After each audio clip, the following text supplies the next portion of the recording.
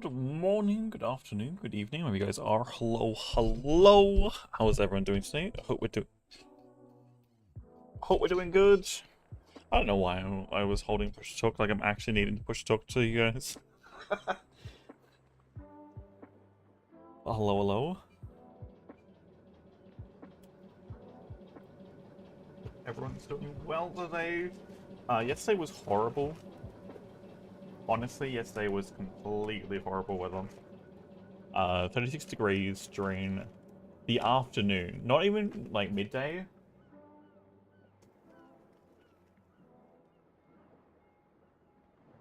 Because the sun is out so late. Because it's summer. It was like 30, I think 3 by midday, and then by like I think 3 p.m. it was like 36. And it didn't cool down till I think about 7 p.m. at night. And it only dropped down to 30 degrees by midnight or like 1 a.m. And then it was just like 30 degrees all night.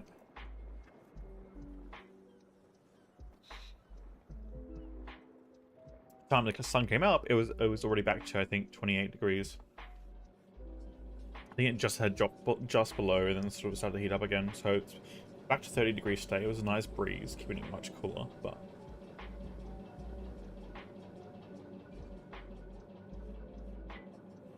unfortunately, rather disgusting day. And it was a storm that rolled through last night.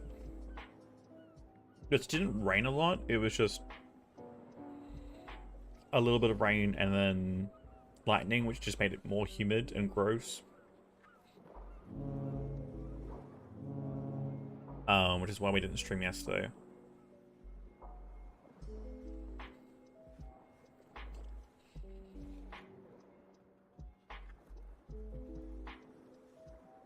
But yeah, with the heat wave moving south, hopefully today we can get a bit more, or tomorrow we can get a bit more cooler weather and potentially some rain.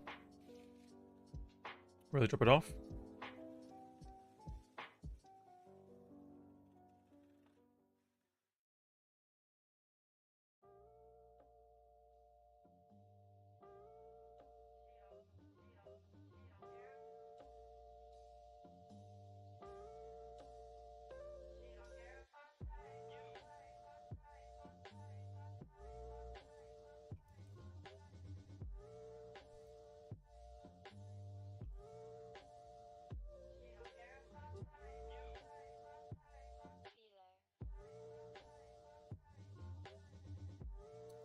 Let me add here.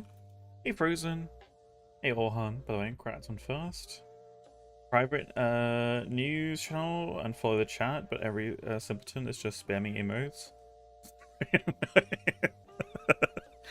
So we turn off chat, Orhan.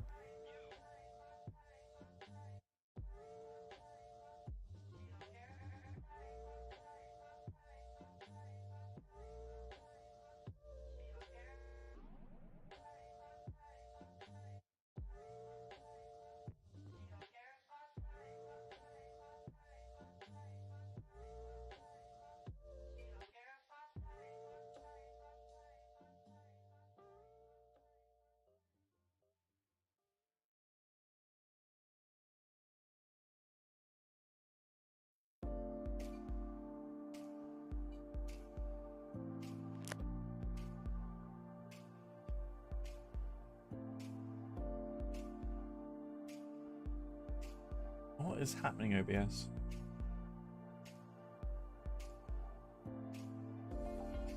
I feel it's so weird too when this like does it the same thing every day.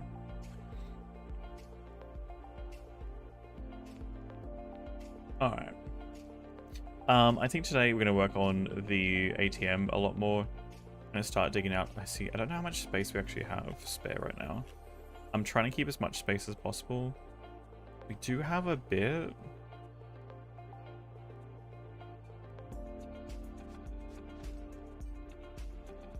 I don't know if it's enough to dig out the whole entire ATM.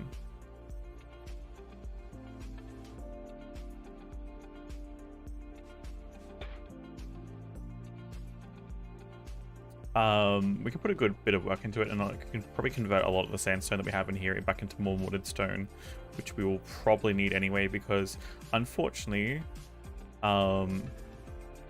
tier 0 rocks are not good for encompassing shops in, unfortunately.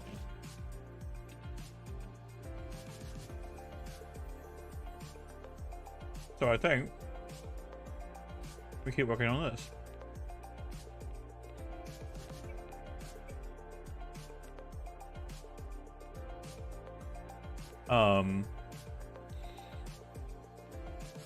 I've got this as a workshop for now. I might turn one of these. I might make it further down at the end, or just turn it into a workstation and then have more so these shops. We have them on both bottom and the top layer. I'm a little bit worried that the top layer up there for shops and stuff up here is actually gonna have issues with reaching stockpiles. Actually, what if I was to put the shop up there, and I could probably test it out right now and see.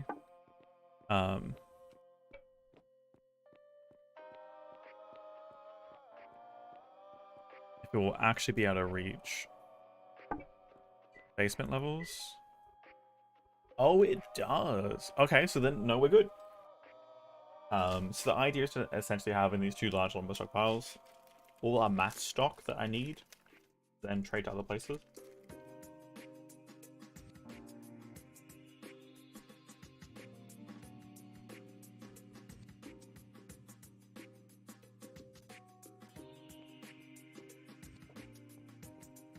That's cool.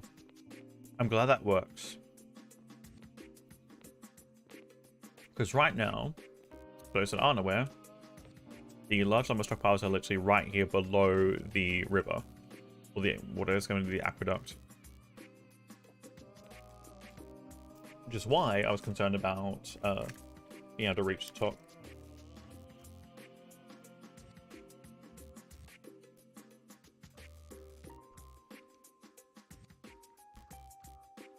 But I'm glad that works.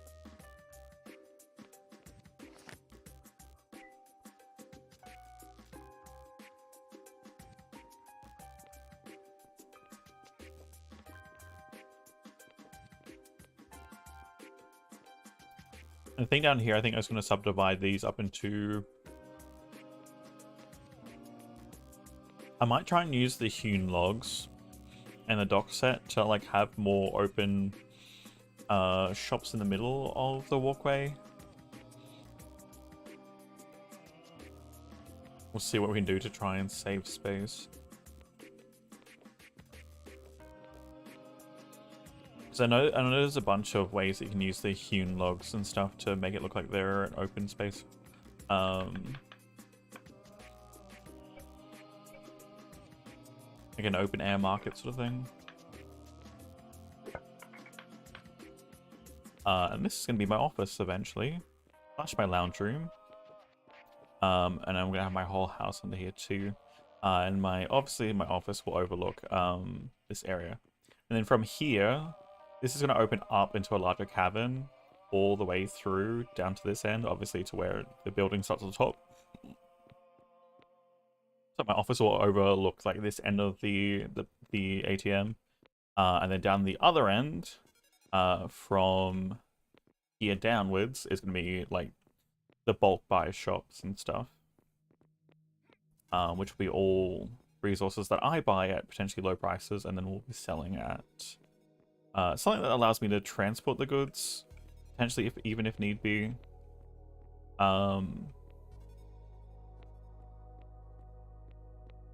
Slash buy a bunch of goods from different people at different prices and then accumulate them here. That would be the plan. But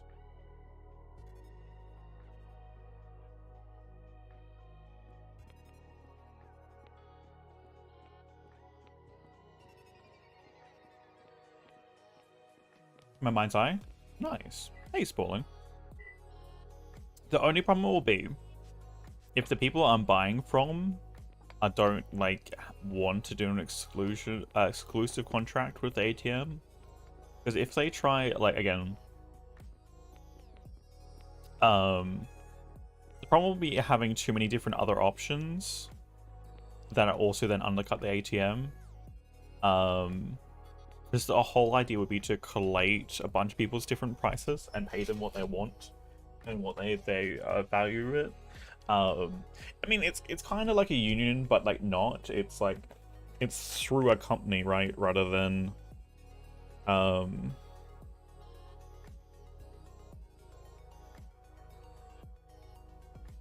it's through a company rather than an organization.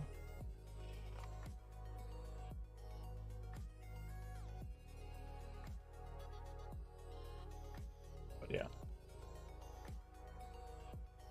And obviously the canal's there too, right? I'm eating food because I haven't actually eaten.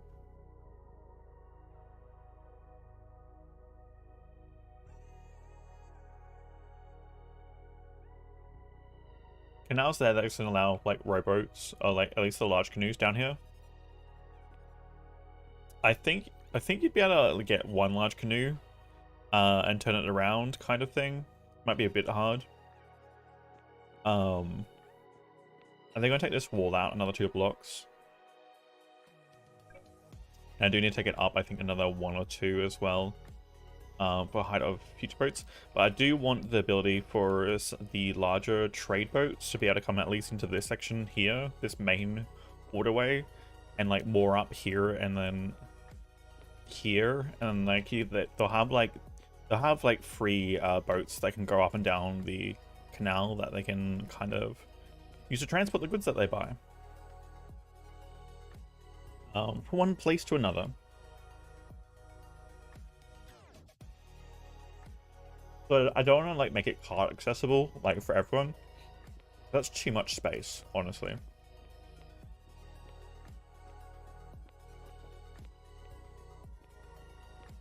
I want it to have like a unique feel to it, but also not be like overly difficult.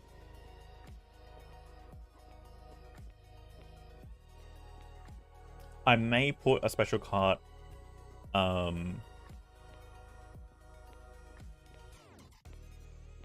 I may end up like, I don't know if I'm gonna like put like a way through here or something, but like maybe put like a special cart thing in case we need to like move resources a lot easier. So like I might take it through this side rather than the front, which is gonna be like the hillside out the front. So obviously you can see that's the dirt and grass and stuff there, which I kind of want to replace and expand out slightly. And that's that wall there. I want this to kind of be like a natural wall, and like the ATM is literally just built on side of it kind of thing. But obviously you can see like obviously the man-made structures that are part of it, so you can kind of tell that it's still there. And obviously we'll put our signs up and stuff too. But yeah, that's the vision. That's the vision.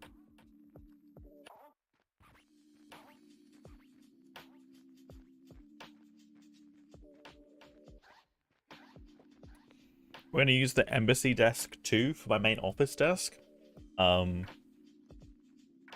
be up the top of that end. I need to raise the ground, I think, for my office, because I think it's going to hit the ground a little bit too soon. It's a little bit lower down that end, so that's fine. I'll just have to raise it up. I'll fill in some extra blocks and stuff, and I'll put a layer of dirt over the top.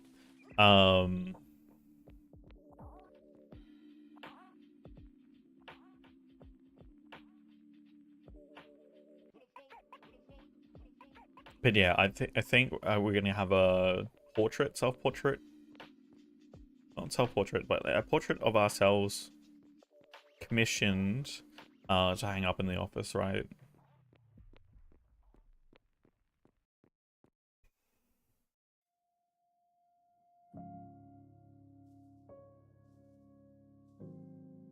Conveniently above a fireplace.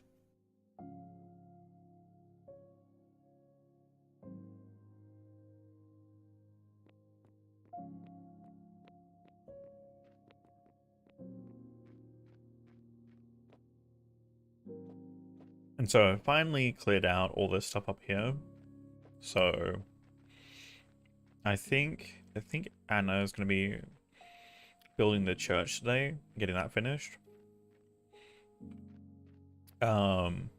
I do have plans for a little something I think over here. Which is kind of going to be above my house. And I want to keep that a little bit more secret.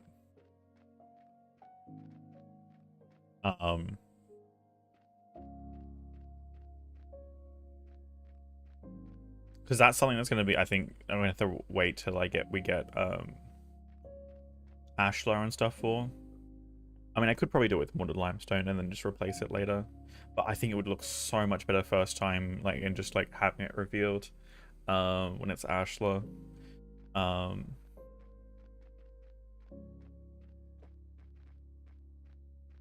think honestly, again, getting it practically to fit in a block setting is going to be different and difficult than what's the vision in my head. And I'm going to keep in mind the size thing, because I really like the academy's what is it, this building here, but that's like what, 1 2 3 4 5 6 7 8, that 4 8 12 16 claims, and I'm like,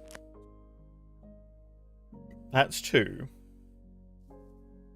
Like, I gotta try and keep it concise, but then also look good with the blocks and the size of Vintage Story. Not Vintage Story, Eco. I've been having conversations about Vintage Story in the next Vintage Story season. So that's also on my mind.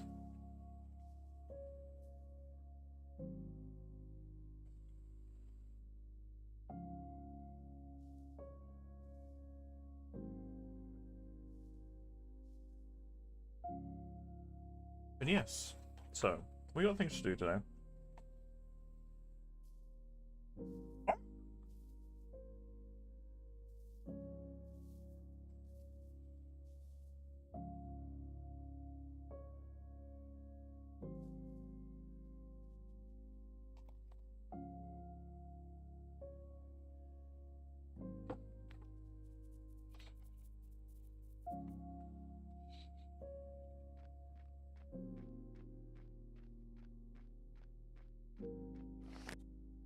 I think next time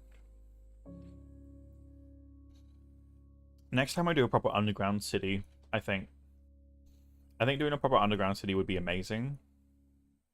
And getting it to look nice vertically, and like having waterfalls and stuff through the city as well. But that's a hell of a lot of work and setup, especially to get people's houses underground straight from the get-go.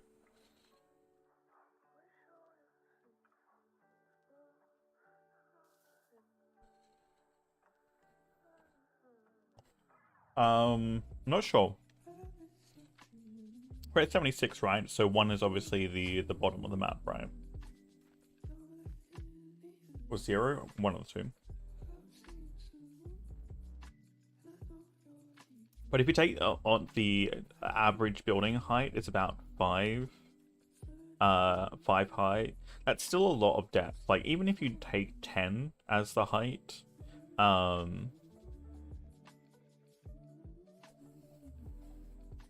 then you can still get like 5 layers of buildings.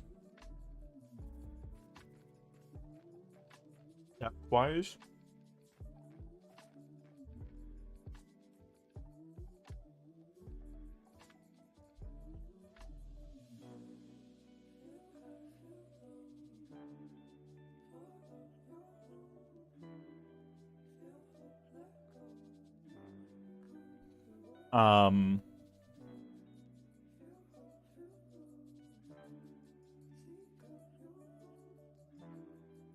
I mean, what's the best image here? Yeah, kind of something like this, I guess. Like, you have like just cascading levels down and down and down. And like you have an open area. I don't know. Maybe something like this. We have like open areas, and you know, have like layers that like stick out from each other.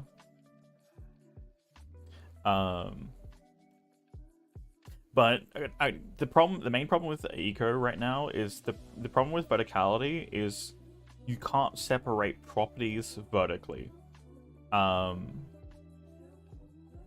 it's only horizontally, like along the ground, that you can actually separate claims. There's no height ways of separating properties, which would be really cool if there was.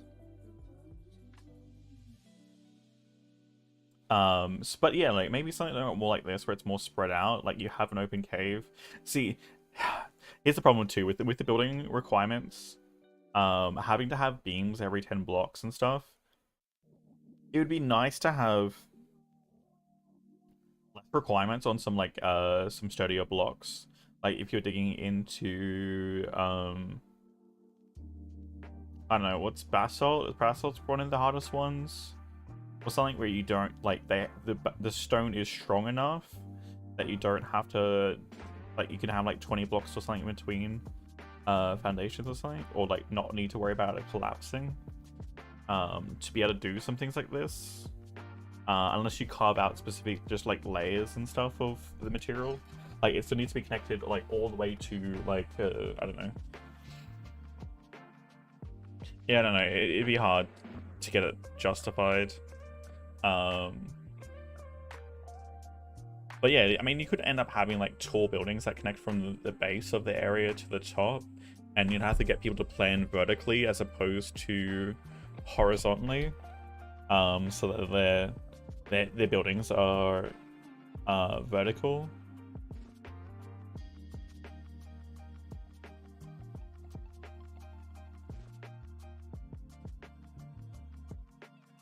But there's a lot of cool designs, like even with the building blocks that are in game right now, that you could potentially do with like open cities and stuff. Like,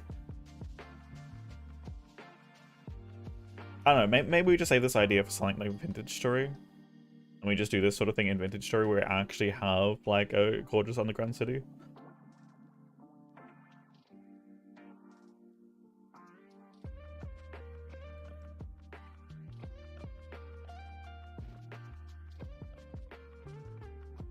Yeah, that could work. Like the European artisanal like buildings and stuff, where you always had your residence above your workshop or your place of business. Don't worry, I'm just inventing new words. It's fine.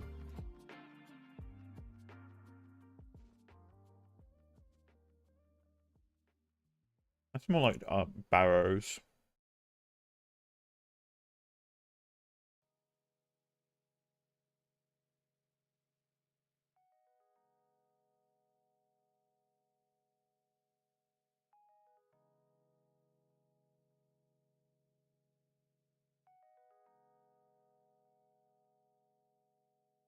But yeah, I mean, again, something like this or like this would be really cool to establish. But again, I think it might be easier in something that might be more doable in Vintage Story.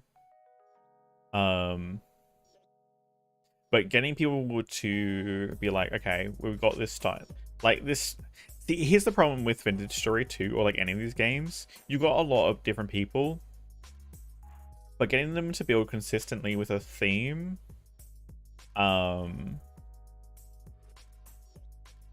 where you're not like having a building squad go around and do all the building, like, so they're consistent, makes it a bit harder.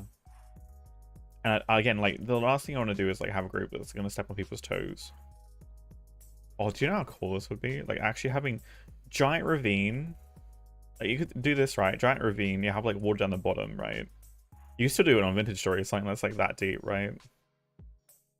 You have people building along the outside.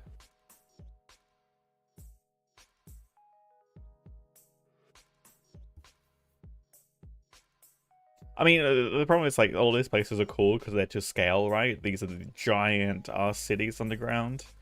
When we're talking about much more scale, right?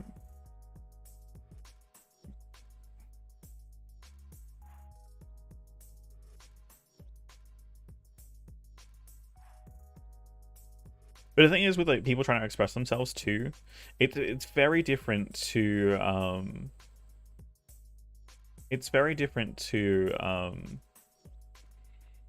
playing a game, right?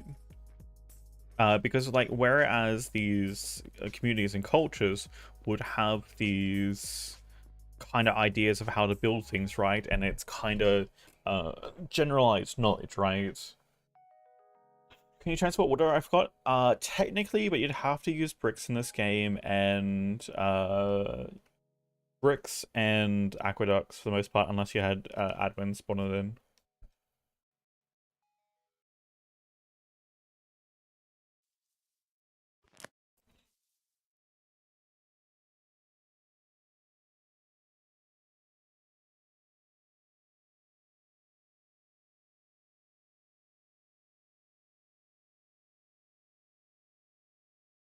But yeah, having like a natural ravine, like almost down to bedrock, would be kind of nice. And I don't mean for accessibility of goods. I mean literally just for the fact that idea. I mean maybe it's something if we do another RP season of Eco, we can be like, you know what? Would it be possible to allow us to like have have admins pre-dig out a mini ravine for us? If I go set up a camp somewhere, can we have like a dig a rough like ravine or crack in the earth that can just slowly get expanded, and it's like down to like maybe 10 blocks above bedrock, and then we build from there. Like that's the idea, is to go dig all the way down, spend the time like building ladders and scaffolding and stuff, and then down to like almost bedrock, and then build a town that's like in this ravine that we sort of crack open over time. Coach, try 1 second.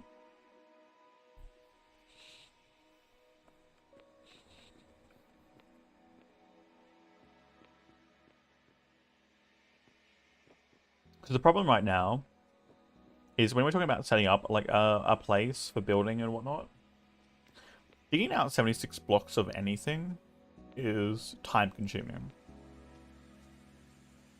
Sure. 76 blocks by itself right now, it'll take you a bit. But 76 blocks to then dig down and then start, I mean, it's possible, but again, cool ideas, but like how feasible they are actually in game mechanics is kind of, yeah.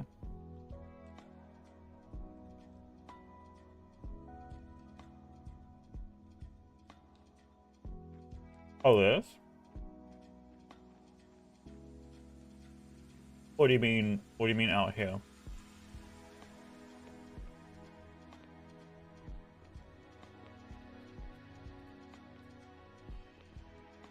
This was going to be the church, but we're gonna redesign it at some point. We're gonna redesign it at some point.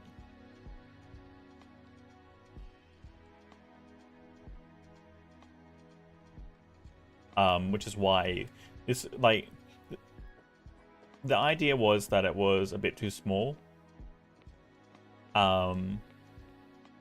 This was my original size, and I was like, you could have pews down each side, and then have the service like, or the essentially the podium thing up the end here.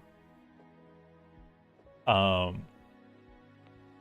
hadn't designed the roof properly, but like having like almost the Greek style what's it called? It's not Pantheon, it's the, oh god, what's the other one?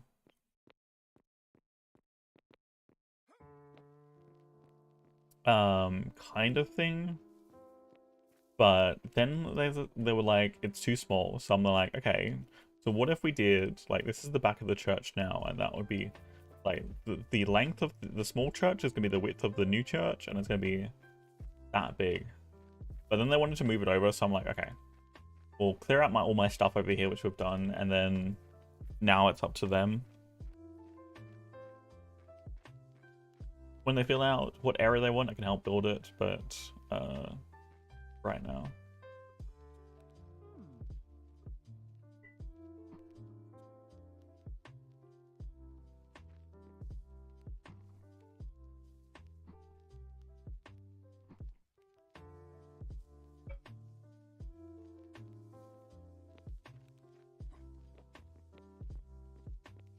I think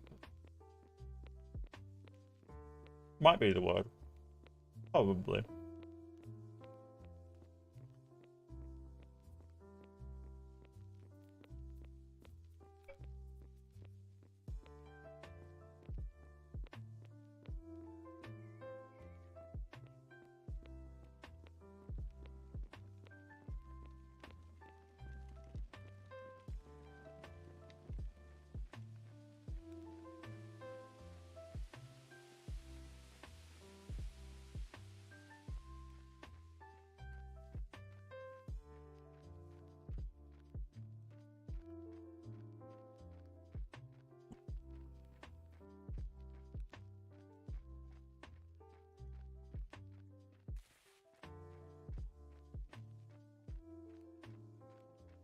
He might get some more hewn for the docks.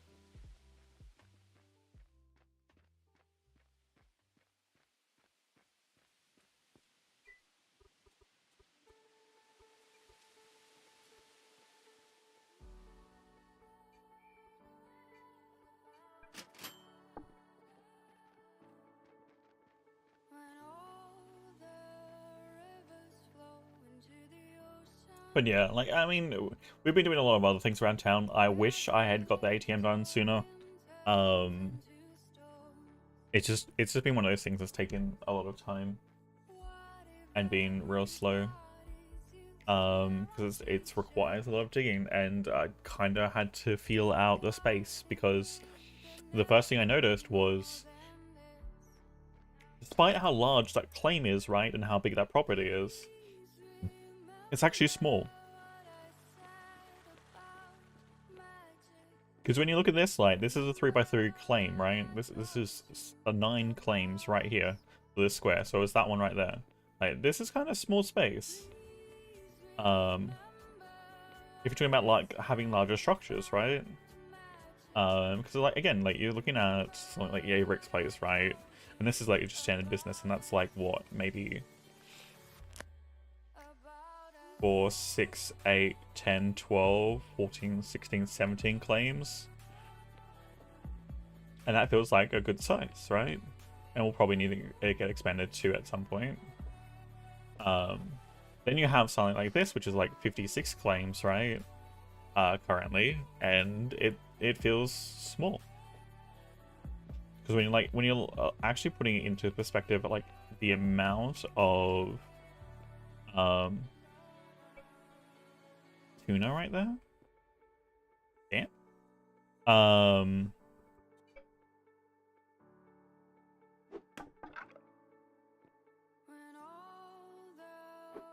Like having each room size. Ooh, is that? Do I want to move this one over? I don't know if there's gonna be enough space to take that one out. Is that 1, 2, 3? Or maybe this is a shorter one.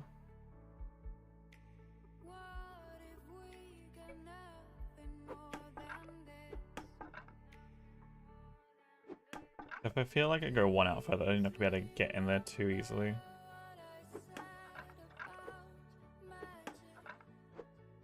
Yeah, I might take this one over.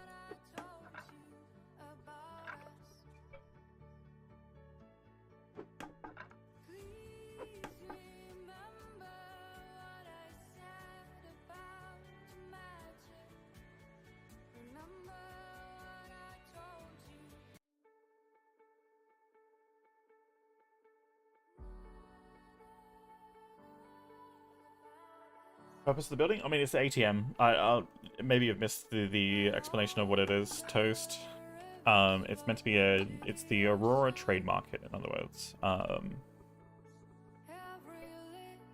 So yes, very much is meant to be a very purposeful building.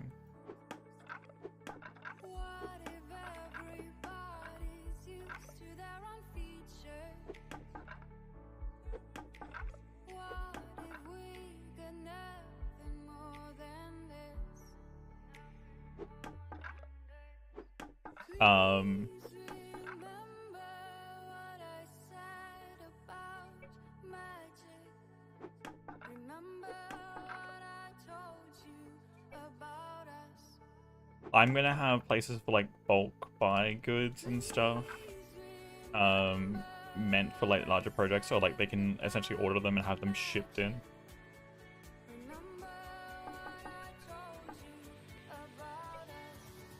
And then I think I'm gonna subdivide the front of the property up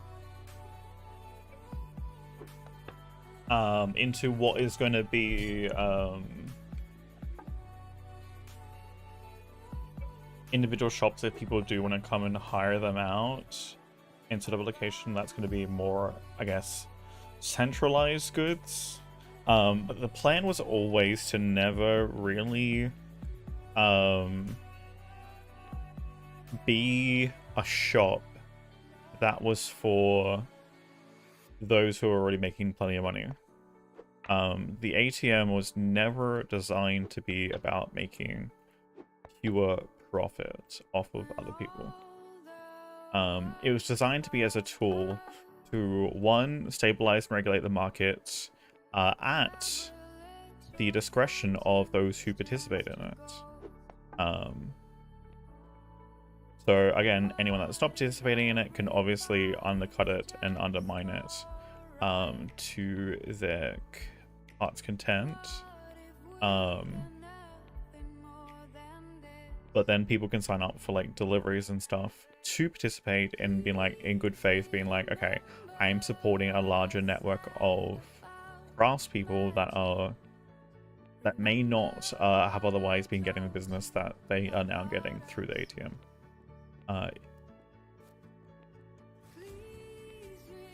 It was the concept of it was always designed to be a tool to lift people up. And obviously I still need to be able to have enough funds to be able to buy goods off people, and then be able to pay for transportation and like obviously developing out the ATM further and whatever technology we need for it. But then once we get everything we need for the ATM specifically set up, then it's like running at minimal profit, right? So then I can like not have to worry about it, and allowing people to make the money that they need to, and then being like then potentially even getting the people stuff that we're delivering to other people and having them pay for, then comes back to the ATM potentially, and then gets sold on to other people.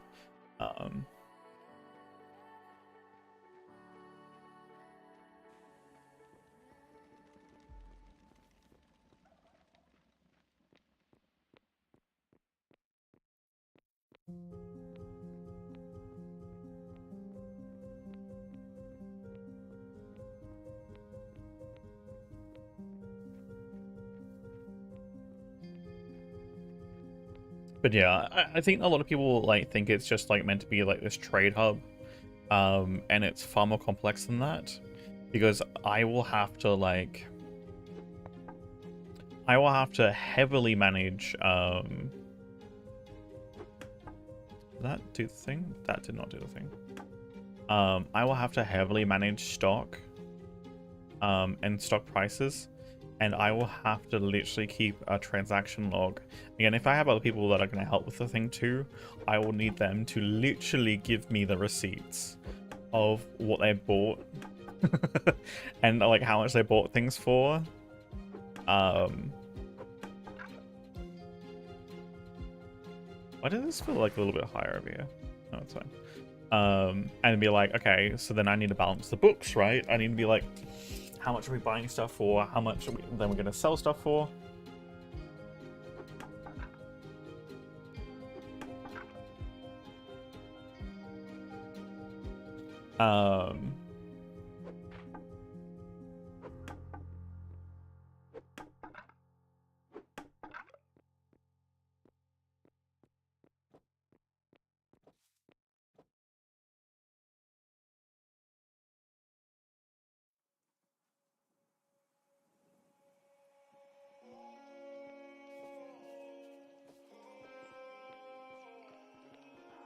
I might just do...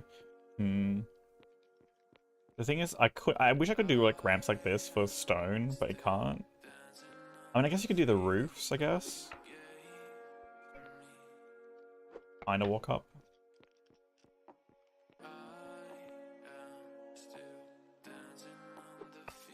Because I think so. These gonna have what you call it next to them, stockpiles next to them. These are for meant to be heavier transport stuff. I feel this feels awkward because I feel like that one's too close, and I hate it. It's just the shape of the bay, but maybe dig out that sand a little bit for both the stuff underneath there.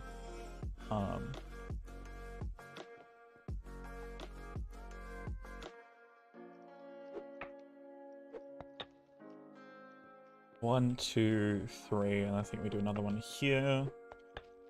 2, 3. 2, 3. Got that there. Got an extra, what has it? 1, 2, 3. 2, 3, 4. 3, 4. That's 1, 2, 3.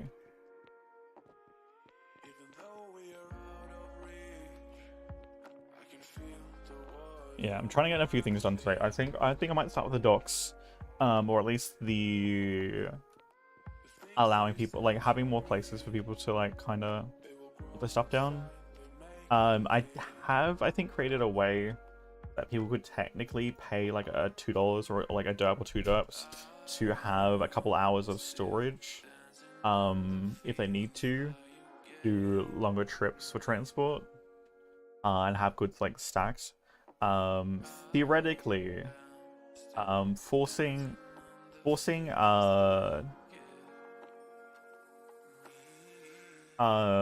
loan that has 100% or like however much percentage interest, then because it's then them paying me that back. So this is like 1 derp 2 hours. I just need to test out repetitions and see if that will cause any issues with people taking. I don't know if people can take, if someone takes this contract first, I don't know if it's exclusive to them to repeat until they, or like it's exclusive to them until they finish it and then it can be repeated, or if it's going to allow people to overlap and have access to the same storage. If they can't, if it does have the overlap where they have access to the same storage, I'm going to run into this issue where I'm going to have to run down here and like redo up contracts for the storage consistently, which is going to be kind of a pain in the ass because I don't think there's another way of doing it. It'll be receiving permissions, it'll be a storage, and it'll be I'll name them all off, which means I'll need to claim the storages too. And then what we'll also do is force a loan for a certain amount of derps, right? Which then they can have like one of these 2 hours or something. Which I think is an incredibly great idea. To allow people to have like loading and unloading spaces that are sort of rented out. Because I don't think the rental system actually works on anything but like larger property in its entirety, and not like subdivided or specific objects or things.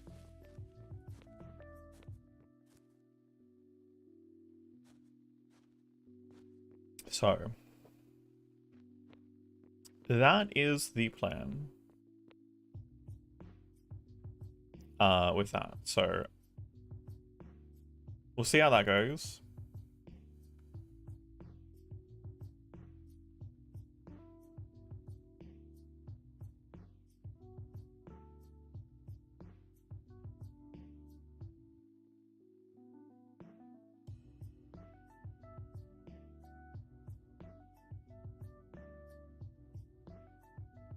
I mean, trust me to do complex stuff, right? Trust me to do all the complex stuff.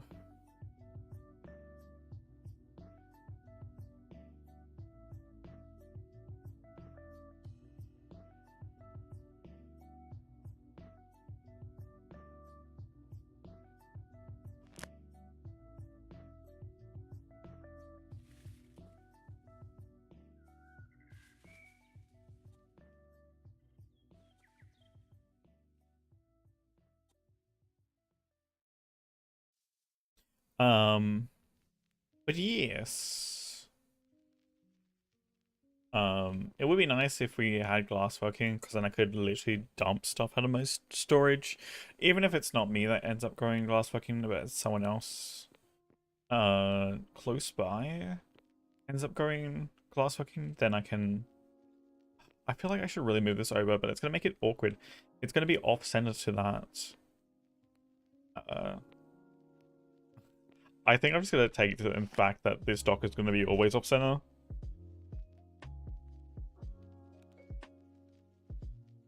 And there's no way of actually centralizing it, especially when we're digging out, like, or like branching out into the middle of that water. Alright. I need to go get 3 more hewn for that one piece, and then I think I'm just going to put a bunch of normal mortared stone to make. I can finish off the actual good portion of it.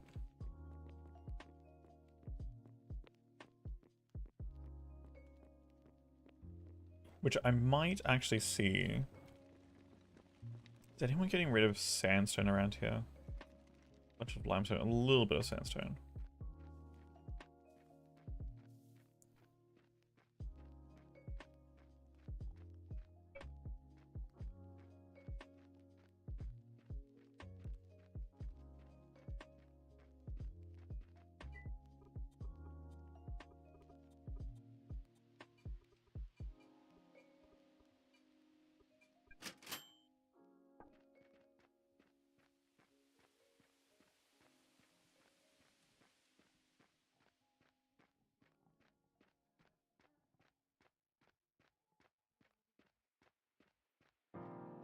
But yeah, so hopefully once I increase the area of the, or like start subdividing the front of the ATM. This is the problem too.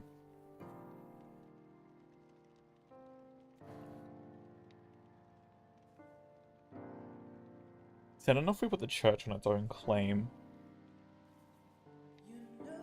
I mean, technically this is my homestead deed, I think. I think I'll need to change it over. Unless I changed, wait, is this one my homestead deed?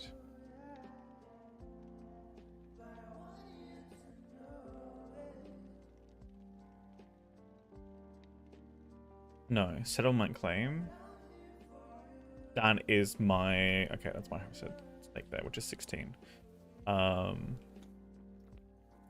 might need to go trade some more. Actually, we'll see. Do we actually have, I don't know how many claims we have.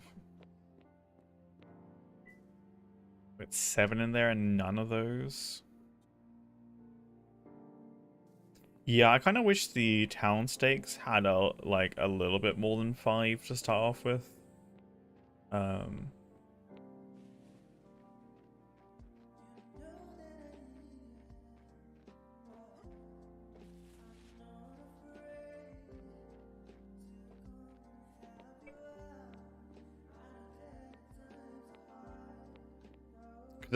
I think it's another one of those things with the amount of claim papers and stuff you get. Doesn't really anticipate the size of people's properties, because I have almost needed to give out. I needed 1 more hewn rip. Like generally about 5 per person for their own personal properties. There's nothing against them. It's just like they have 16 at base for their homesteads, and if they're at their home for their business as well, and I need another 5. I mean, maybe it's one of those things that you could technically have workspace next to.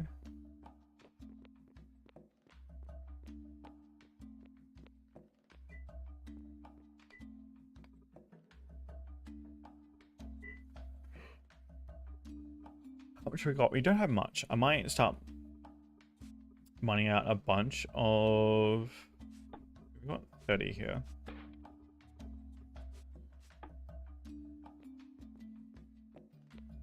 So we'll get used up very quickly. One touch. I think I'm gonna put up my fan. It's rather warm in my room.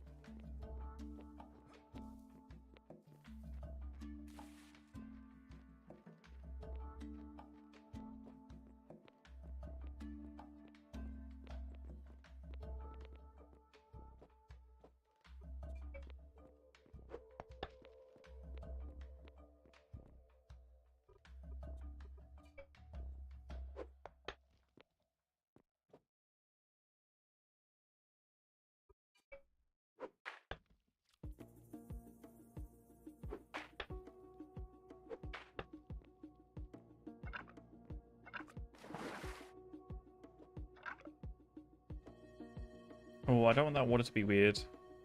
Yeah, I hate that.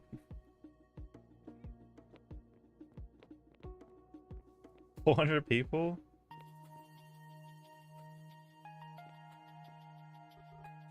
That's a lot.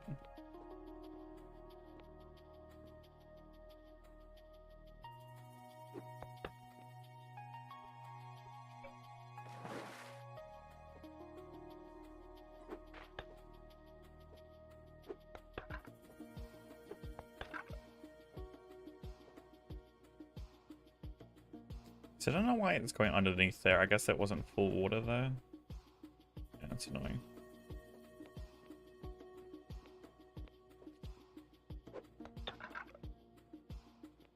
Oh well.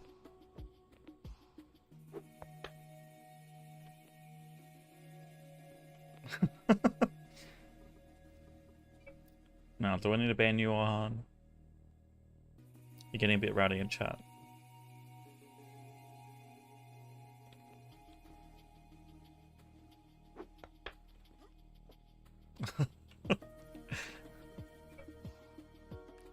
We can't have a you know, a humble loaf of bread rioting.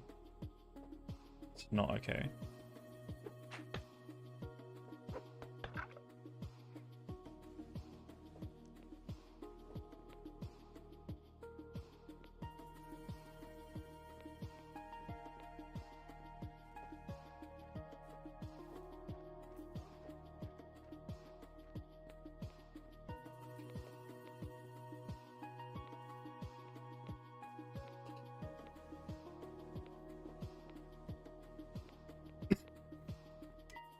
I don't know why I went all the way over this side, but, you know, that's what it is.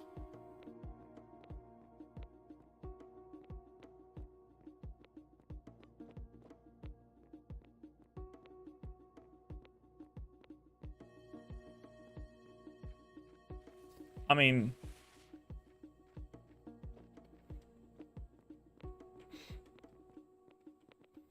it's kind of also the culture and or the types of streams that those people generally participate in. I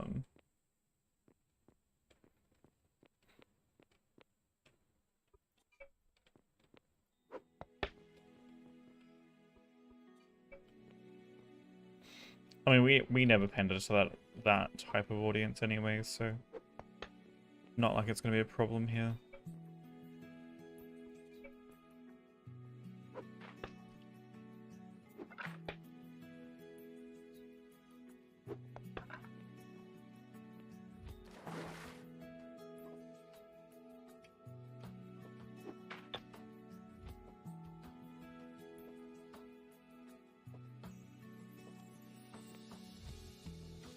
It's weird when it tries to go underneath like that, but okay. That works. Why are there bubbles above me?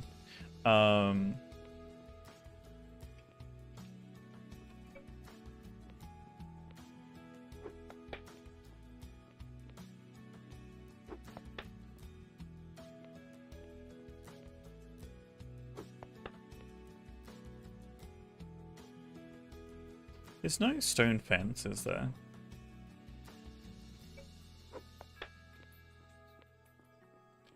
That doesn't look too bad, but...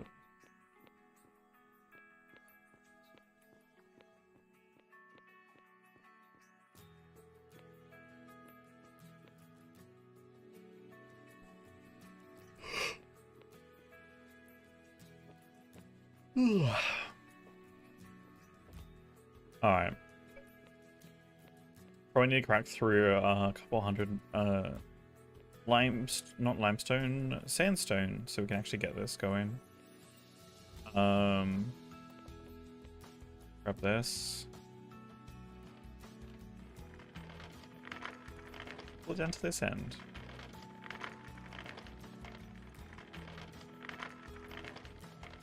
Yeah, I mean, it's gonna make it really hard for me to try and get this place done without glass working right now. Because we're just gonna have so much excess stuff that we know we're gonna want. I mean, technically, I guess it's... I think we don't know what we're actually gonna want. Um, but I think it'd be also kind of obnoxious to think anyone on this server hasn't at least planned a little bit ahead about what their profession's going to be and kind of what they're going to need for that.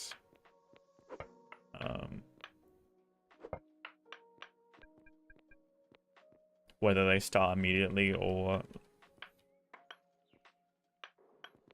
with mechanics. So I know some people probably just want to do mechanics as well. It's like, well, they're going to plan on what they need. And in this economy, I don't see anyone dropping into mechanics just straight up, or any higher tier professions, because of the sheer cost it's going to be. Because for those that aren't aware, general statistics or like information for starting as a mechanic in the game, you need 1200 iron ingots, or I think very close to that, from the many times that I have done it. Not to mention a tier 3 room. You need to buy then also the mechanics bench.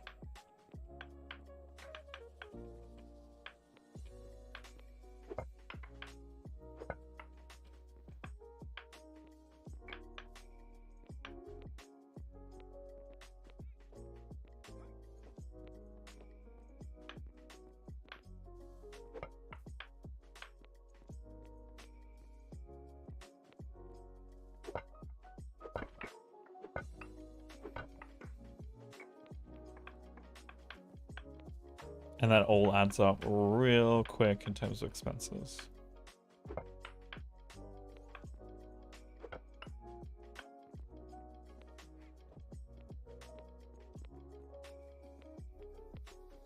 But yeah, it's definitely not going to be easy for anyone trying to start late tier professions without a large amount of capital already. It just doesn't work. Unless you do an IOU with someone else and like literally grind your ass off to pay someone back. Because then you have to literally sell above market rate to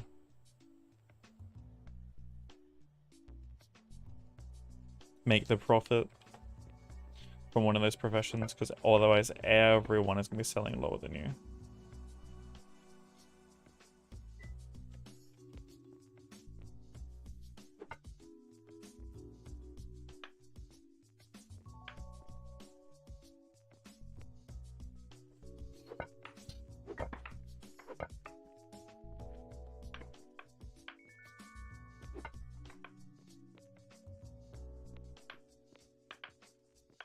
I think once we get a cart load, I'll start making some more basic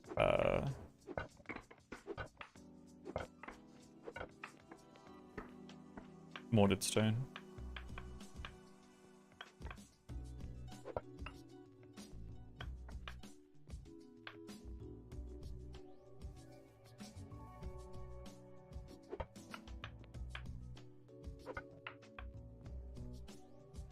You know what? This fan is not doing shit.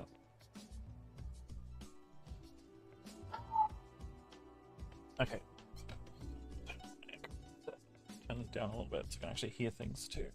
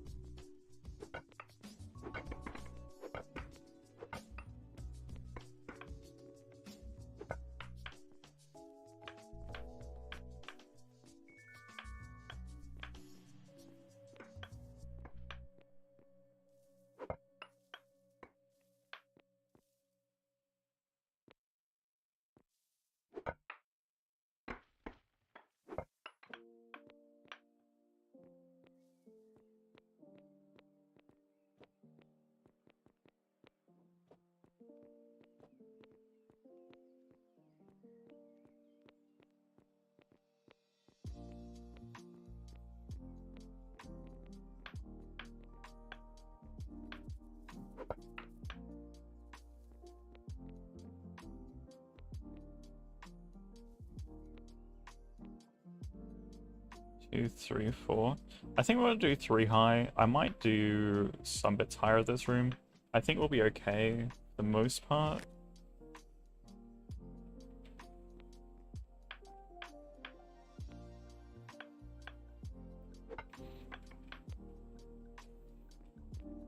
I think once we get around to doing our secret project, it will be...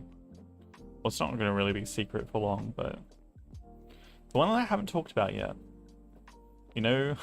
But one of the projects I haven't talked about. But alluded to. It's going to go right up here.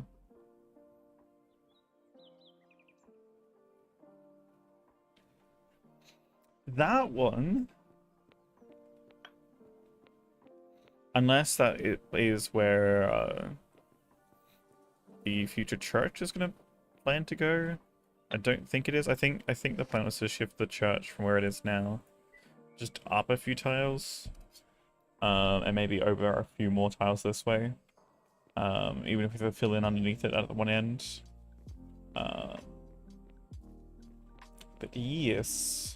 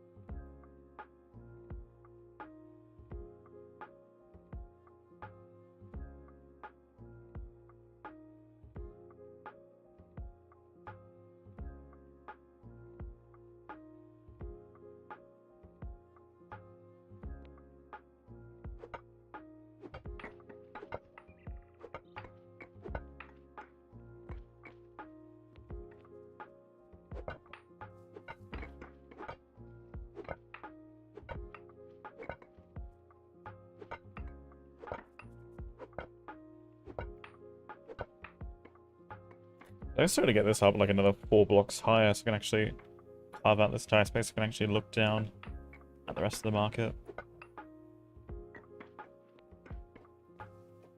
So much sandstone that we're going to go through. I think it should get quite quickly demolished into... Uh-oh. Now we're in trouble. And clear out space so we can get this cart back down the other end.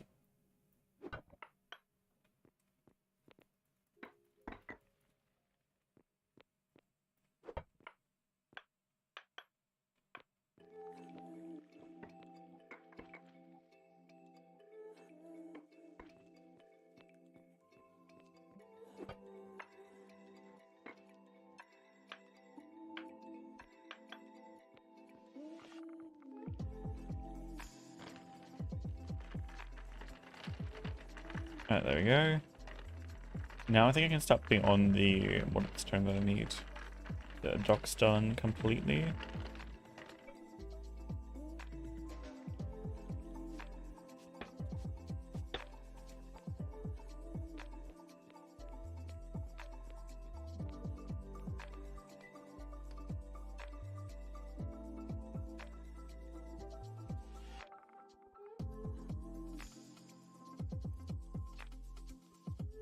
Damn, that's a lot. I don't want it to use everything. I don't want to take from there right now. Hey, Ruby.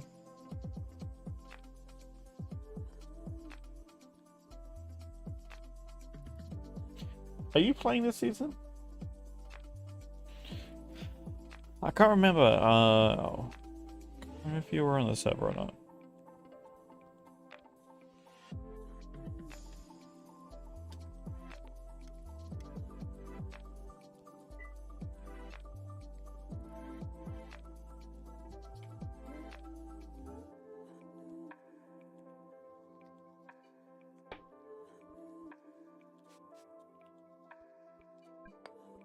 I need more tomatoes.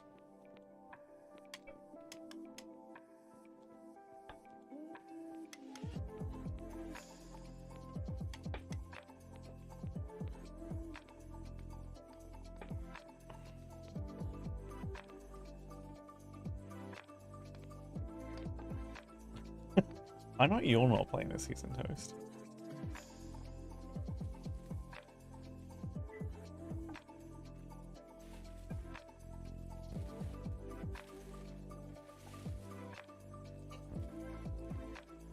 Ugh.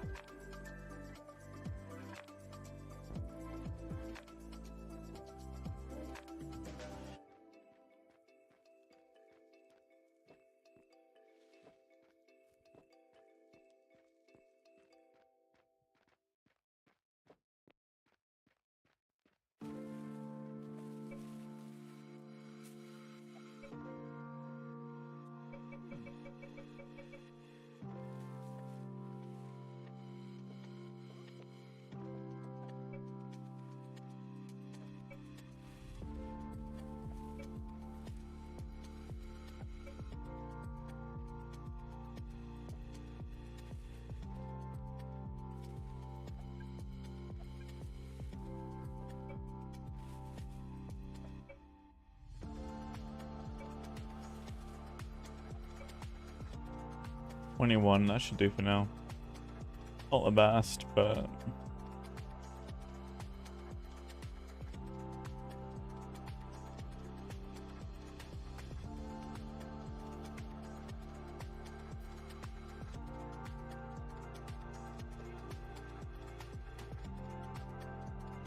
These regrown?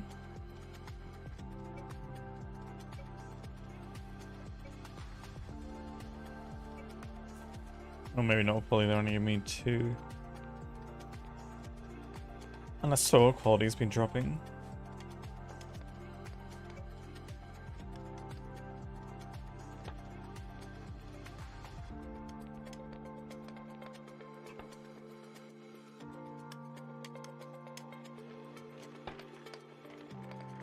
Might need to even make some more mortar soon.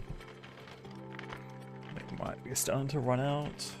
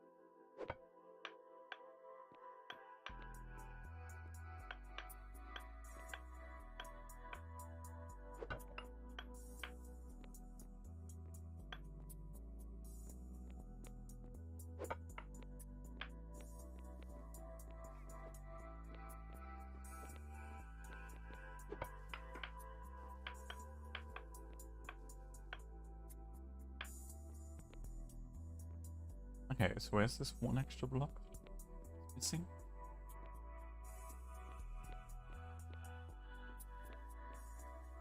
This has gone to the surface.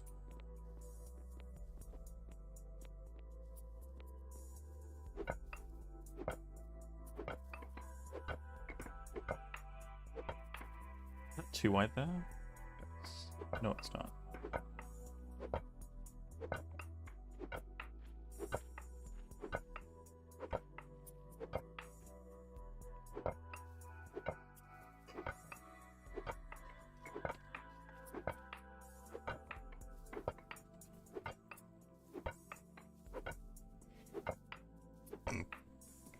Oh look, crushed iron.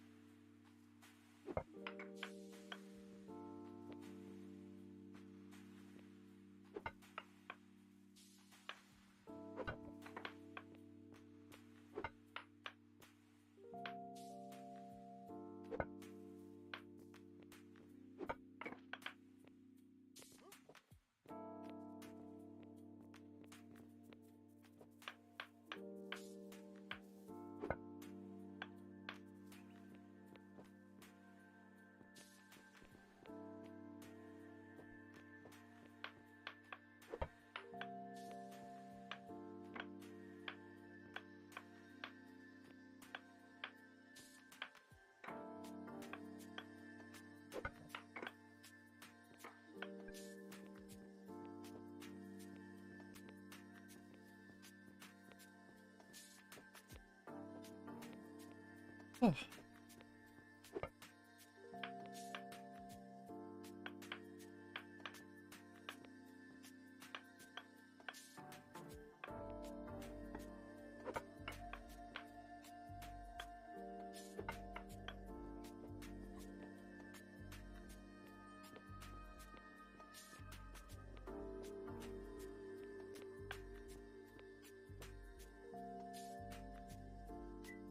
There is indeed.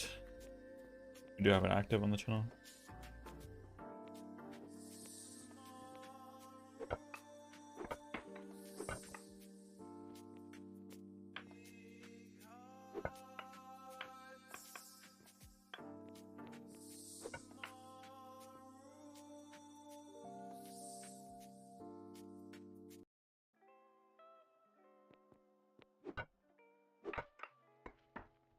It is the skin for the, it's a Norse axe skin for the steel axe.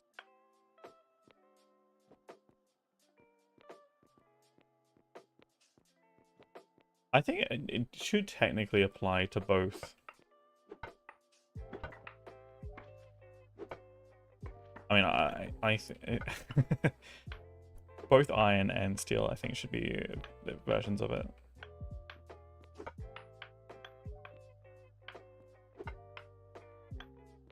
It's always going to feel weird playing like on a slower speed server and be like, okay.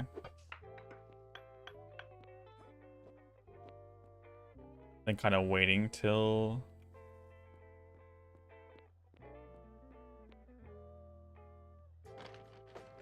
end game to like even like see it.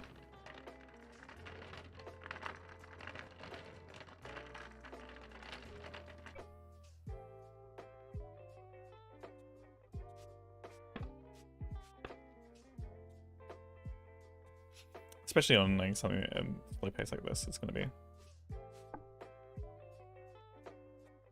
Why are we not making any more? We out of mortar? Oh, I didn't put any work in because I needed more. I needed more foods. Nice. Yeah, like like surely it should be able to go across multiple tiers. Yeah, I understand not being like just a straight up stone one, but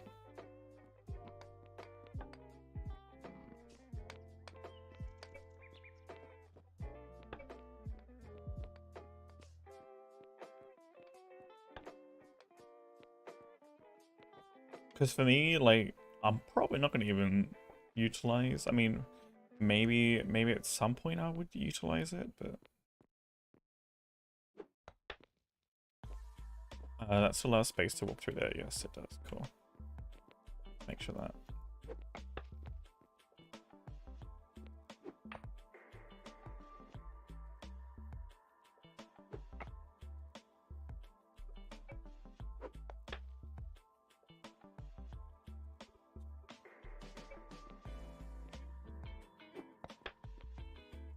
Oh, that's fine.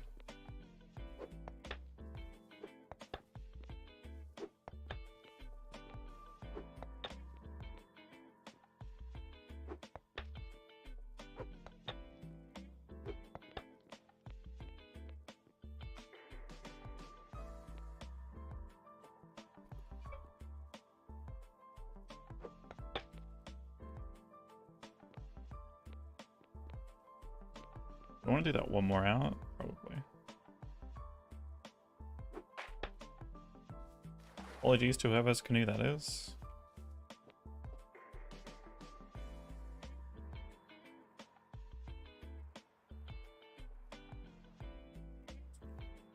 Oh. Thank you for turning to the right instead of the left.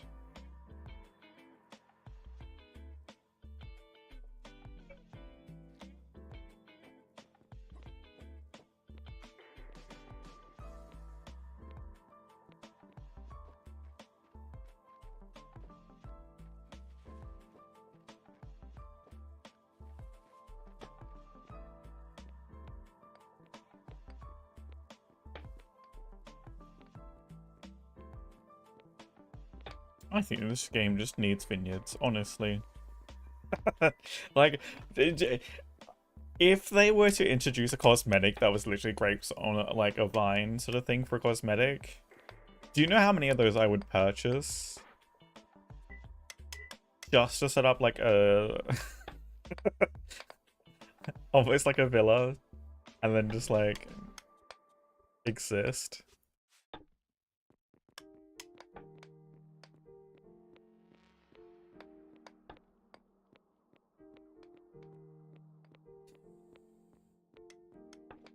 See, this is where the thing is too, right? I know for the rating of the game and they're trying to keep it like whatever rating for audiences, they can't do alcohol. Which I feel like that's this really weird thing for educational purposes. Because alcohol is used in so many different things.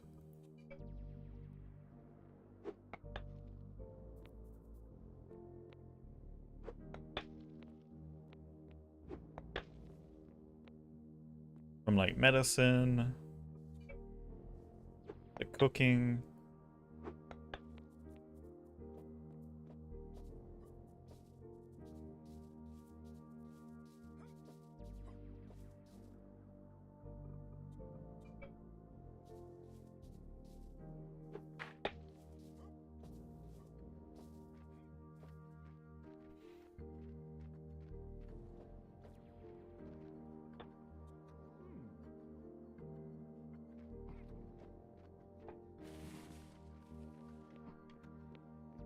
Happened to RimWorld here in Oz?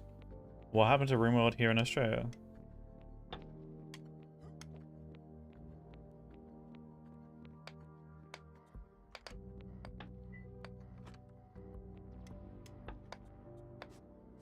I mean, there is always a group of people that tend to be crying out for raiding stuff in Australia, and then they get slapped back down as soon as the louder majority actually speaks up about things. I mean, like, no, you're a fucking idiot.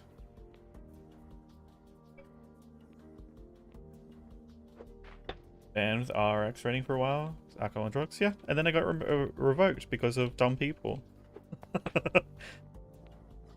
Um, I think the more you make things taboo or like I understand talking about things at different ages, but like if we're talking about like kids that are school age, they have likely seen either their parents drink alcohol or someone or being advertised to on TV at some point in time alcohol by this point. Cartoons, movies, advertisements, why is it so taboo to talk about, like, even from like a educational standpoint, just how alcohol is used? And again, not about literally just a drinking substance, but like literally its uses.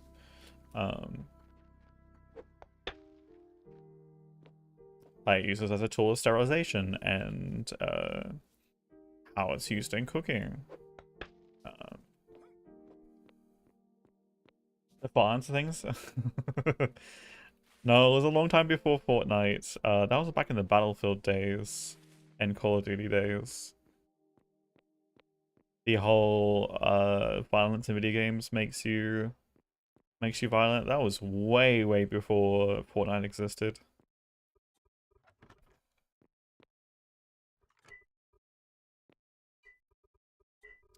Again, uneducated people with no evidence making something up because they don't like something. 3D printing plates? Oh yeah, yeah. The cleaning agent too.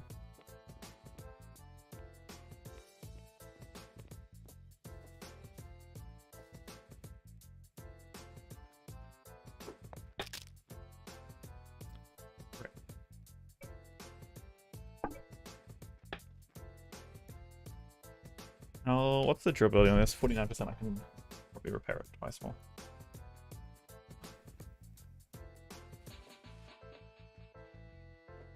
But yeah, the more you try and make something taboo and talk about it less, the more problematic it becomes. It's the same thing. Like, would Africa actually want to talk about the overconsumption of alcohol in ways that are toxic and unhealthy for people? And the negative attitudes towards alcohol consumption in terms of needing it to participate in social activities. That comes from literally, again, it being this taboo thing that we can't talk about, can't consume, can't have. Like, I went to Italy. You know what the legal drinking age in Italy is? 14. 14 years old. You're 14, you can drink. Yet we have this incredibly toxic perspective towards alcohol in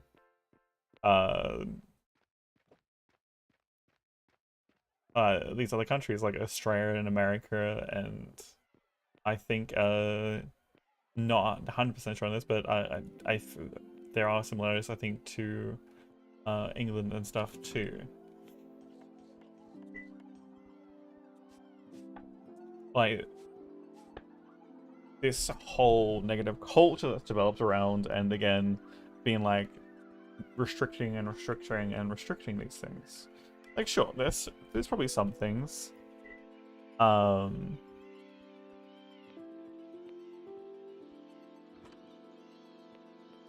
but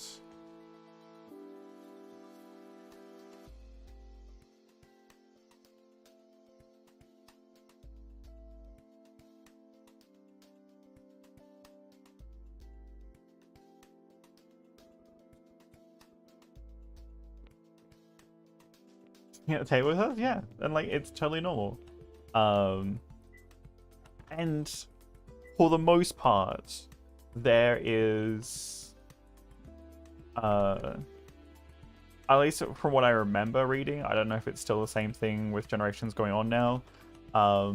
there was far less incidents regarding drinking in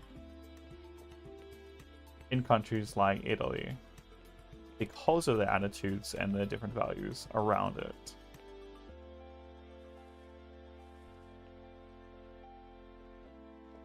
And actually making it a part of a cultural norm. Being like,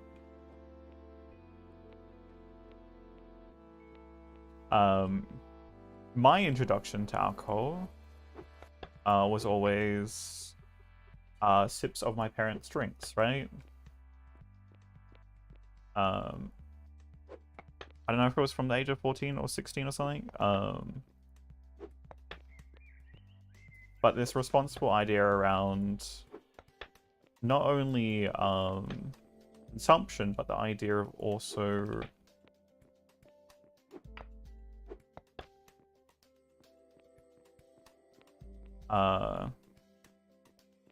how it affects you, right?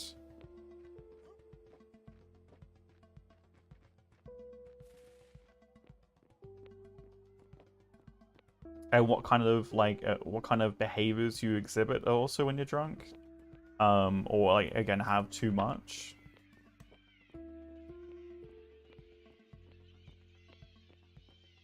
Get heavy.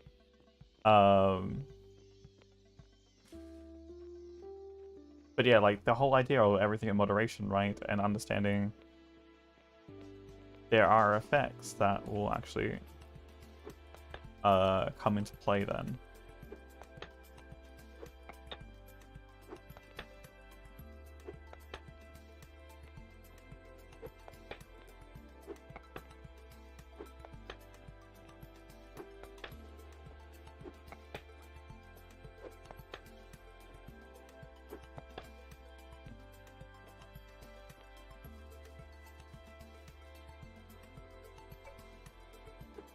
But I do say that, and it's like, well, changing cultural stuff is different and will take time and will take generations.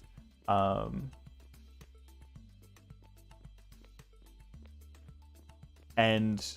one of the things I've noticed with generally any issues that will take generational change to actually impact, no government wants to look at it. At least not any of like how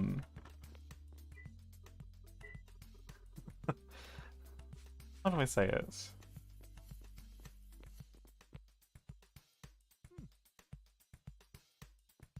I mean, most organizations and like they need to have data and they need to have responses within a few years, right?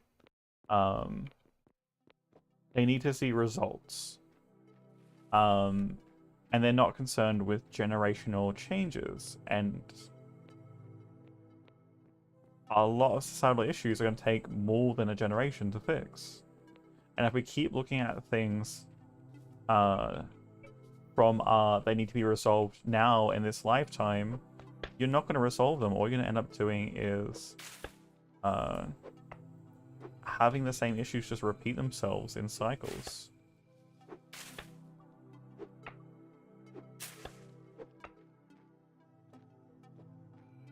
Which is like the opposite of what we want to have happen. We want to break those cycles. We want to make lasting change.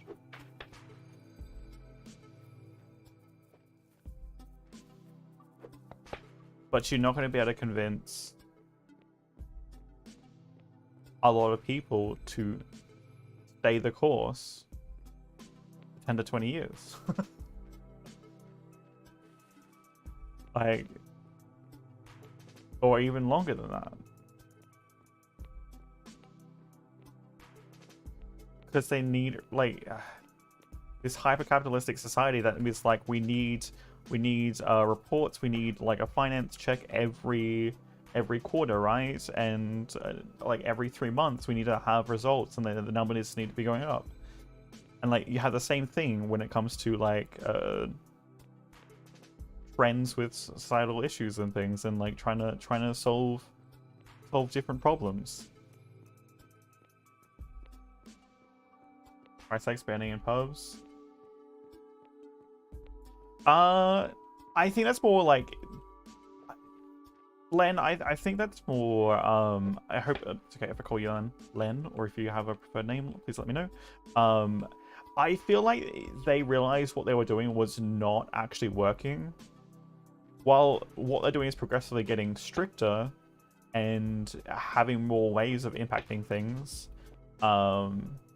their plan wasn't to do it over. The plan to implement those things wasn't, oh, we'll do this over the next 5 to 10 years. Their plan was, oh, this isn't. We'll try this thing. It's not working. We'll add this part to it. Then we'll add this part to it. That's what I've heard from the smoking debacle, and trying to get people to stop because it costs countries an incredible amount in terms of healthcare.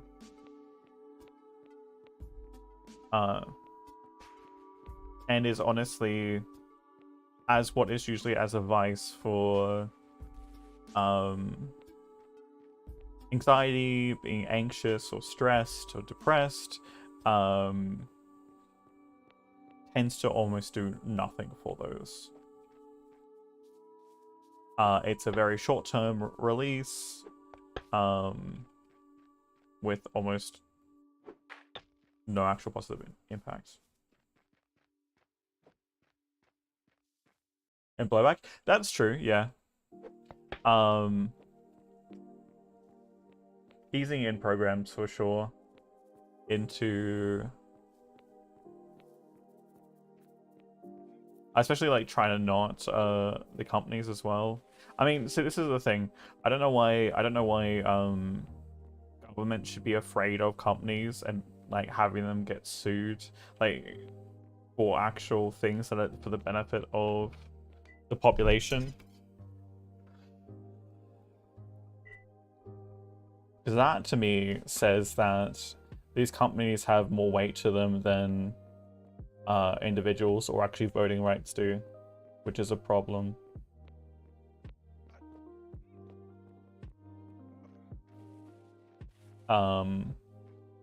Or the impact of actual changes for the people that are actually going to be beneficial.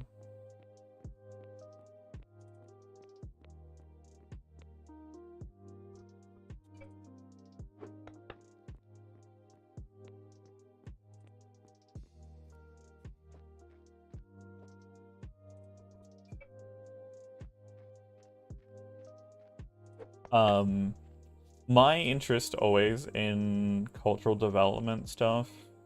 Mr. Miller. Hello. Mr. Miller. Yes? Do you have any dirt? What? Dirt? No, I'm Dirt. sorry. No. I think there's some in the middle of town, but I don't know if they're using that. Thank you.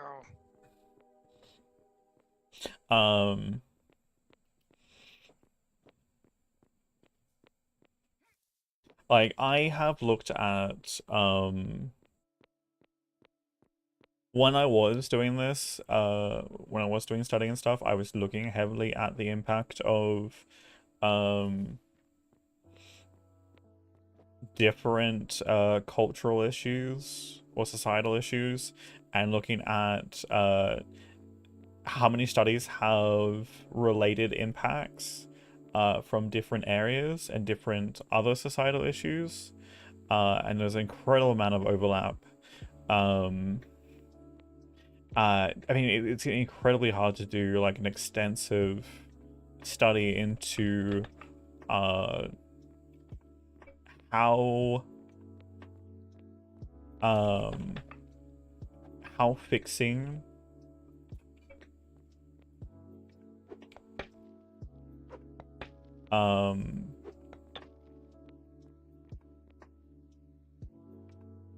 or attempting to treat large levels of, not levels, but like trying to address all issues, societal issues at the same time would impact. But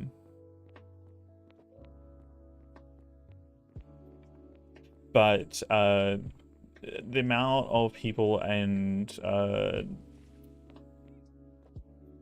thought out there about having issues not addressed will continue to perpetuate the same issues and over and over again, and have people relapse if they don't have, again, address every single issue.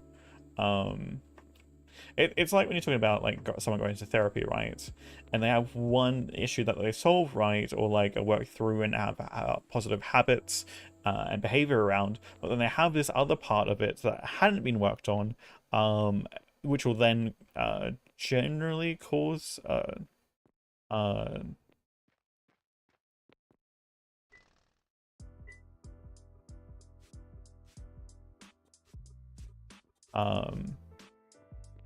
more likelihood of relapse into or negative behaviors coming up for the other one, and then having to work harder against it. Same thing goes with a lot of different cultural issues. If not all of them addressed, right, you solve clean drinking water for someone, but you don't solve food, they're still going to run into issues, right, that are going to be, and then again, as a very brutal and extreme, obviously, version of that, you still have these issues that are going to be consistent, and they're going to still negatively contribute to someone's health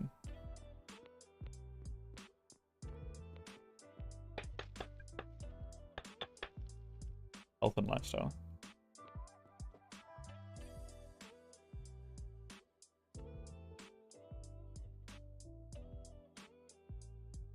But yeah, I have not seen any government plans and stuff, definitely not here in Australia, for multi-generational like our government can barely plan for the next like 10 years, let alone multi-generational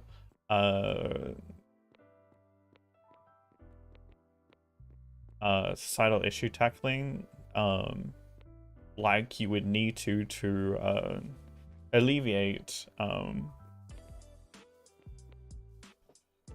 problems. I mean, that's the problem, like especially when you're talking about people that have like around for like 4 years or whatever, in terms of like being in office, or like even worse in Australia, because technically you can just yeet out a prime minister just casually, like we had back in the early 2000s. What was it, it's like 2010 to 2015 or something. Was it like we had like prime minister change like 5 times or something within X amount of time? It was ridiculous and obnoxious. And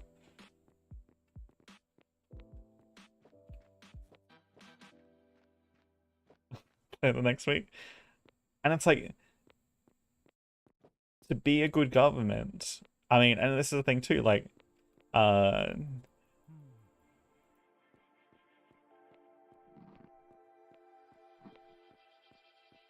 having the will of people to want to work towards something over the next couple of generations is something only the younger generation has the energy and the willpower to do. There is no way, statistically, that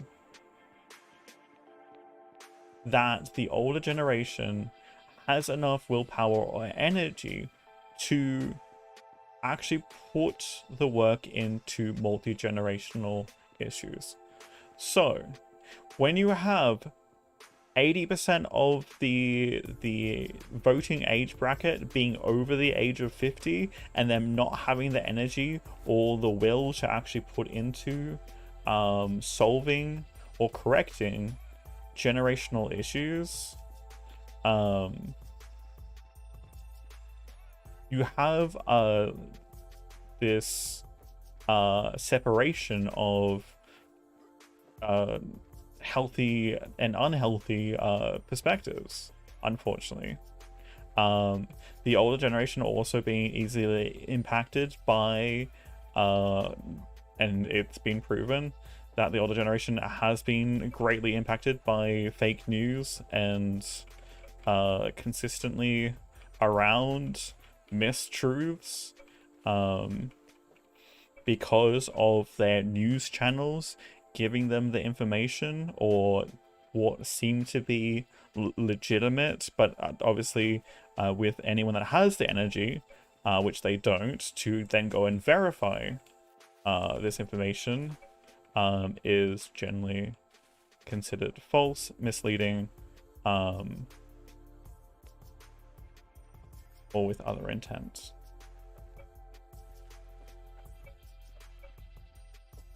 It was something like that. Yeah, it was something weird because we had like PMs going in and then getting ousted and someone else taking over, and I think that happened like twice within one party, and like 2 different PMs got ousted, which just led to someone else, because you vote for parties, not the actual prime minister.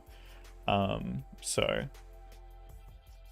the other benefit of our government too is that we do have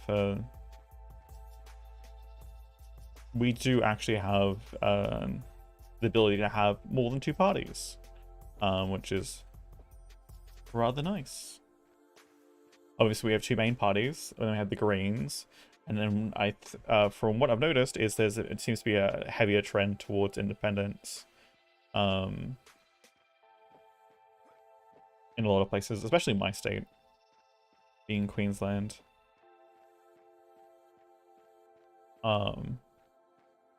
Which can then form a coalition of independents to then take control, like be the majority of the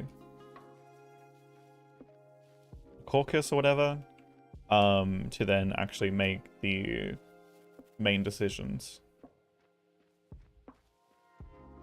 There are no tomato plants over here. Camas. Damn, actually, this is a nice camas field here.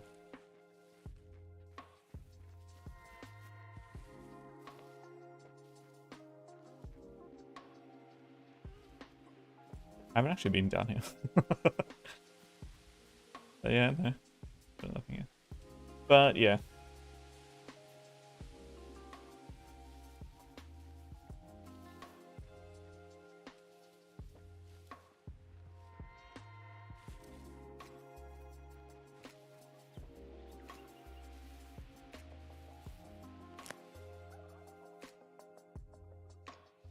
Oh, is this you down here? Did you forget to change your name? Was that your character's name?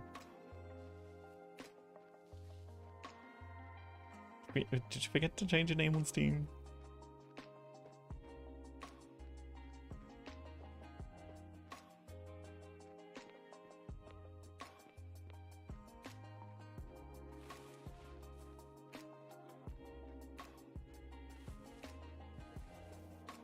It's just a legitimate game? Okay. That's fair. I know a few people that have got someone saying like that. Then I also know a few people got their names knocked back as character names.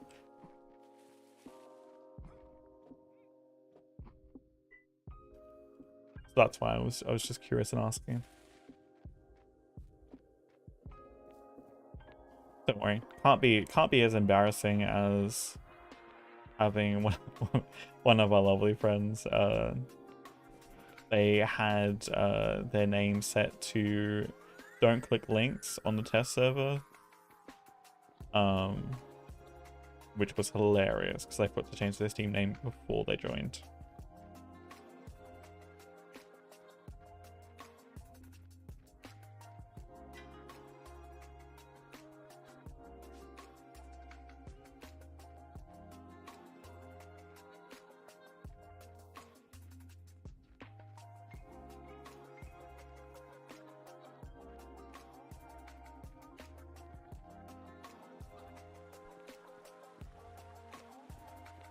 That place is dying really bad.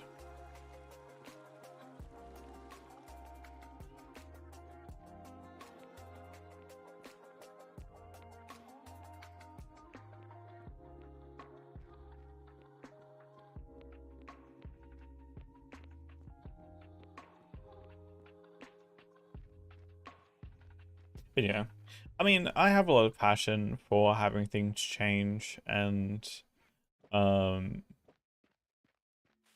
I think the best thing a society can do is empower its young people to make decisions and have one of the things I think we do poorly is actually empowering wisdom or wise choices in young people instead of like penalizing them and or incentivizing decisions. I think also with the current age of technology and social media, and the removal of actual philosophy from education or mandatory and educational higher education, I think is probably one of the worst things we could have done. And now we have this boiled down, simplified stew of critical thinking skills, which to some degree, yes, critical thinking skills are important. I don't have a pickaxe. I need to get a pickaxe. But what it doesn't actually do is teach you actually well enough how to think and how to engage in actual conversations, and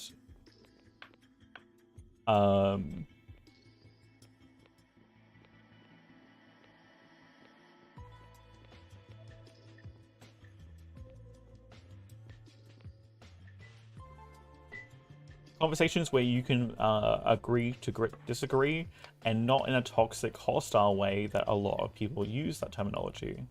The agreeing to disagree is never about being feeling still at odds with someone, and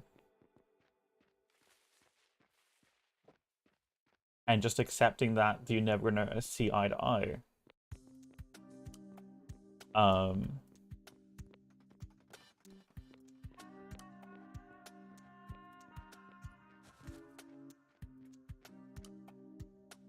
I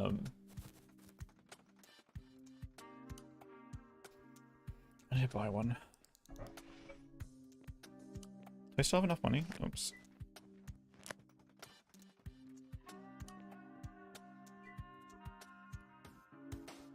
Oh, they're going slightly up. Can all buy $1.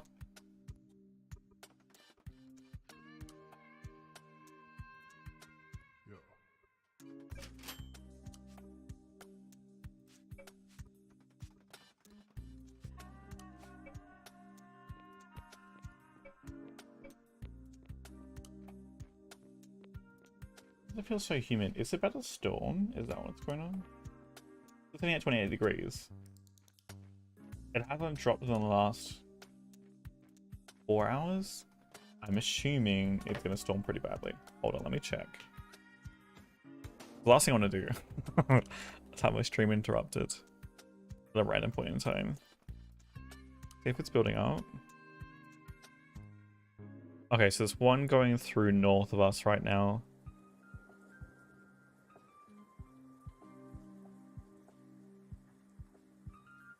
I'm hoping that's gonna bring a cooler, or like a lower pressure through at the same time, but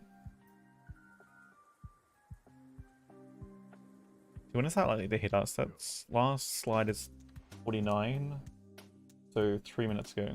4 minutes ago? It should pass by in about 10-15 minutes. Let's hope it's not gonna be a heavy lightning storm with the high temperatures yesterday and then today.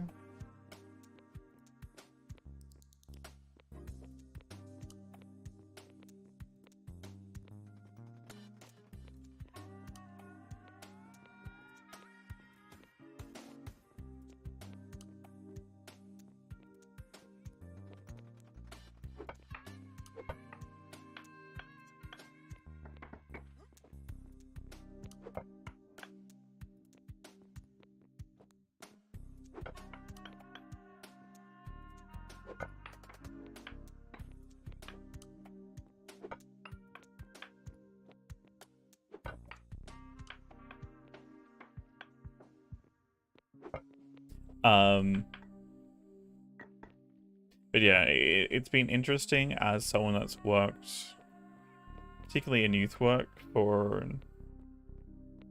what was it? About a decade? No, probably a bit longer than that. Especially when you're doing advocation for um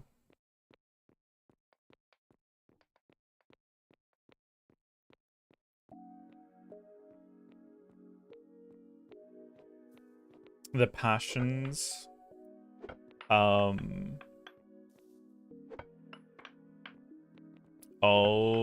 teenagers and young adults.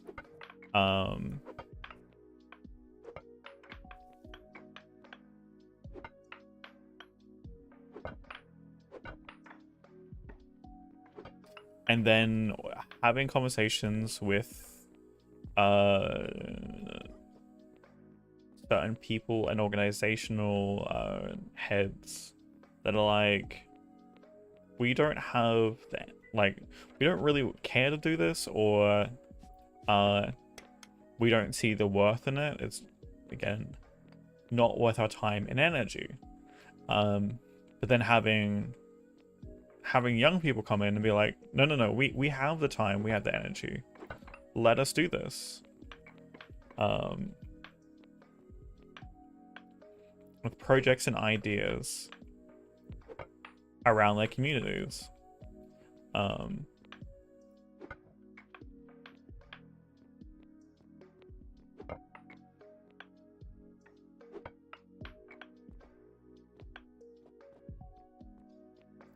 And it is so disheartening to see that these companies and or like organizations are like, no, we don't want to do this stuff because of the resources it would take from us, and you know, not utilizing the energy of those that are younger than them. And often policies and procedures getting in the way.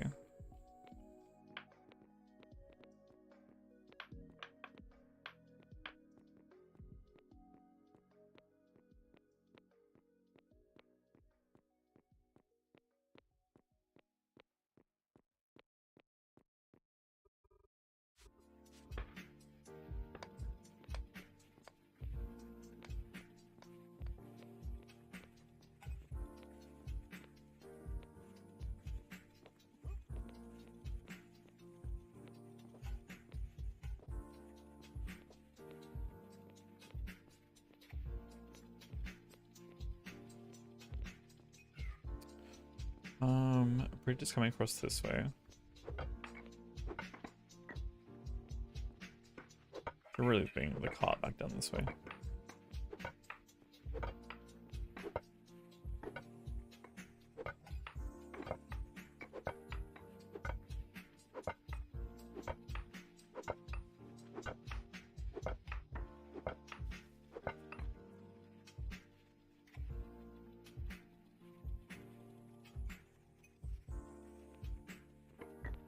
I don't know if I've got ads or not, Linjet, but curious. What's your plans for professions in game?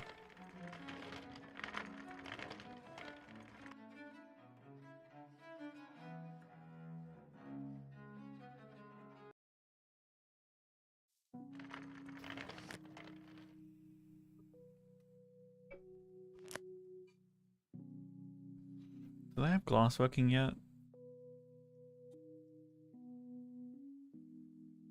No. I don't know if they're even going to start working on that building.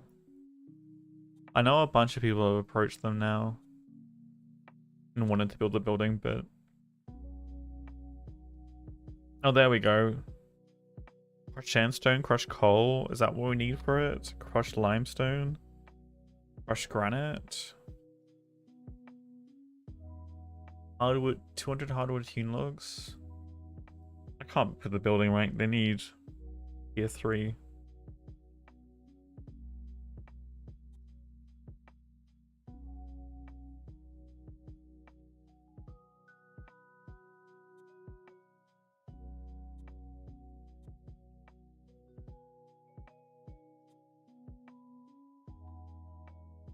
lower than market value.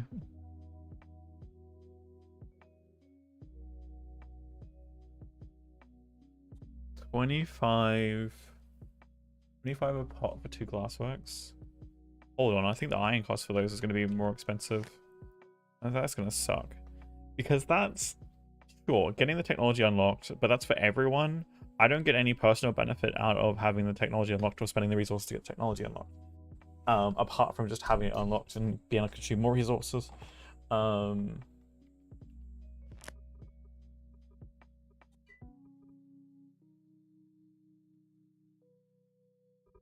Which if that's going to cost me, and then I have to cost again for the scroll, and then obviously cost to keep things running and making sure I got all the materials. 25. They're all pricing 35. Other goods and foods.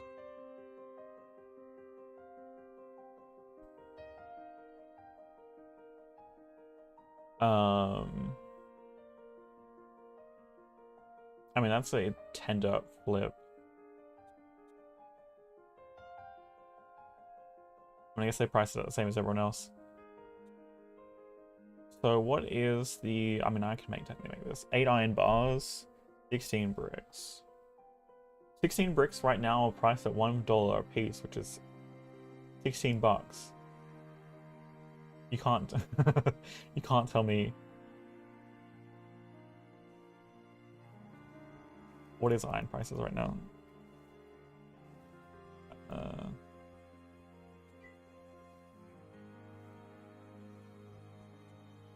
Iron prices are currently 1.5.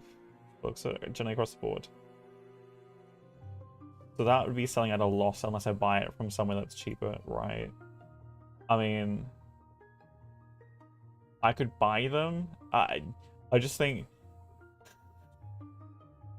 it just seems really weird. Like even right now, $1 for bricks, right?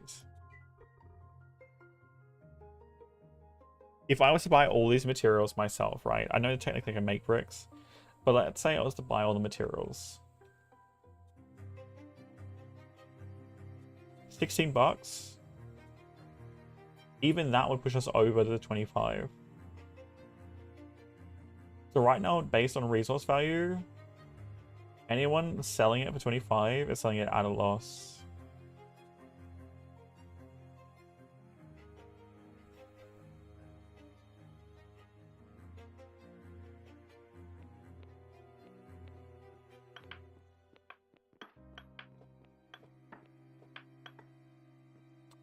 Which means I might actually go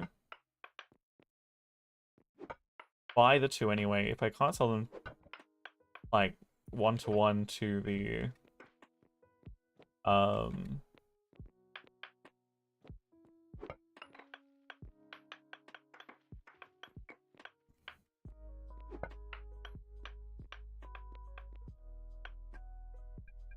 academy, then I just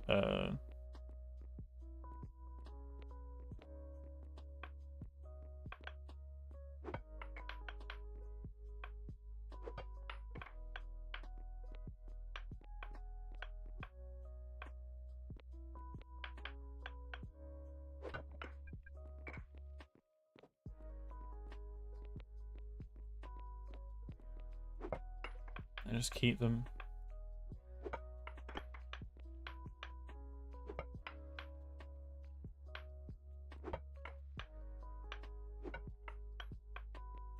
But yeah, I'm tempted to drop prices for bricks down to 50 cents today. You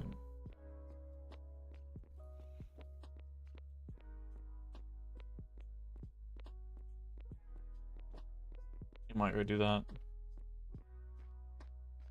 Jump on a boat and go sailing.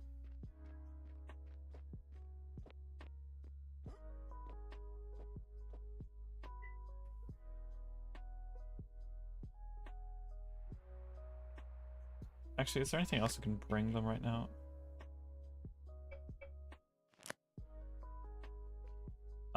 So I can make at least a little bit of money. 15 cents. How much does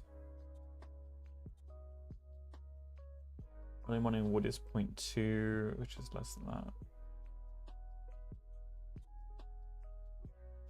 That's flip store, right?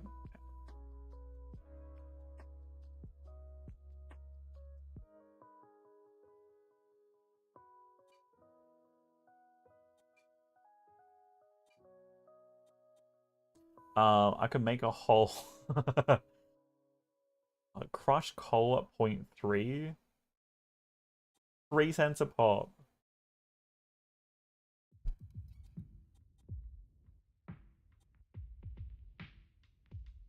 Yeah.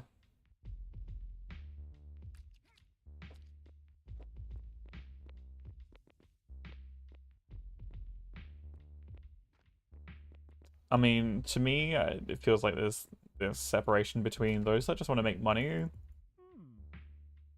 and those that want to progress technology so they can have something fun to do.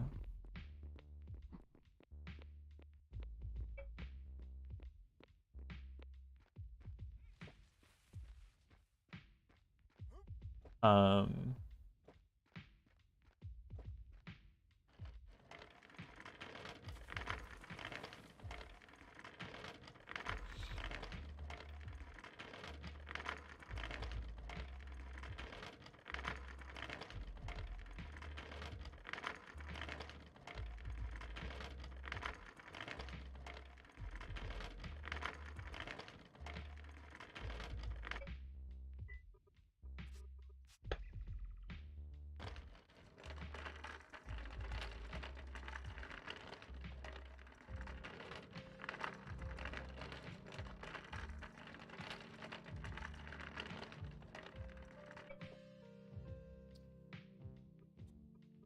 crushed.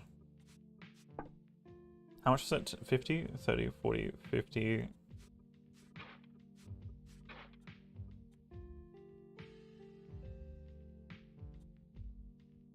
51. Hey! Hello, hello.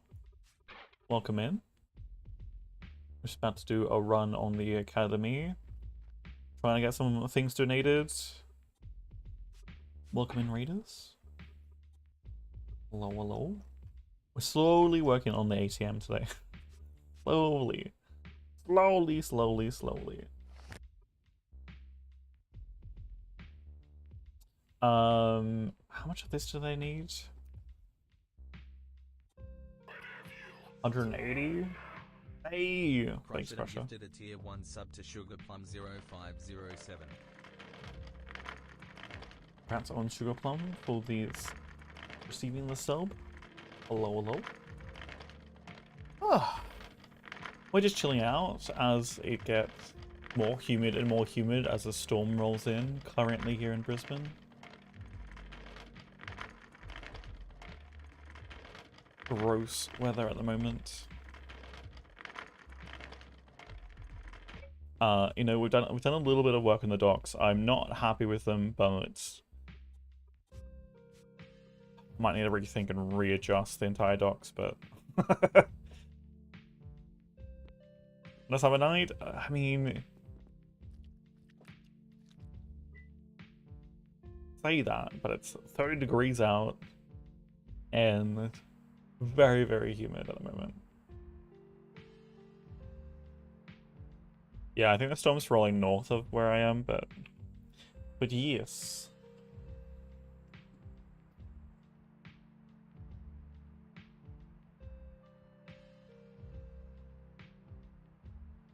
So, welcome in. My name's Haja. You know, we're playing Merlot on the server. We've got way too many plans, which keep getting delayed and delayed and delayed. I've got too many things on the go. You know, we finally moved all our stuff to the basement.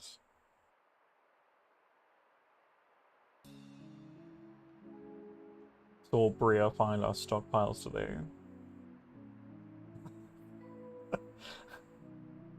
But yes. plan is to keep working on the ATM today.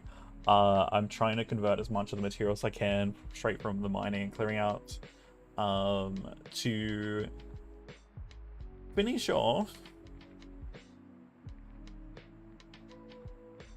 Is your AC on? Not at the moment. No. Is my mic bad at the moment?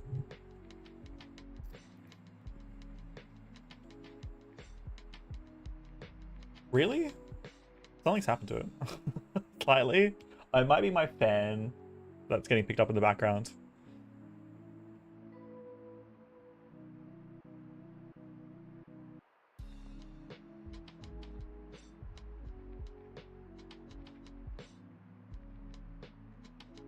Very familiar, that endless list of ideas and sidetracks. Yeah.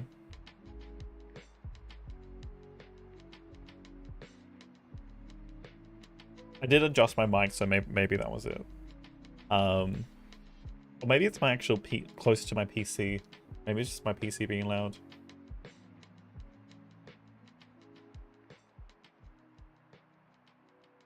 Always fake fans lying. So, for those that are not aware, we're trying to create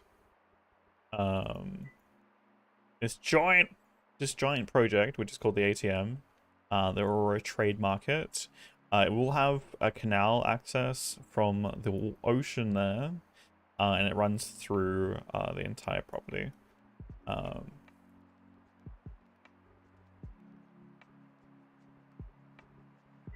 Down to the end here. And the whole idea of it is to have like bulk buy goods down one end and stuff that we can end up trading or delivering to people. And the idea is to buy from people that generally are not, for one reason or another, are not being participated with as a part of the economy. And there tends to be a number of reasons for that. And it just happens. Whether it's location, pricing, or whatnot. The idea is to collate price and then resell goods to a certain value. And then have people like the idea that they're buying from a lot of crafters or gatherers from different sources that tend to be independent from larger towns. Or again, just, you know, wanting to support people from all over the place.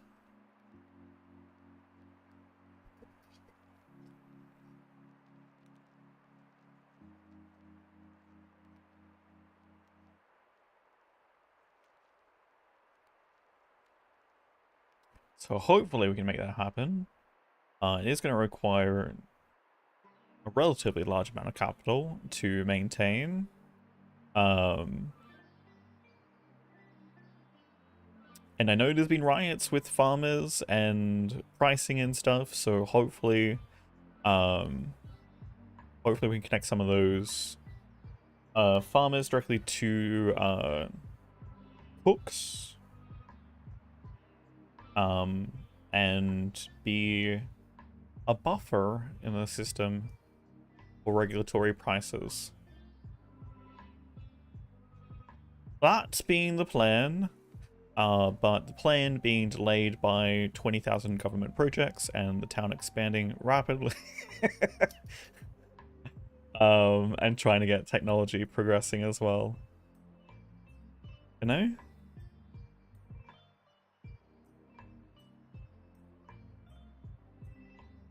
And then you got the lovely Oracle over there being like, you know what? This church isn't big enough. We need a bigger church.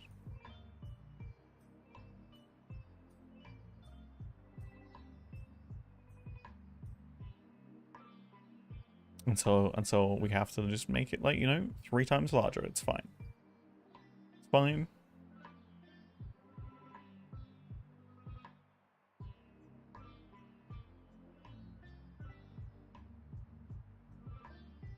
I didn't bring my cart again. Rip.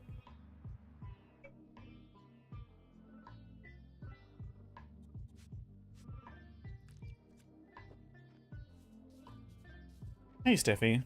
Congrats on 3rd. I hope you're doing well. Look at our lovely building that we built the other day. The Academy Cooking and Baking Research Lab. It's weird calling it a lab, honestly.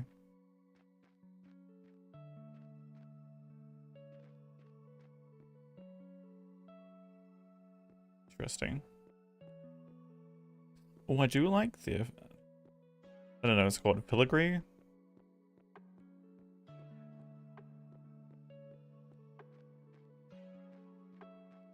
Man, that just makes me want to play Vintage Story and be like, yo. Let's put some detail into some things. Oh yes, a whole 10 cents. Let's go. Hide as usual. Here's someone that actually brought a car and is gonna sell it all. I might just ship the limestone. I don't have to ship the sandstone back. We'll see if he... Oh, no, actually, he might not be able to bring enough. Just on a large canoe. Should be 105. Still might be able to sell all of my stuff.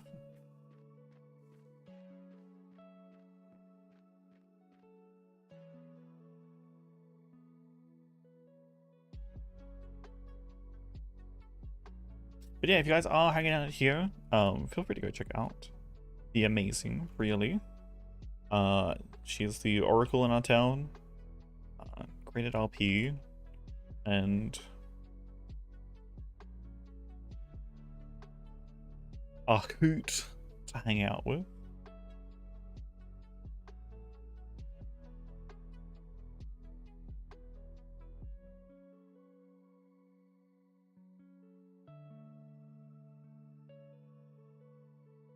Not at all a reference to the number of owls that we have in town. Not at all.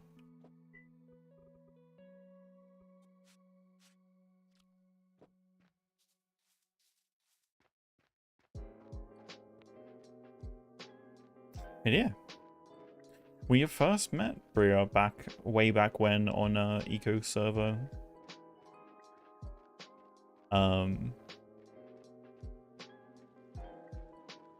I think we're in the same town and she was doing a housing complex. And we were doing engineering, as we have done so many times.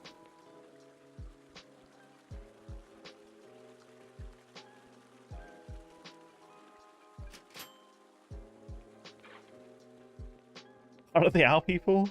Yes.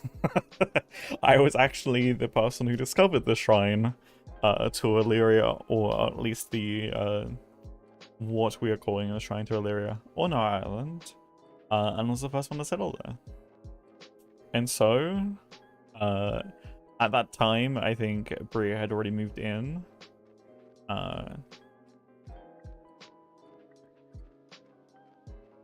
and I think Flip had it as well. And then we were like, oh, this is a thing. And then it progressed from there.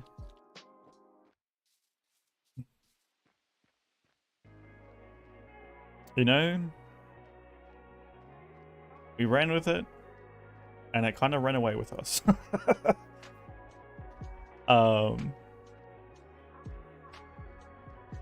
I may have discovered it by accident through the fact that there may have been a hole directly above it, which was completely unintentional to be there.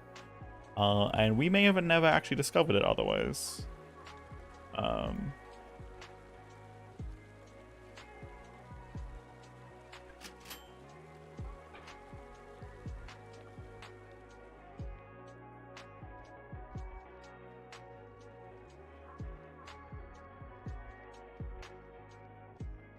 So, convenient mistakes, I think, actually led to... Or guess, unintentions led to, you know, a great opportunity, which has led to, you know, all manner of shenanigans. And we are very much a church. Church of Illyria. We're not a cult.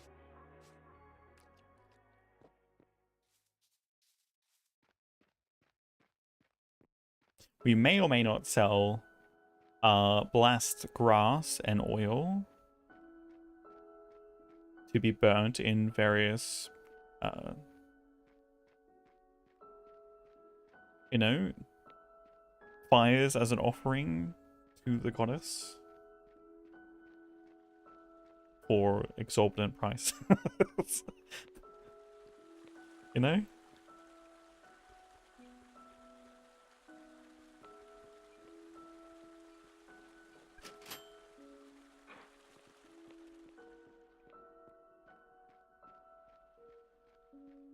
Sounds like a church.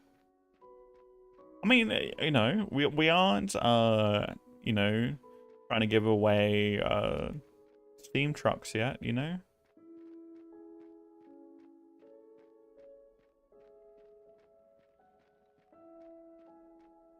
Or what was that thing that the Hillsong Church did? It was like a...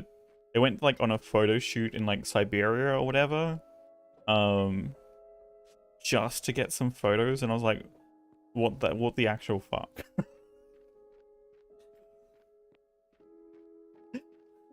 For like a cover for like, or some photos for an event, and I'm like, excuse me, what?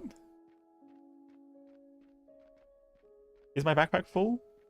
My backpack? Why would my backpack be full?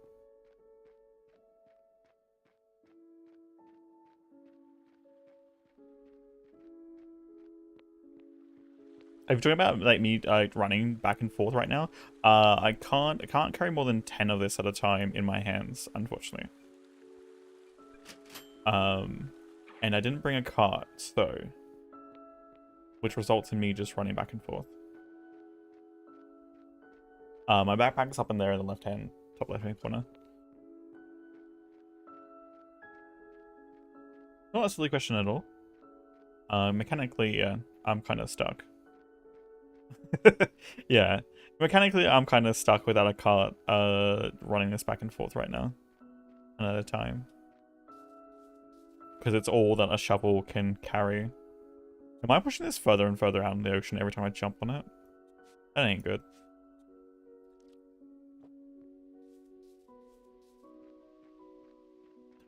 Did those get sold? Hold on. The glassworks is still there. I might go sail out to Embrasu and then sail back down and sell those glassworks. If not, I spend 50 derps and have 2 of them. Put it in the... You could put it in there, right? Or is that cheating? A cheat thing? No, you can't actually put it in any of these slots. No. There are certain resources that can only go in carrying slots or like storage slots and not inventory. Like certain things.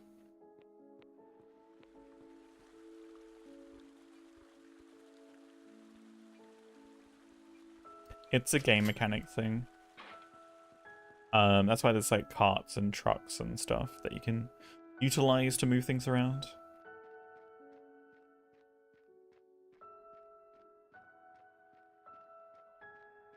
Yeah. That's my backpack up the top left-hand corner.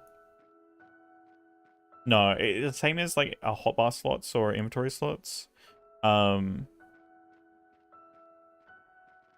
There are certain resources that can go in those and certain ones that can't. So any like blocks or building materials or things like this crushed material, they are things that will be stockpile only, or in your hands.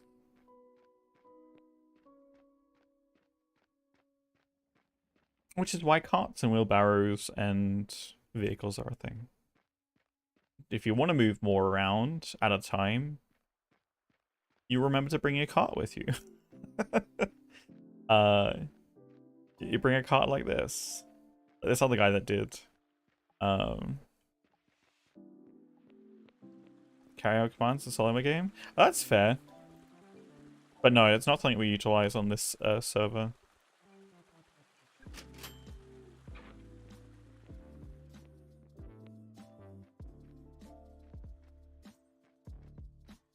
Yeah, I think if you're an admin, you can spawn anything in your inventory slots, I believe.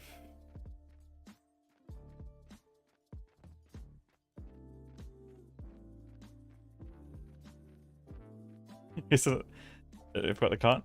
Yeah, I think I even left my cart right on the shoreline too. It's not like I literally just brought stuff down to the boat and then went and got other stuff. Literally forgot to.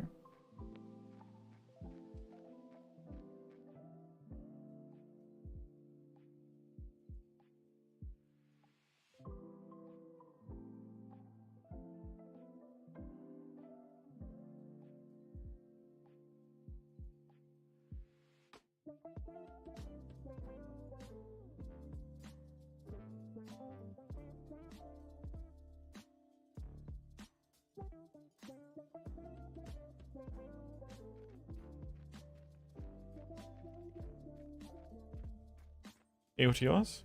I mean, for me, this is much of a muchness right now. I'm just here chilling with y'all. I mean, this is, you know, no, it's kind of a change to having to go dig out my basement right now.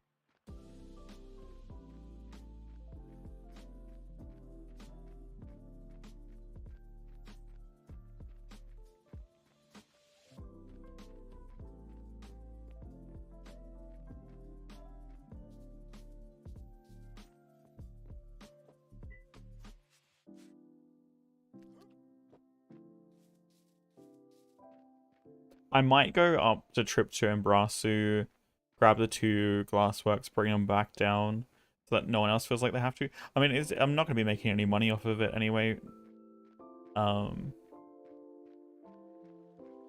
Technically, I'm just going to be funneling the materials to Embrasu, or the funds to Embrasu instead. Just shifting where the money is. Because I think they're settling for 25. Oh yes, made a whole cent there. Let's go. $96. Not quite as good. Still nice.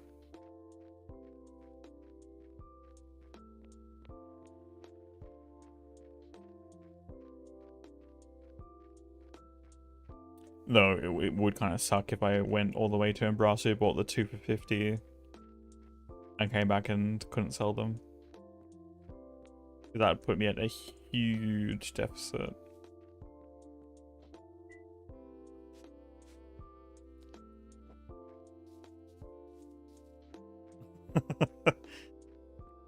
I mean, it's like when you use my Ubisoft code, it's like you save a whole cent. It's like, yes! Technically a saving. And then you also get the 10% off. 10% off? No. 10% kickback. Never mind. I was thinking about the holiday discounts.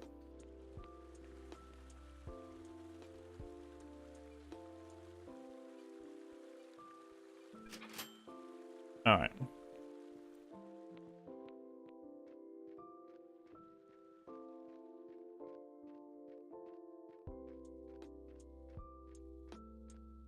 But yes, for those that are interested in potentially purchasing Assassin's Creed Shadows, if you are going to be doing a digital copy and not a retail, we do actually have a Ubisoft code that you can actually, to no cost extra to yourself whatsoever,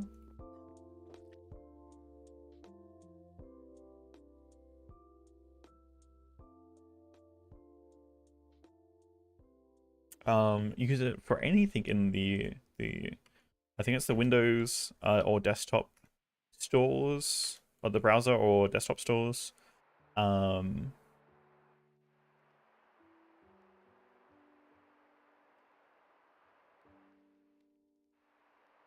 Yeah, absolutely. Anything you purchase, you can chuck that in there, as long with any other discount codes you get, or if you have, if you guys are familiar with the Ubisoft points that you get for playing their games, I believe it is for 100 points that you can still get a 20% discount, and that works on even new releases or upcoming games. All things directly already on sale on their store. 20% discount is on top of that. Same as if they have another code thing during their holiday sales, which they did have recently, which finished up on the 2nd of January. Different options. One of the great things about the Ubisoft store, you can always guarantee yourself a 20% discount as long as you got 100 points. And you get those by just playing their games.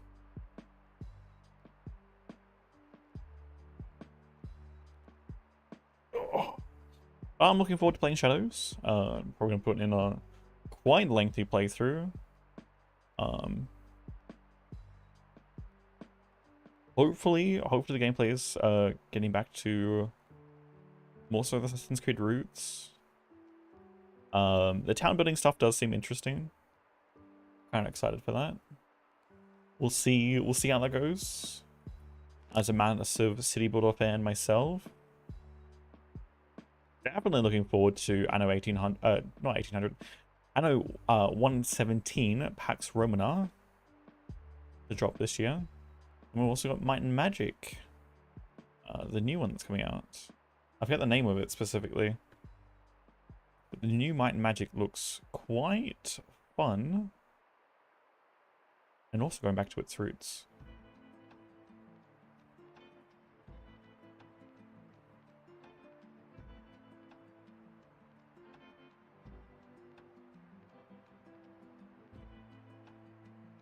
Speaking of other things that are happening soon, TM, we do have the next beta event for 33 Immortals that we will probably participate in. That starts on the 28th of January and goes through, I think, till mid-February. But then we do have a launch event for Sworn. If you guys like isometric roguelikes, so something like it's, I don't know, how would you describe the art style for Sworn? Pretty easy just to show you guys.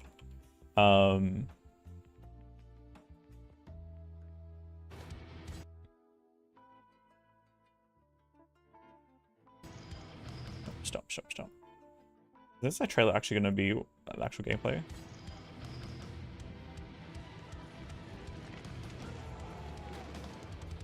But yeah, so very much isometric roguelike, kind of like a dungeon crawler, where you got bosses and stuff every so many rooms, and you got your pathways that you can choose, and you can actually play up to 4-player co-op, and co-op is pretty damn cool. And I believe it's set in the Arthurian universe, so I think a lot of the bosses are the Knights of the Round Table, and I think the final one is King Arthur that we have to go actually fight. And I believe we're kind of being empowered and summoned by Merlin to end the corruption of King Arthur.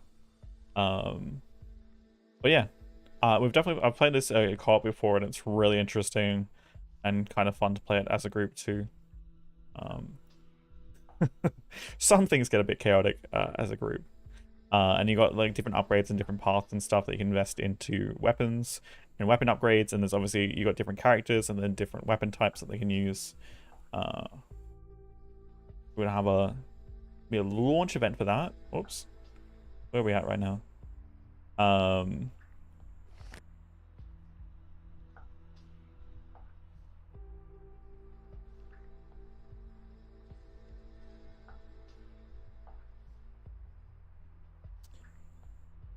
We are gonna have a discount code and drops for launch.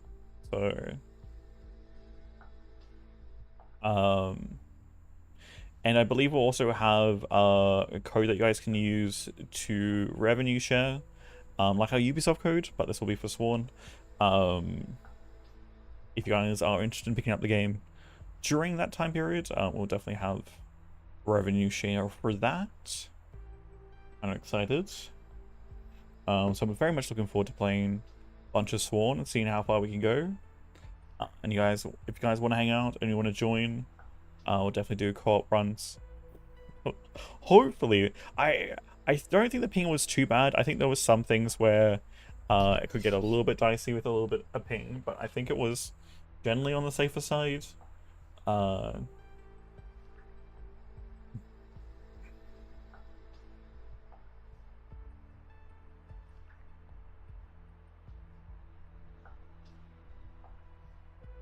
So even if you guys are connecting to my game, it'll hopefully be a good time. You guys want to jump in and co-op with me, see how far we can go.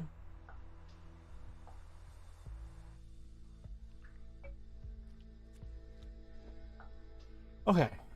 I now need to... I hope... I just... This is gonna pain me.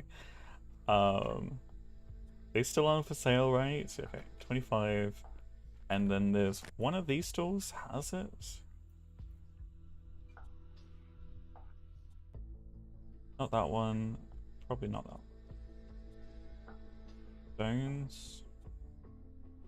Plants. Animals.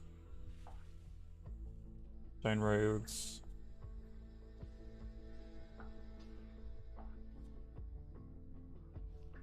Tools. Glassworks is down the end.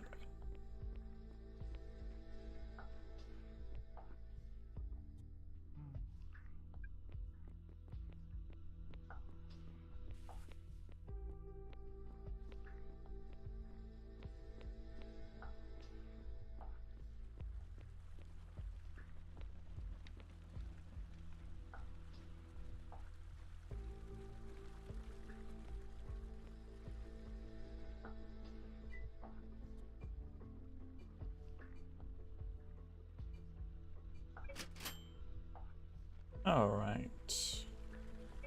Let's head back. Love to see the nature preserve, the prickly pears. It's a little bit of a hazard.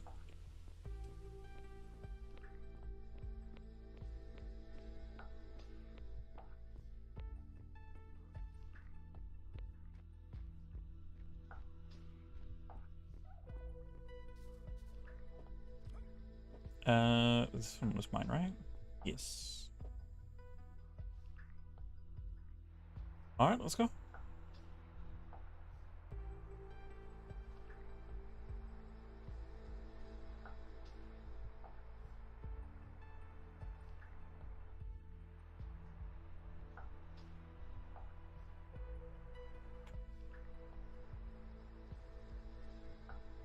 But yeah, another couple games I want to check out too that I get releasing soon.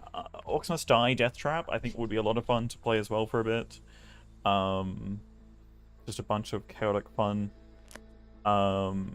And Sniper Elite, the new one. I think they're doubling down on the invasion system and like dropping into people's games and the little PvP conflict stuff.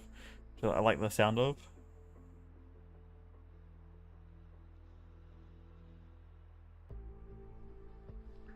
Maybe we'll have Bodus and Cowboy try and complete a mission and have me invade their mission.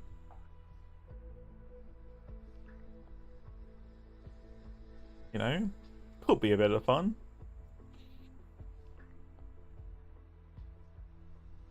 Could be a bit chaotic.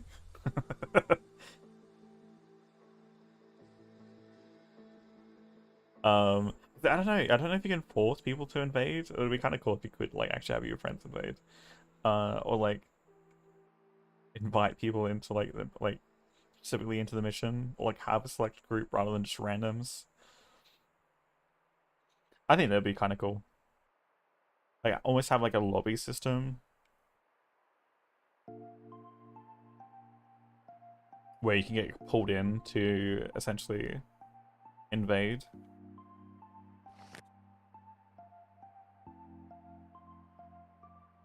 See how that goes. Oh yeah, for those that are also curious about what 33 Immortals is, 33 Immortals is essentially an isometric roguelike, like Sworn, except you start off with 33 random people, and you're kind of working together to clear dungeons and stuff. I think dungeons are like 8 people. And there's like things and events that happen around the world map too, or like the map that you have. And then as time progresses, you get to a critical point, and then there's three pinnacle bosses, not pinnacle bosses, that's PoE talk. 3 like guardians that you kind of have to defeat, and for each guardian that you defeat, as whoever's left alive out of the 33, you have to kill a guardian and be at that guardian spot to then move on to the final boss, which is like the raid boss, which is this really cool concept. And you can, as you like defeat stuff and progress, you get currency to upgrade your weapon and your character, and unlock runes and different things that you can equip. So we'll see what's happened and what's new in the new beta too. But yeah, it's just really, and I think, and as you go through the levels, you start with less and less people going through to harder and harder runs, and you have to get the key from the first boss, area boss, to then progress to the second area, and then obviously you've spent a key, which means it's a risk reward thing, for more loot and stuff, and more upgrade materials. Definitely keen to show off more of that game because it was a lot of fun, and especially with groups too. So we'll be definitely playing that co-op as well, so anyone that wants to join 33 Immortals, definitely welcome to hang out and participate. I'll do my best to cycle through. If we've got more than a full group. But yeah, the one thing with 33 Immortals is coordination is key, because you can quite easily get spread out, which can cause people to get caught out and die. There are times, like when you get more used to the game and more developed as a character, you do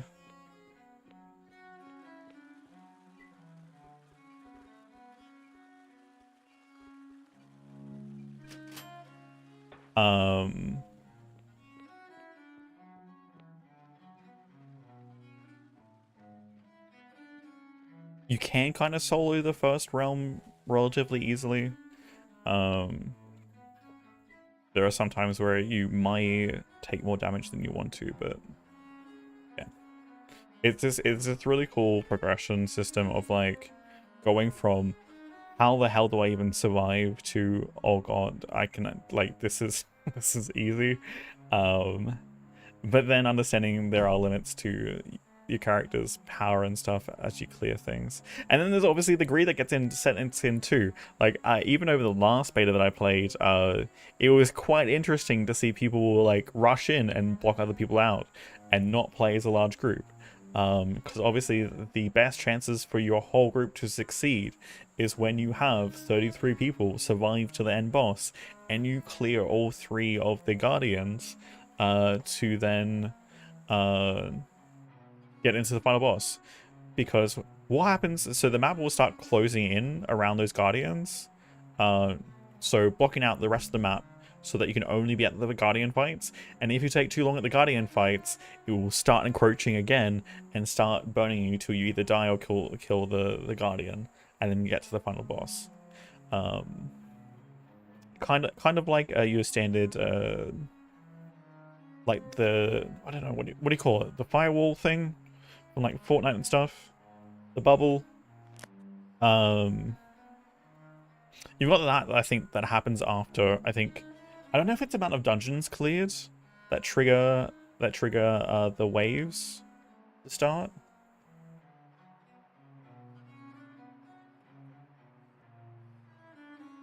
But yeah, getting caught out away from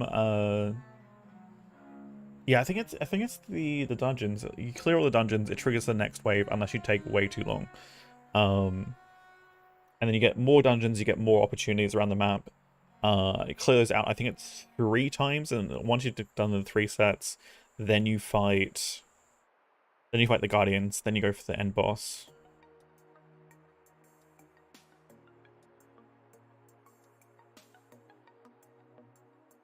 But yeah, I'm curious how they're going to handle the item system, because it was really awkward trying to roll items and re-roll items quickly without fully knowing what every single item is and does to get your build going the way you want it to. It is a roguelite, so you get a bunch of like random RNG drop stuff that changes the way that your build will sort of function, how much damage you do, or like crit rates, or I think it's like even health and stuff. I forget all the items and stuff because we'll have to rehash when we check out the new beta. But yes, very much excited to play some more.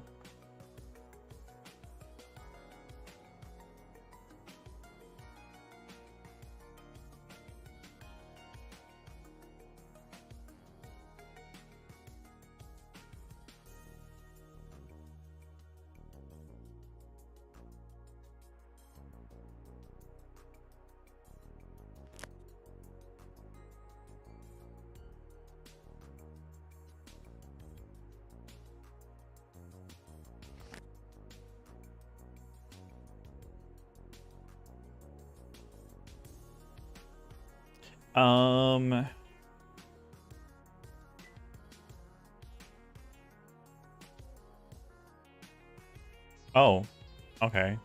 Those are 30 each.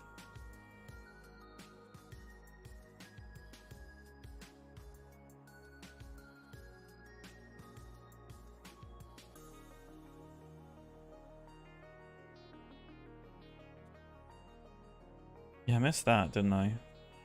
Rip me.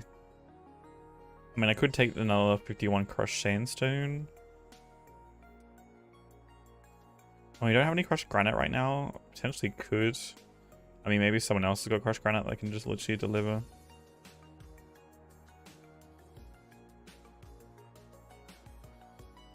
I don't think there's any other money I can make from...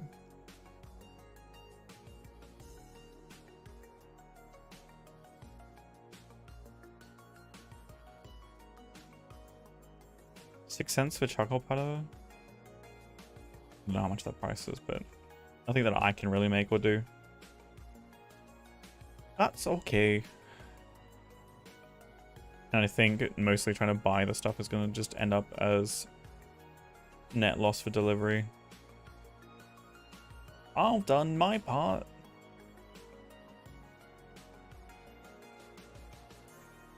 Even if it was literally just to make no money, but deliver the glassworks from Embrasu.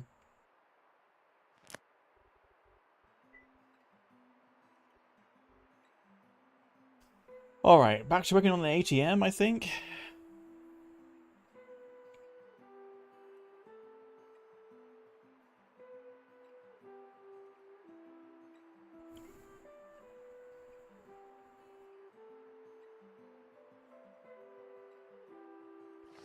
See, I don't know if these docks need to be the prettiest.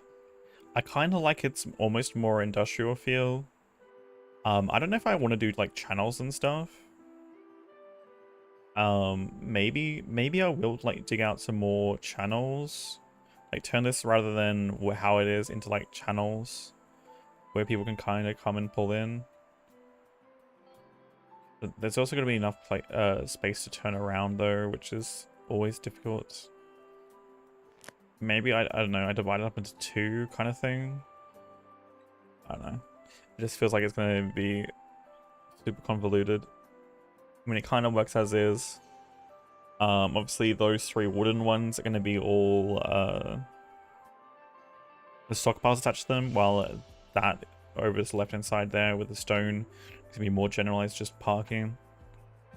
And obviously we're going to get the lighthouse of Illyria right in front of us. Right there. Once mechanics becomes a thing, we're going to put it in a proper lighthouse. Fully functional. I'm going to figure out how I'm going to actually power it and get power over there, but still.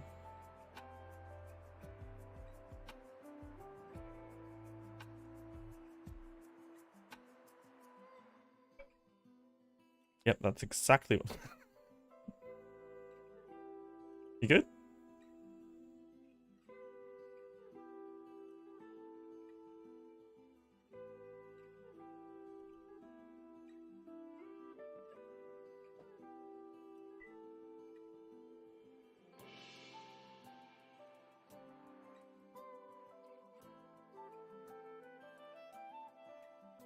I feel like those things are dangerous in the water like that, honestly.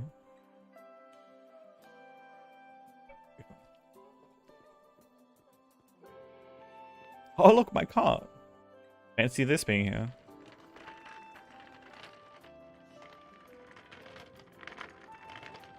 But yeah, I've got a plan that I am hoping is going to work for having people be able to rent out storage for like a couple hours. And that's what this is about. Access to storage with a forced loan. Technically, I'm giving them a dirt. But then they're going to give me 200 back because with 100% interest.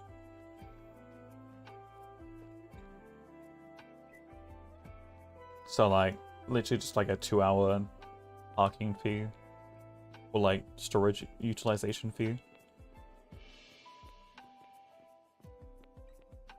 Is the plan. I'm going to do some more testing to see if it will actually function properly. But... and how well repeats will work for it.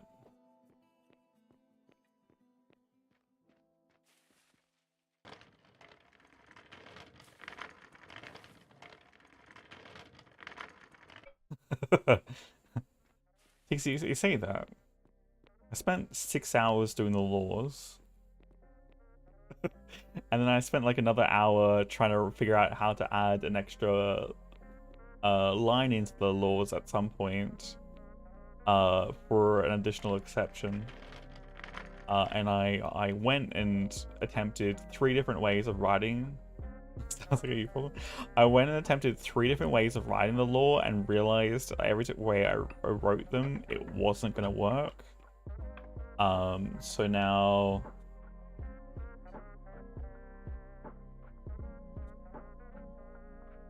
I see.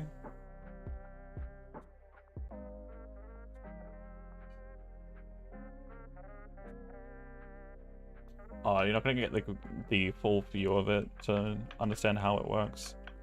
Unless I actually go to the government building itself.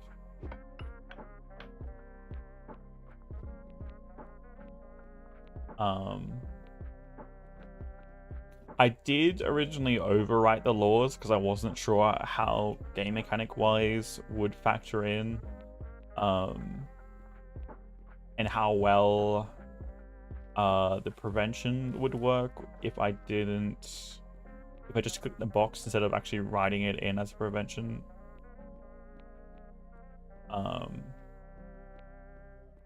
So either way, I had laws that worked that were more complicated than they needed to be. I have to do this. So essentially, I had to figure out how to include this whole section here to allow an exclusion zone for the neighboring town. And exactly where in the law it needed to be nested to work effectively, to not cancel out anything else, or change the way the law functions.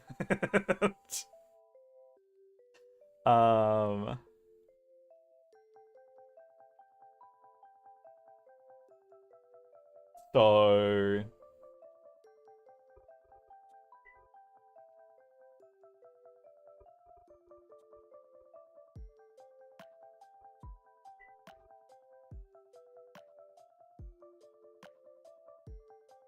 Worry about my pay grade? I mean, yeah, that's the thing too, right? So this is like understanding how to write, how to nest the laws well. Was something a part of the 6 hours that I had to do because I hadn't done this many exceptions to laws before. Generally it was easy enough to write a prevention law. If they weren't part of the town, they weren't part of the town, and I could write in just to give them the titles.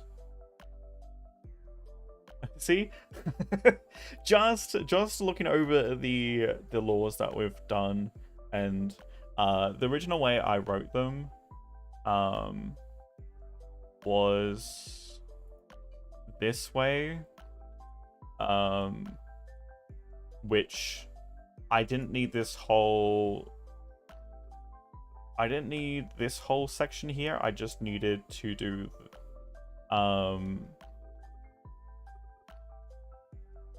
didn't end up being like that for taxes. It ended up being just simply this, because I wasn't sure how well this section here was going to work. So either way, my old laws worked perfectly, but I had written them in a way that allowed for this to be no and still function exactly the same way.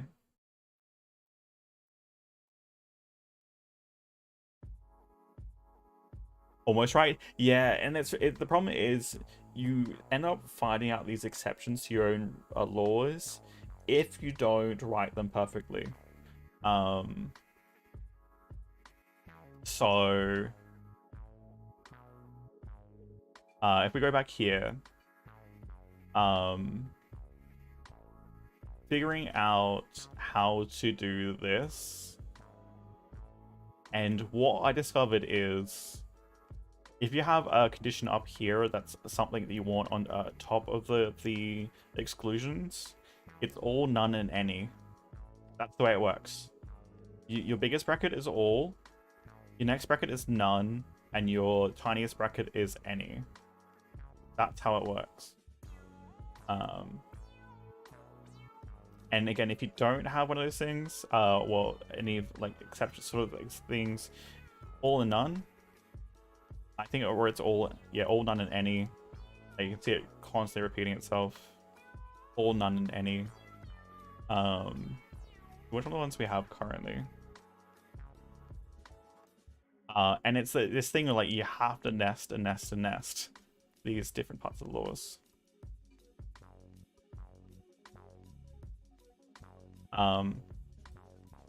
This is just this is a little bit.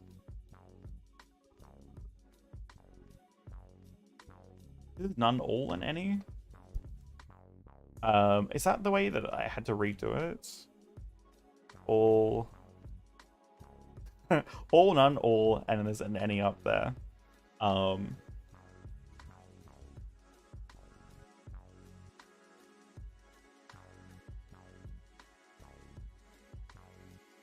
the way adding this one section in here to the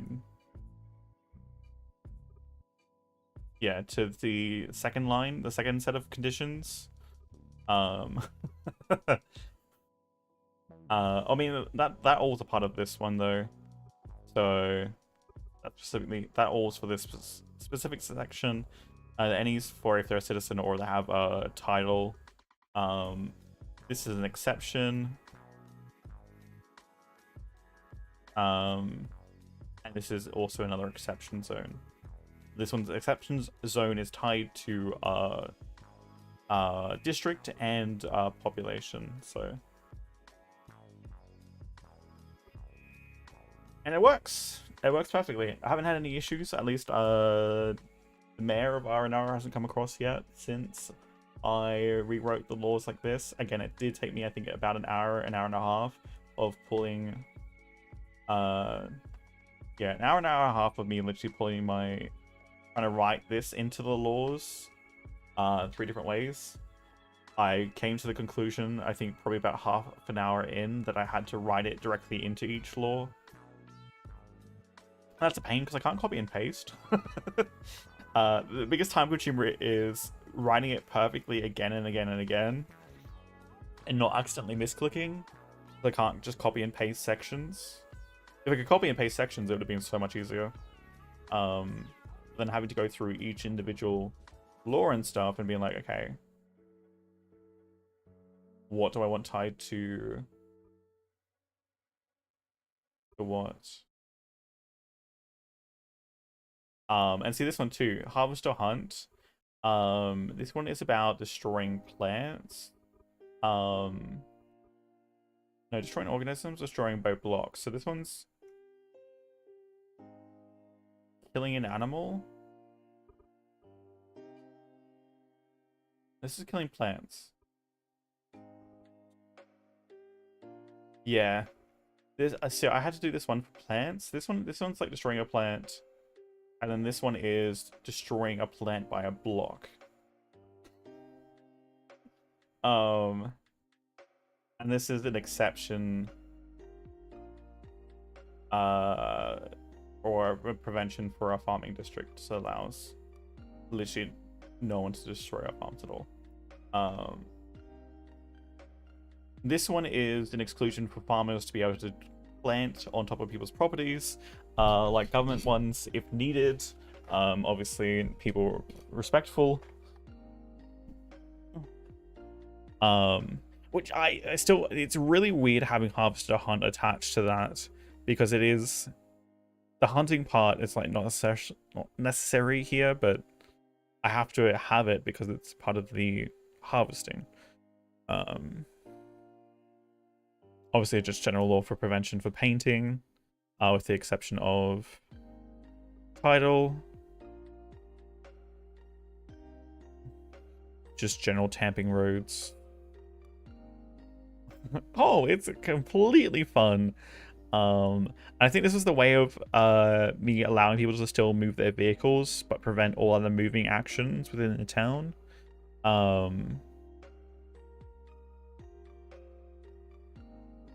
So I listed all pick up a place world objects, pick up and place all housing objects, move world objects, crafting tables, or move world objects, housing items.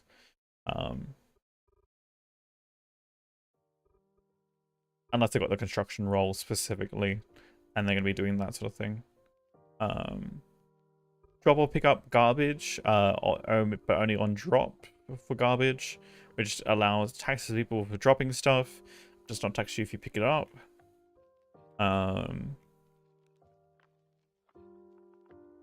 It's obviously digging and mining stuff. With the prevention zone for obviously our main government or like roadways and stuff, so people aren't digging and mining our roads.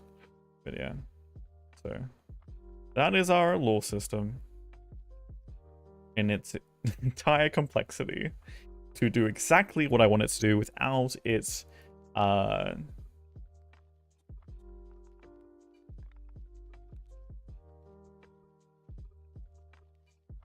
without it impacting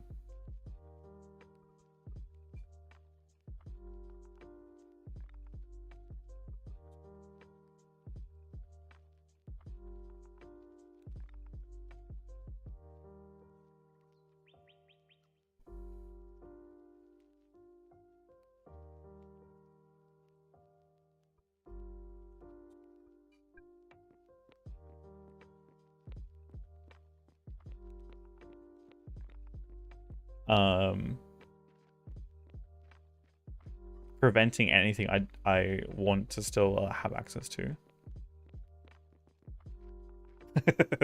Again, I did spend 6 hours setting up the laws in the first place and overcomplicated them, where I could have potentially done one part of it. It wasn't too, the part that I overcomplicated was probably the quickest part for me to actually do, so it wasn't a big deal. But figuring out exactly how to nest the laws, with like the sub nesting of each individual line, and whether it was a not or a yes or a or it was an all or a none or an any for the category. took me about 6 hours to get, I think it was 5 hours to get it like fully running up, and then I think I spent an hour proofreading it. No, I spent, I think it was like 4.5 hours doing it, and I spent like half an hour proofreading it and realizing I'd stuffed up on some of the sublines, and then had to redo them for each section, being like, no, this nesting does not work well. This nesting is not going to do what I think it will do, and I think I rewrote the nesting twice by going back and proofreading it, and then we got to what we have now, which is, well, what we had before I did the RNL stuff.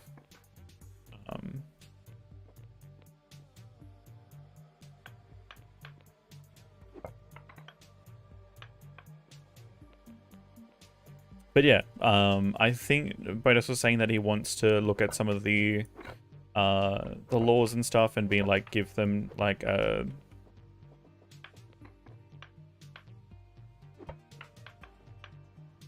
put them in the mayoral guide. I think there's like a mayor chat as well. So if you are in the Discord and you're a mayor for a town, I don't know if there's like other people we can add to that chat too, or get added to that chat if they're working on the laws as a member of a town. Because technically you can get other people to write the laws that are not the mayor.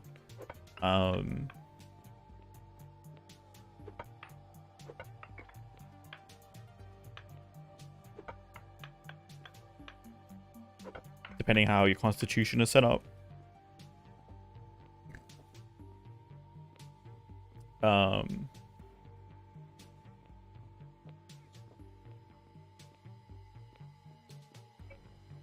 But yeah, I'm happy to go through and talk about nesting different options, and like if there's something in particular that someone wants to do with laws, dialoguing them through how I come about finding a solution for that.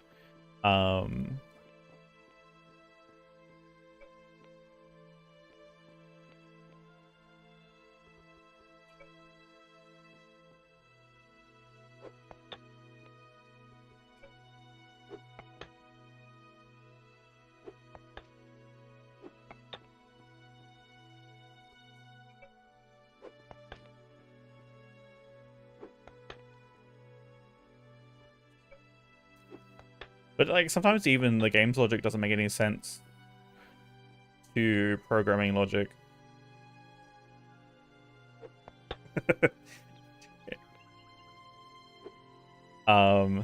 As have previous laws been set up on previous servers, and having people that do programming being like, that does not sound like it should work at all, and then somehow still does with game logic. So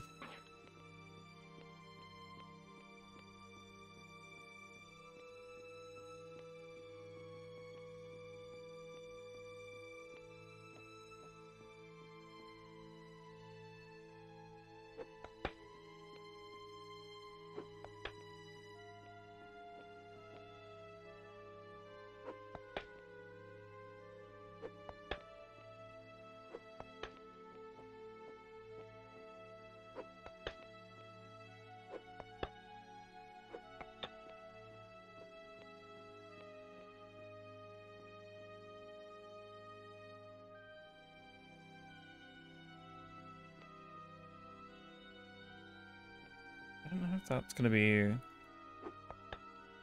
we'll see. We'll see. See how to do that up bit to my office. We will see.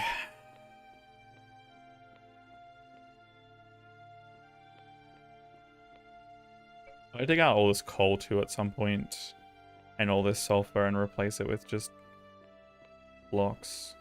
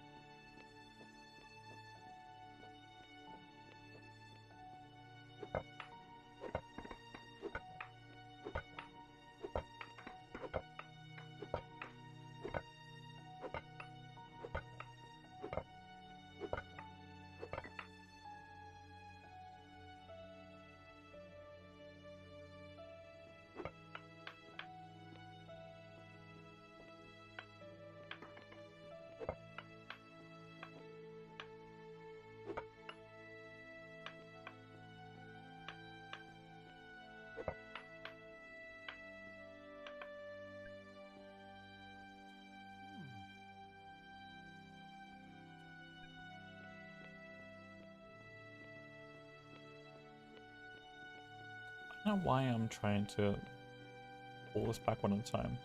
How much we got in there? Enough to probably clear this out. And only this out.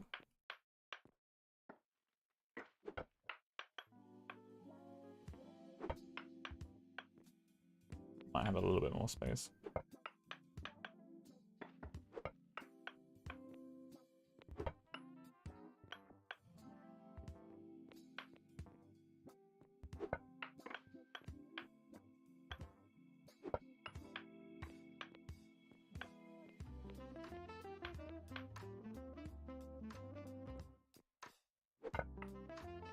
How much space we got?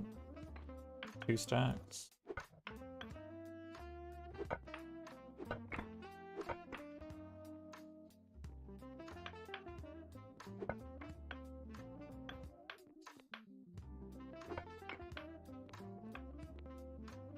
I'm hoping to have this place operational by this weekend, but I'm running out of time very quickly. Now that I don't have to move stuff around as much, I think I might actually have the time to just straight dig, and hopefully, especially if Glasshocking gets up this weekend, or before this weekend, I should have enough space and storage then to just get help digging out everything. The last thing I want is to have 50 million stockpiles sitting along the beach there. Just to dig all this space out.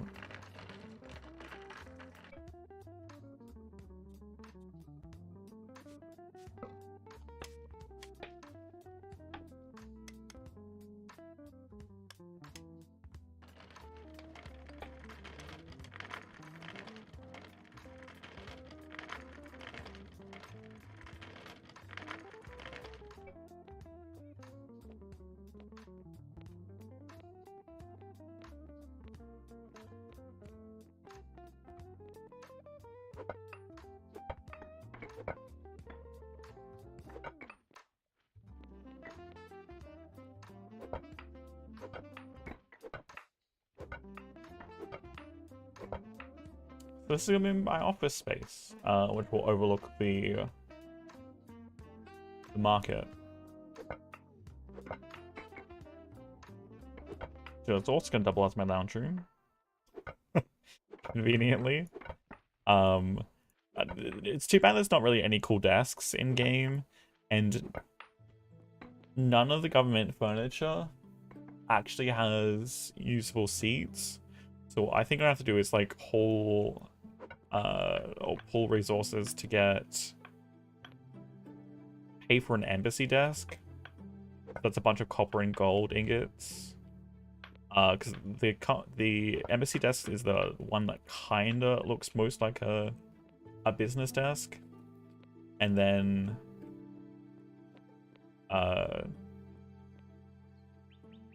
put a seat behind that one, because I think it's the only government desk that doesn't actually have a chair attached to it in any way. It's just a desk.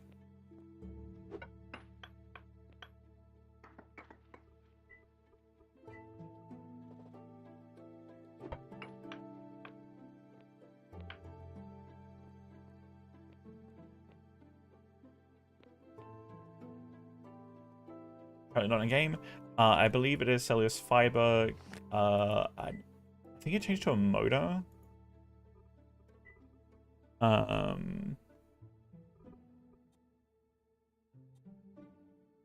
gearboxes, cellulose fiber, a lumber, portable engine, and some lubricant. That's the new recipe.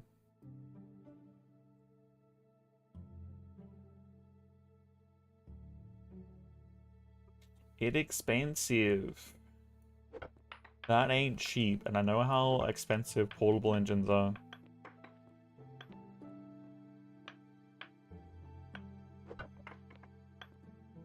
And with how janky elevators are, it kind of makes it feel like they're really redundant and not worthwhile, but you can put a cart on those. It's kind of nice. Shit, I don't know. Can you put a steam powered cart, the new ones, on those? I don't think you can, right? There's not enough space. Be interesting to see if we can get a power cut on one of those.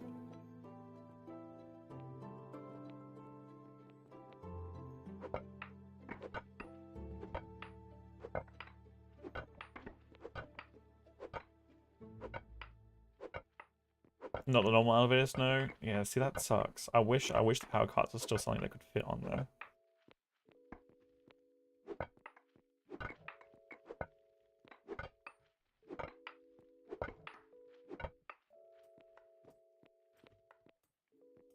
Waiting for my mine.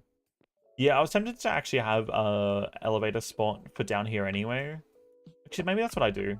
Maybe I don't actually have a secret entrance in for a cart. Maybe I just have a space or an elevator that could come down from upstairs. Somewhere. Even if I build it maybe across the way by... I asked Ivrik if I can build like one over here somewhere. And like have like a little cart spot and just dig a pathway in somewhere. Be like it's personnel use only. Staff access?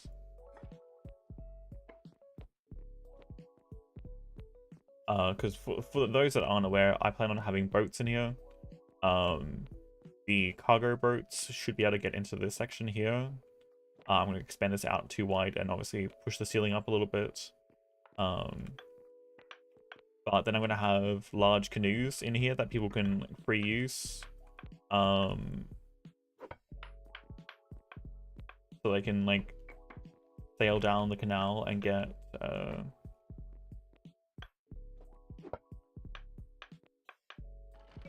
shop and get the different materials that they want and then take it out to their vehicles.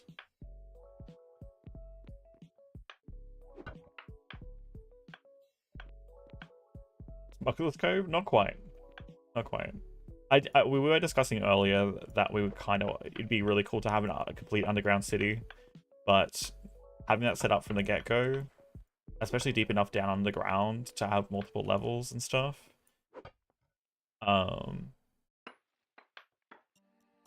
it's just really tedious and you can't subdivide vertically, because unfortunately Eco's property lines don't work like that. Yeah, but it's not like something that unfortunately not gonna be able to do that. But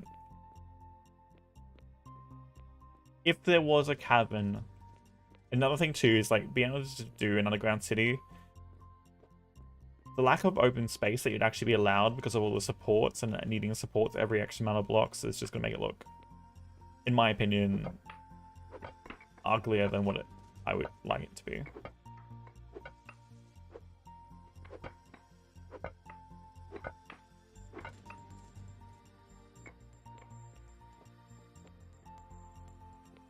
Because like, yeah, the whole talk about like having like a nice underground cabin, right? Like there are that exist, right? A natural cabin that forms where you can then build actually a city inside of, or at least housing and stuff.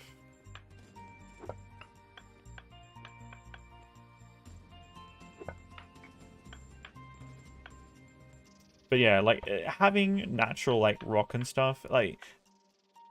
So here's the thing, it's not going to be easy enough to create rules being like, okay, so basalt, like, how do you define what basalt, how basalt supports itself, and how rock will naturally support itself within, like, a law system without being nuanced to situations, being like, if you design it this way, it's not going to be stable, but if you design it this way, it's going to be stable.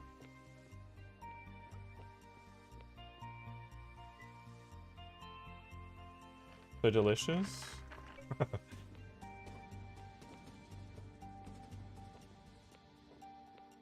It's not meant to make everyone hungry. This is an incredible amount of like flat limestone for a bit. God damn. Like,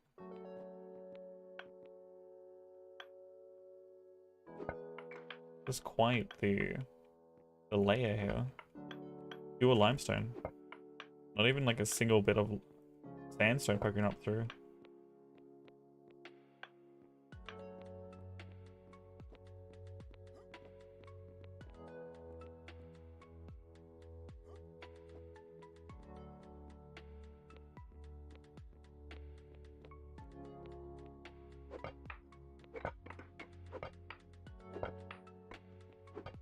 Yeah, and then I think about...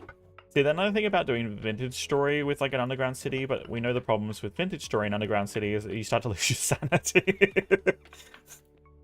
I mean, the perfect place to have an actual cult would be Vintage Story, where everyone's losing their mind.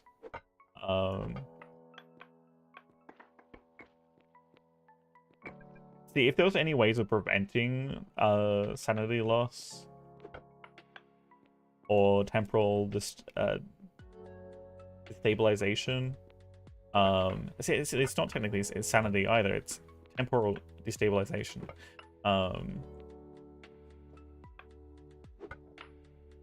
If there was ways of actually preventing that, like in like an AoE, it would be kind of cool. I mean, I've got a pavlova in the fridge toast that I've got to whip up some cream and cut up the strawberries and raspberries and chuck on it.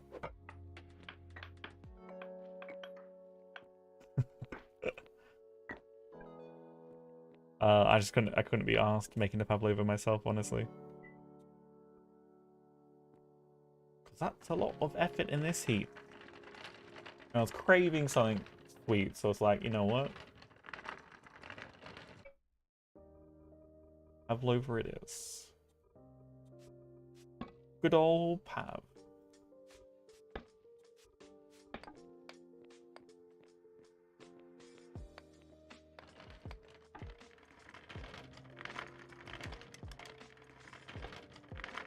Hot Cross Buns?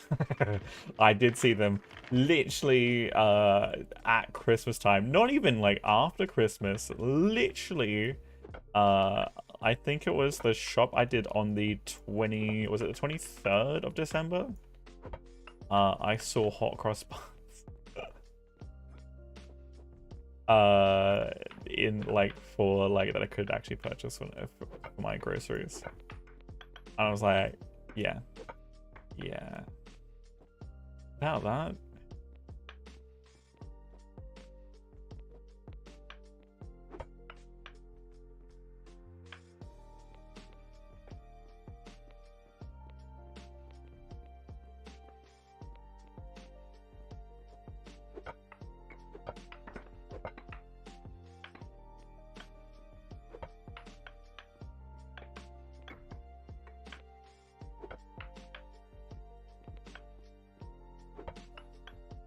I do miss actually baking. Something I haven't done in great detail for a while, but I don't trust my oven either. I know it's gas powered and it's a little bit more reliable than electric, but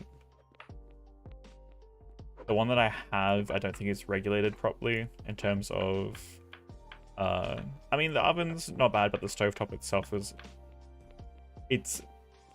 there's no real medium. It's kind of low and it's high and slightly less high, which is problematic for heating, trying to get balanced temperatures for stuff.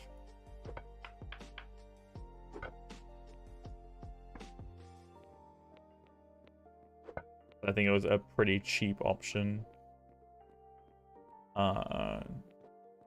when getting installed.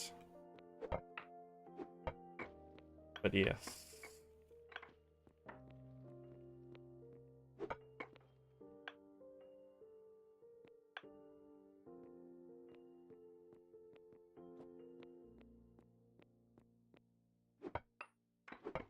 Definitely not an oven I would consider trying to make a souffle with.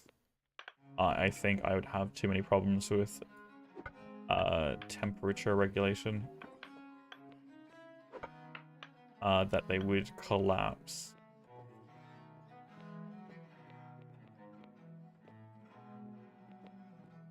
Whether it's a sweet one or something like a crab souffle.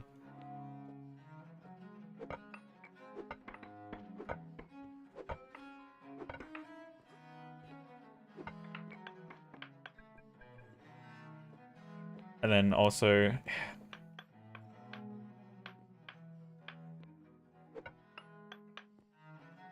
That's gonna still be tasty. Do you fix millstones? I can make millstones. I don't know about fix them. That's a new update thing. I think millstones don't actually require fixing. I think people could just go and, unless I'm mistaken. I have millstones. I don't know if they actually require anyone specific to fix. I think they're just required to grab them.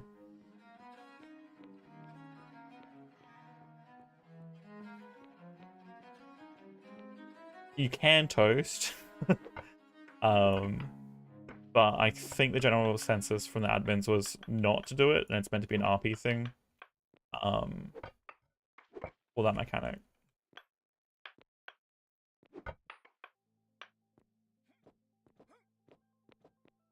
Wait, engineers need to replace it? Really? Well, that's gonna be a Bob thing then, not me. But I mean, I guess we can always try.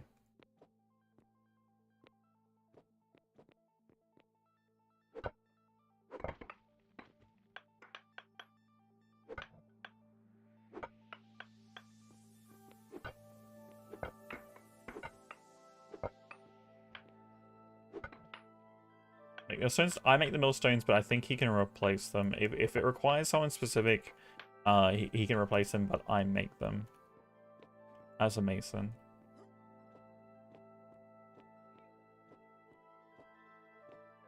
Oh, so it is definitely an engineer to replace them? Okay, so literally Bob needs to come get millstones for me then, to replace them. RIP. Or if we can find another engineer wandering through town that can potentially just do the work for a quick buck or something.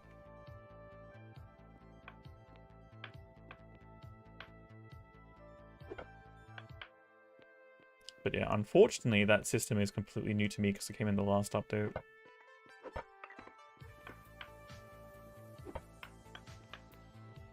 So we're still learning. Encyclopedia is still compiling information about the update.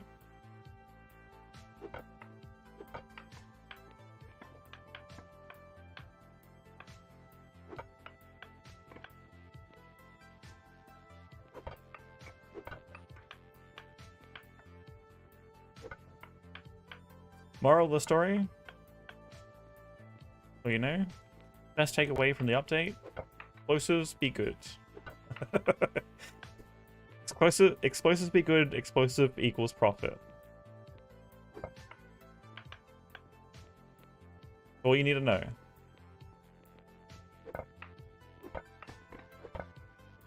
Yeah, it should list it there. And from what Hillary was saying, that it needs to be an engineer.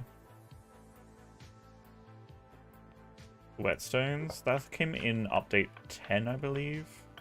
With the tool repair system. It was 10, or was it 9? Yeah.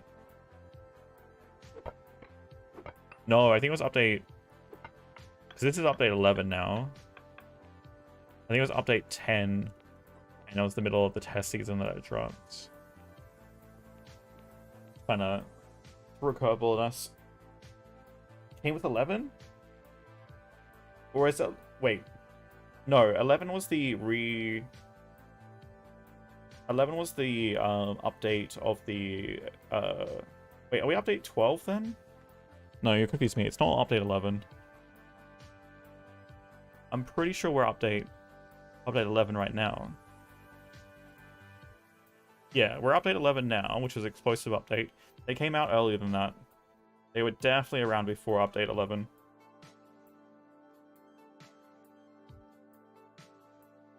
Unless it was, wait, 11.1? Was it 11, straight 11? And now this is technically the explosive update was 11.1? Oh, maybe that's the difference.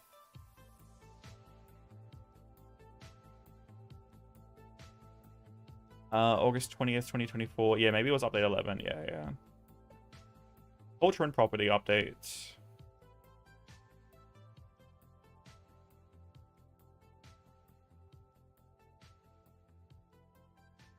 And the new painting system, and yeah, the tool repair stuff. Yeah.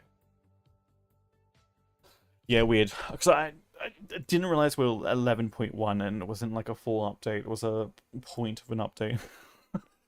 Look, at the end of the day, the numbers don't matter. It was an update. It happened previously. So, which one doesn't really matter.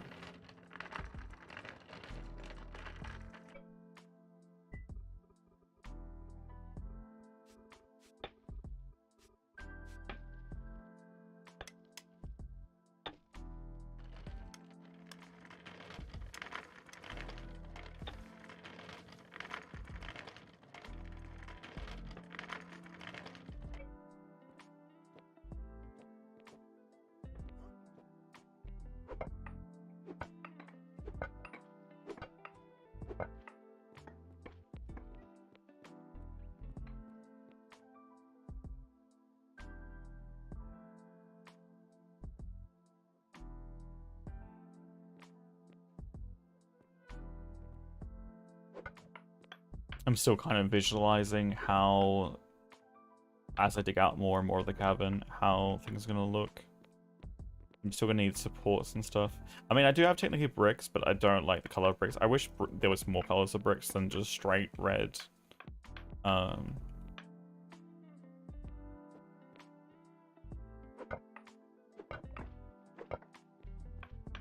Even if we could just kind of like crush up other ores. Can't paint bricks. I mean, you can, but the painting system is kind of lackluster right now. And I'll show you why. The painting system is like so basic. For most building things, it's kind of meh.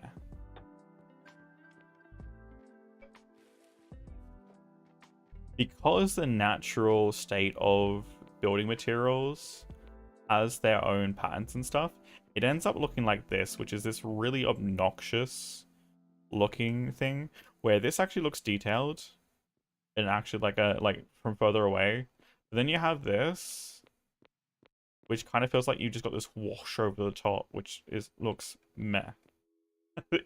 Like, you got other things like the fences and stuff where it actually looks nice and actually looks good. Oh, I'm out of food.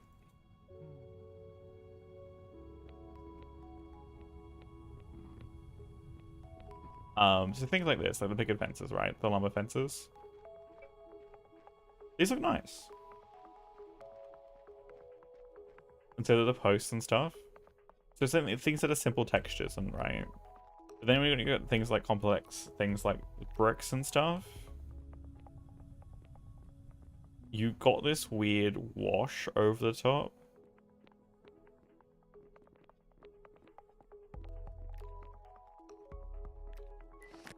Hello. Hello. I feel like you're so quiet. It was my ears that were quiet. Listen, Mara, I like that you've cleaned it up. I really do. You're doing great. I don't want to tear down the church. Sounds like a whole thing. It is. But you did want it bigger. No, I want it to be bigger. I just don't want to tear down the church. Yeah, just I want it to be torn down, but I don't want to be the one tearing it down. Oh, okay. You know, like that mess that you were meant to clean up, but then didn't. What mess did I not clean up? It was, you know, a bunch of gravel that was happened to be sitting on top of a building. I cleaned it up.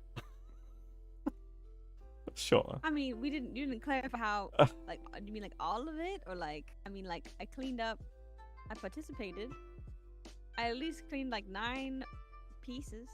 Yes, out of like the, what, 2.5 stockpiles worth of gravel that was there.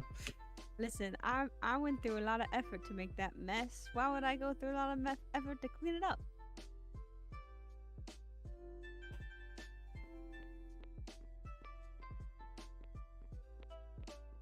It's modern art, Merlot. Modern art. Mm-hmm. But yes, I don't know. I kind of want to tear this down, but I'm like wondering if I should just like rest. But I also need more tomatoes because we're running out of. We're not running out of food, but just like food. If the cooking food I forget before we get any sort of other upgrades is going to be so expensive. And I hate talking about upgrades. I feel like I'm not supposed to know they exist, but the modules are out. We have the basic one. Have you gotten your basic module yet? I have not. Do you have money? I have a little bit, yes. How much money do you have? Enough to buy one. Do you think it's worth it, or do you think we should wait for more to come out, or do you think that the ones put in for anything better? Right now, the effect of them, not gonna do a lot. Like I upgrade. I mean, if there's any like better versions of them, I might wait for the third mark of them before I even consider purchasing. You cut out. You might wait for what? The third edition of them, if they ever improve on themselves. But what if they needed to, like, I don't know, but what if they needed the basic one to turn it into the second one, to turn it into the third one? What if they forced us to do that? Then I guess we buy them 3 days late.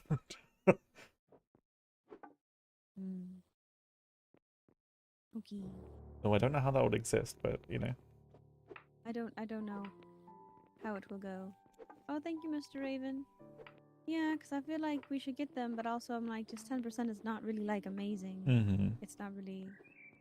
It's not going to help me with anything more advanced. I'm like, And I did get one, and yeah. Raven got one. I put mine in the mill to make it go a little bit faster, like the bottom mill, because the middle mill, it's broken, Mr. Morrow. It needs new millstone or fixed millstone, so... got any millstones? I do have millstones, but I think Bob needs to repair them. Or like... Okay, but like, can I have like a new one? Like, do we need to repair it, or can I just get a new one? I think he needs to actually go through and actually repair the machine with a new millstone. Oh, so you give him a millstone and then he goes... Yeah. He needs to install it himself, but... Really? Are you sure? I mean, I can get you one. You can see if it can repair it. Okay, I'll try it. 'Cause I don't know if I can take it out or not. I don't know how it works. Okay, well, this has been a rooting conversation, Mr. Marlowe, but I really must leave you to my church. Mm-hmm. Oh, your church? It's true. Yes. Well, you are just a lowly priest, and I am, as you say, more important. When did I ever say that? I've heard it many, many times, Mr. Marlowe. It is your favorite phrase. They're calling the Oracle. That's more for role than importance, You know, you can't say oracle without roll.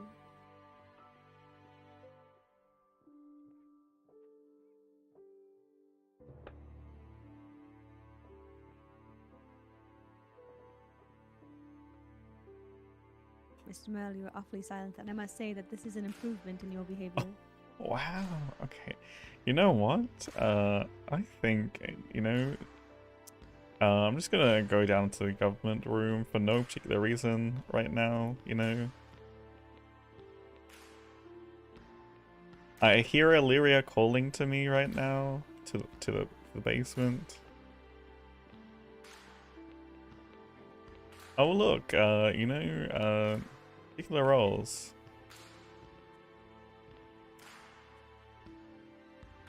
It seems as though there is fire in my hands. I would back away, Mr. Merle. just casually, we've got a roll. For the last time this happened. You would not want to displease Illyria.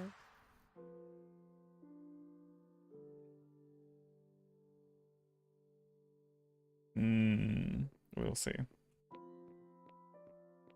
We will hear.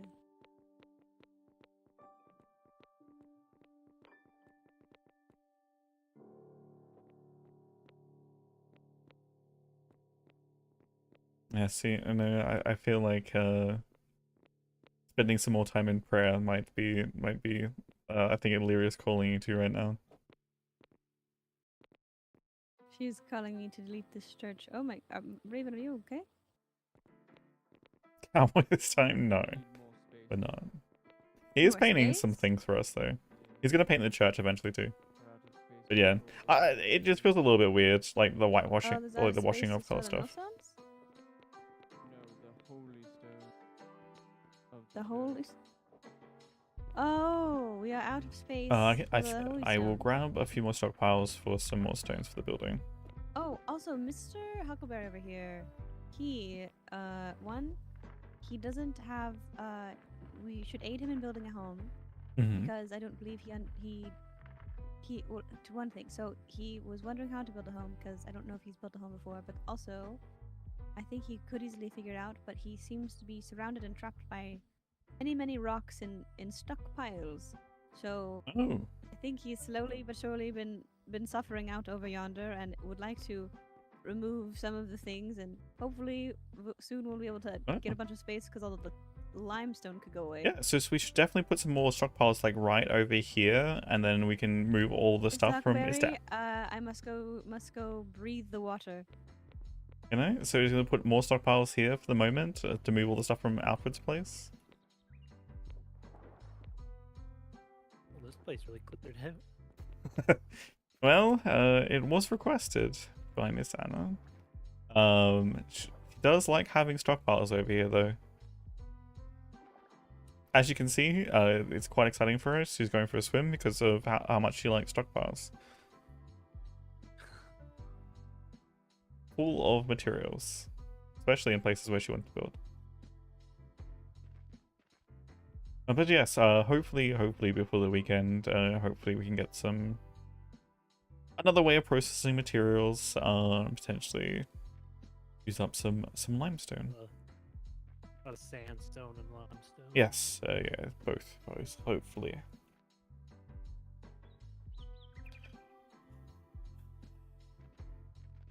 Have a delivery for you. Oh, Ooh, look at that. note to self, easily distracted by presents.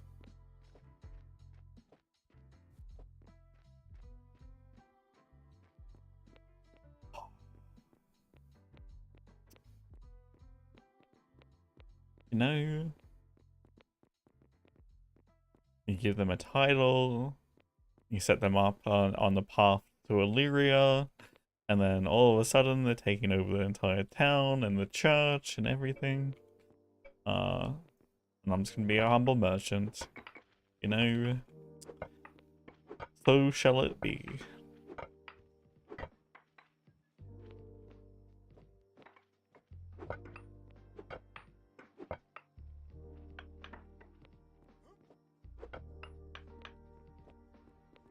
Toast, the only sacrifices that we are doing right now is plant fiber and oil in various devices for burning things.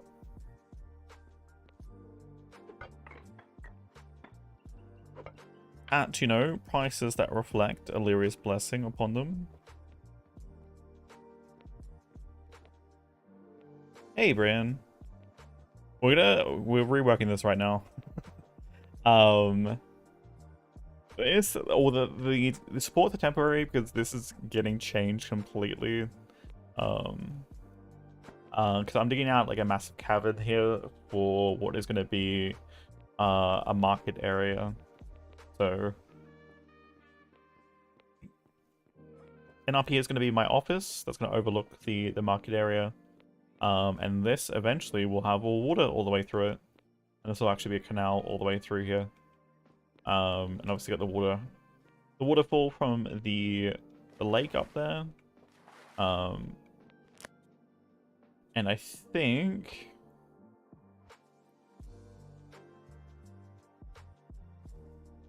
there's a few other things that we're going to do with it. I was potentially, I don't know if it's still going to be a thing. I was potentially going to do a way of potentially rowing up to the lake here from the ocean, but I don't know how feasible that's going to be. You make the water flow properly? Unfortunately not. There are some other ways of having water exist where it doesn't currently. One of those is aqueducts, which is the brick building material, and then you can pump water to it through pipes. and it will effectively create more water. As long as you have the aqueduct blocks there, it will. I think sometimes you can even remove it, but all the other way would be admin spawned water.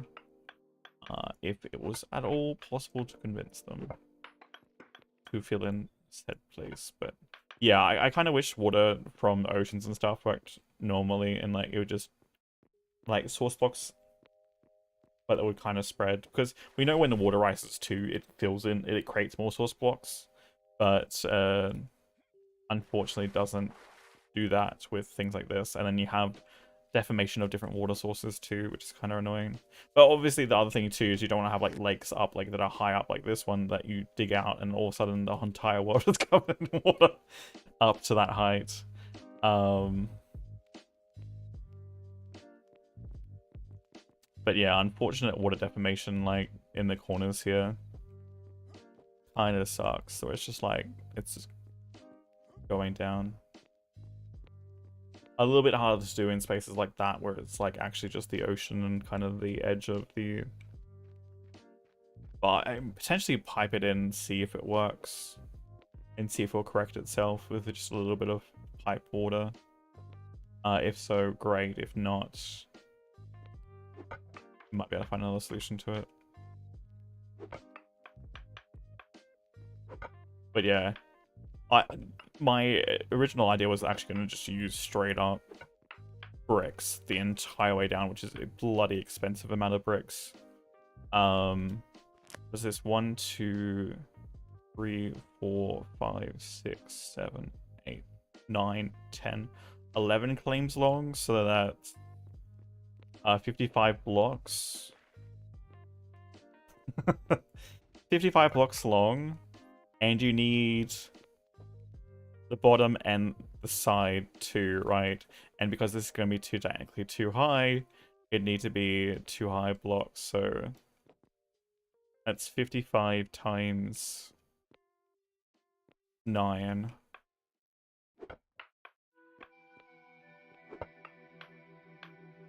Which my brain isn't mapping right now. Spread everywhere? That does happen. That definitely does happen. So we'll see what the support beams look like eventually for this place, but I kind of want almost a natural cavern look. Problem being the grass or the roof is like literally right there too, so. And I don't want like gravel and stuff on the roof, which I can't get natural blocks. I might just have to pave, kind of mix and match, like patch spots like I have done here with the mortared sandstone. But we shall see.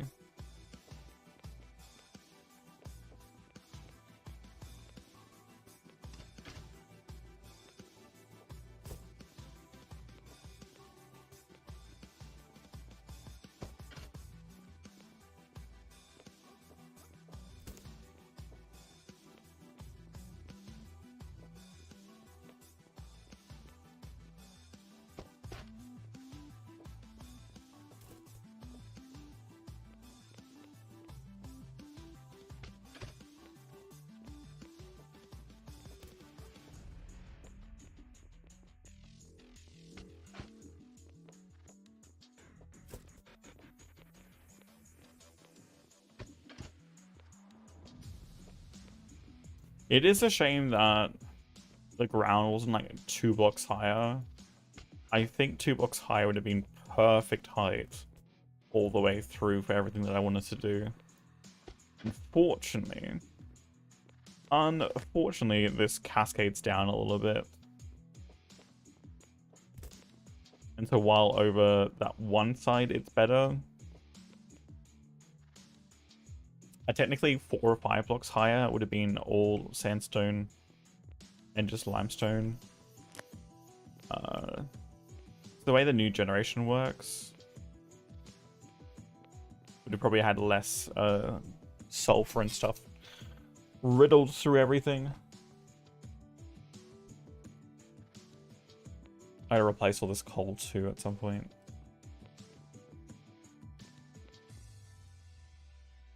But yes. Eventually. This is gonna be the floor of my room.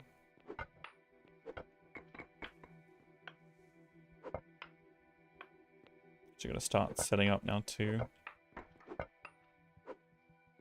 My office, that's gonna also double as a lounge room for my house.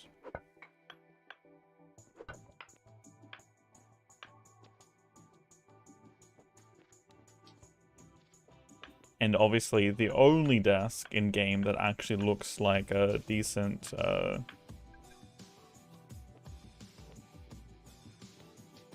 business desk, being the most expensive desk that exists in game.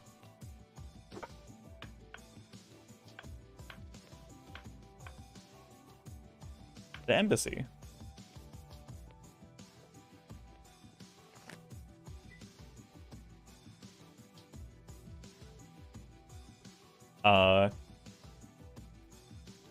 Literally 8 copper bars, 8 gold bars, 12 paper, 10 hewn, and 8 wooden boards. Just for a piece of furniture that I'm not actually using it for its intended purpose at all. Is going to be my main desk in my office.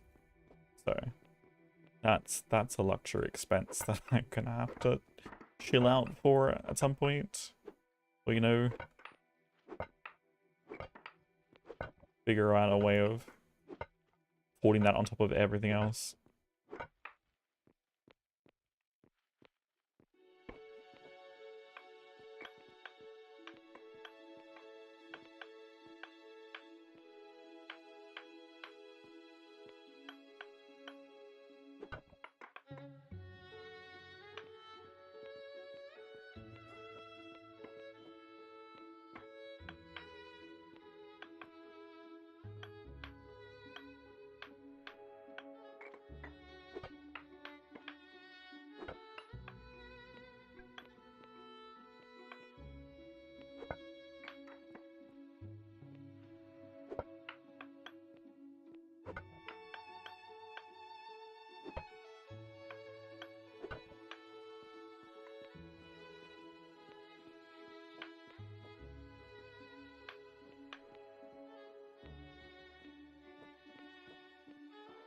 Alright.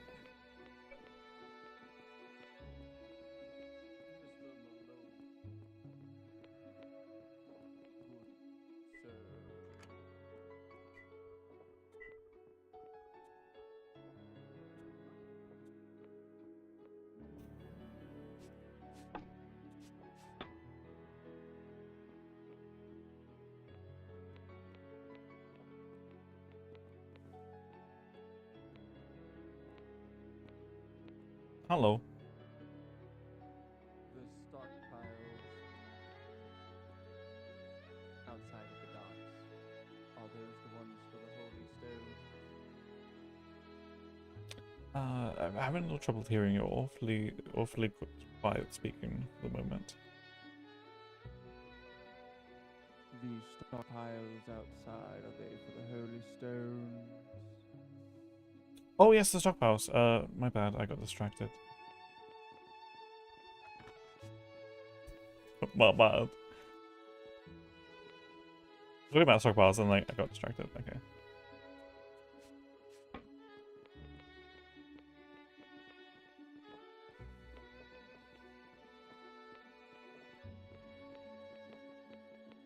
Oops, ran past the exit. I do that constantly. I'm gonna love it when people are doing that, like running past the exit.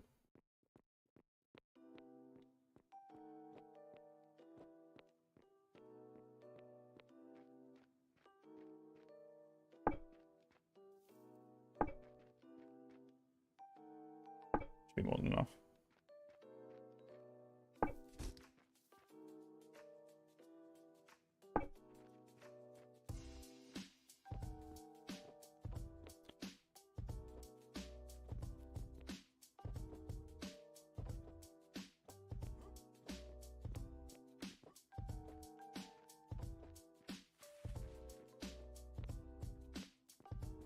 don't know.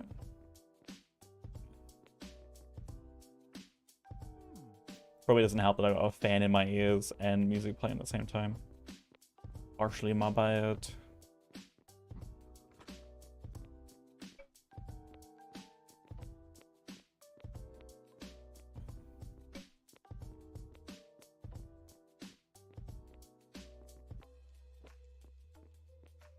I hope the new V-Box thing that wasn't too bad. It completely went north of us, I think. I haven't even heard it.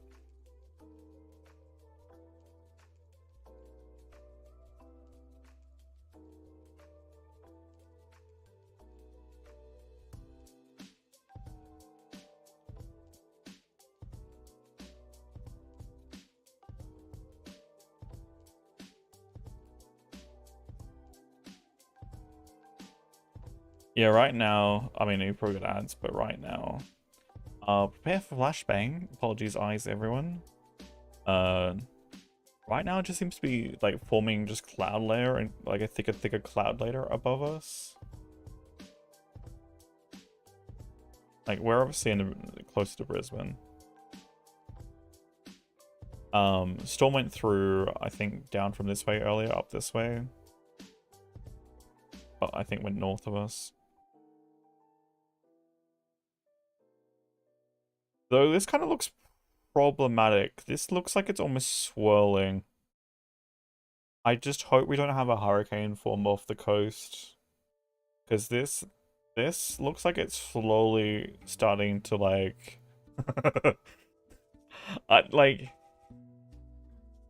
Yeah, it kind of feels like there's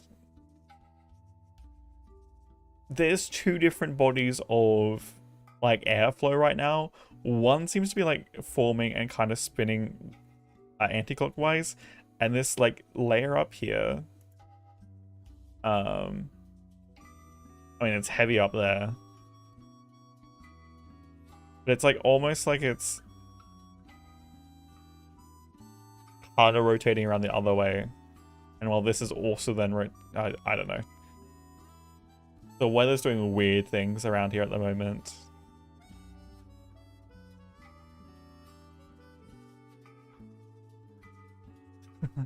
I mean, conveniently there is the mountain range through here, so it kind of generally forms over the mountain range and comes down.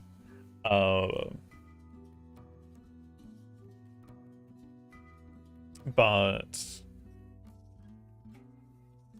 yeah, I don't know.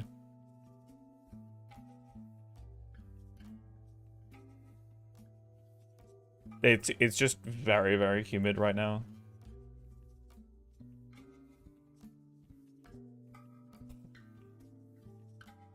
Hello there.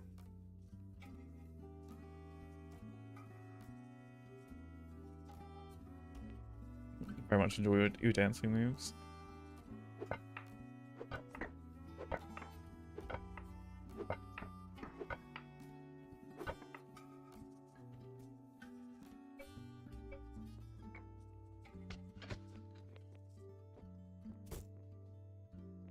So the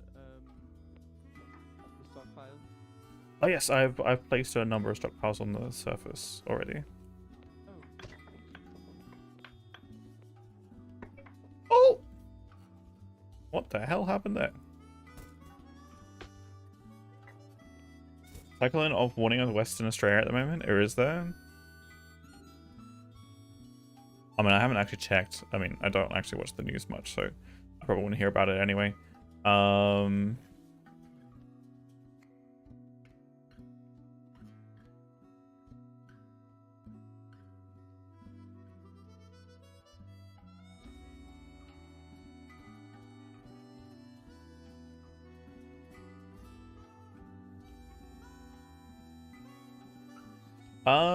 I mean, it says that it's not.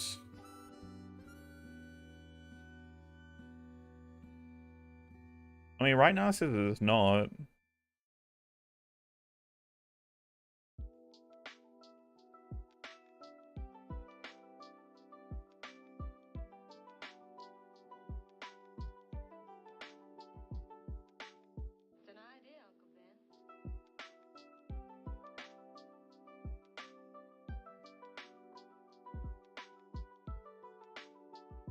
Well, I don't know if this is meant to change.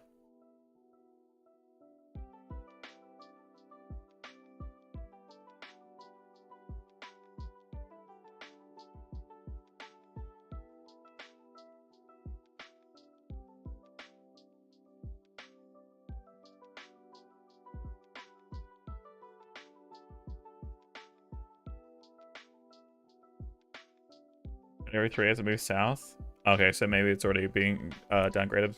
Yeah.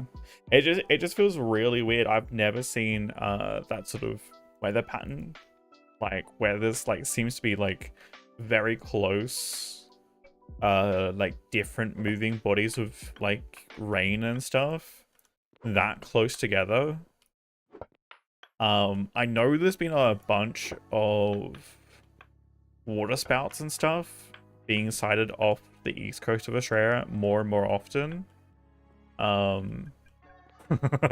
Which you know, sounds like the ocean side of things is gonna get more and more dangerous.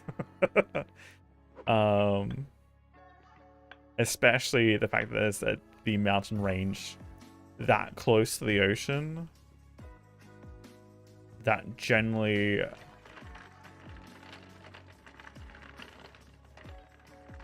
and because of like generally especially up north here where it's like more tropical and definitely more humid on the regular.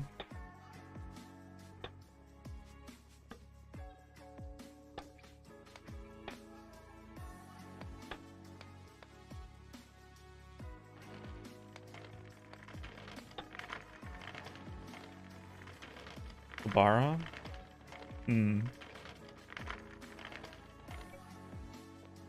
Trying to remember when we had the last tropical cyclone.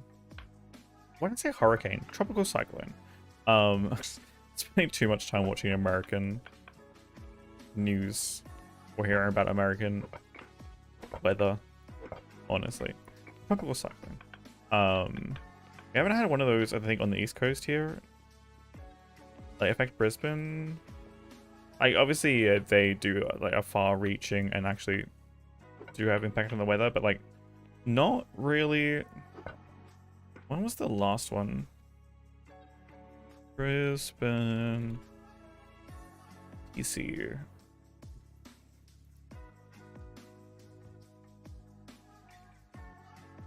That didn't actually give me what I want. Cyclone. Let's go last tropical cyclone.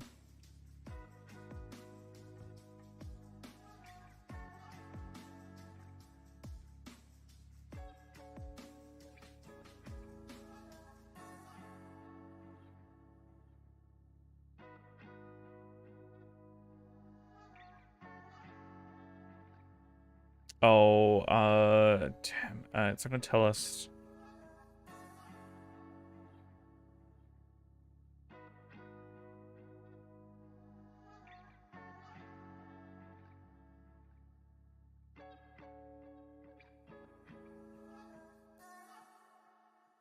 It's gonna tell us because I have to look through too many.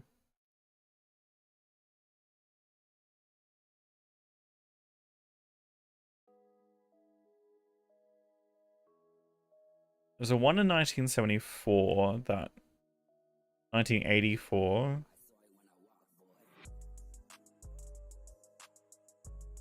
This is the 2013 one. Down to Queensland coast, extratropical cyclone caused serious damage on its way, including tornadoes and flooding in Bundaberg. Yeah, it did affect Brisbane, but it wasn't exactly a hit on Brisbane. 2017. Yeah, I don't think we've actually had one hit Brisbane. And the reason why I don't think we've actually had one hit Brisbane either is because the fact we actually have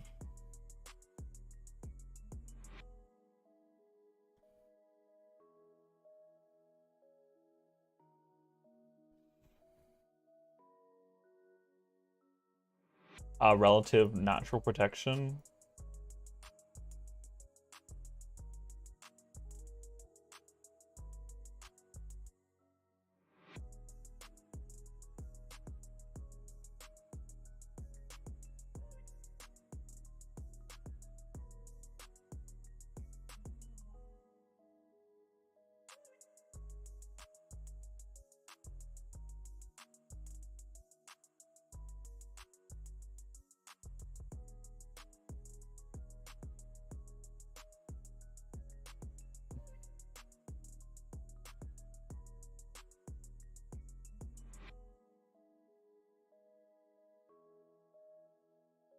So we generally have the islands out here. We've got Modern Island and North Stradbroke.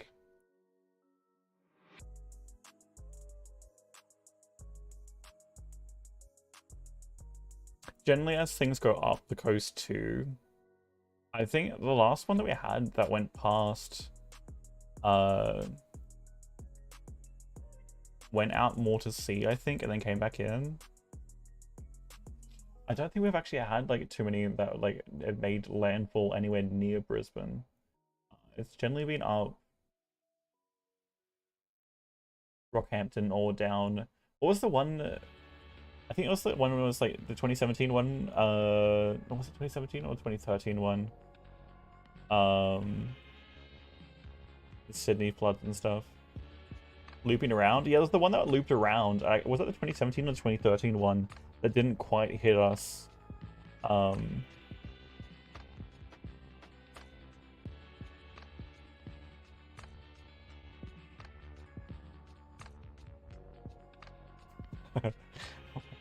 yeah, it's so weird too. Queensland, the capital of Queensland is Brisbane, and we're like right down here, and this is the entire state. It's so weird. It's like same with Perth. It's like you're right here, and it's like you got this much land. That's fair. Was Debbie 2017? I don't think it was. No. 2017. I think I was still doing youth work, and I don't think it was that one because I was up at the Sunshine Coast at the time. I mean, yeah, Adelaide, it's like even worse.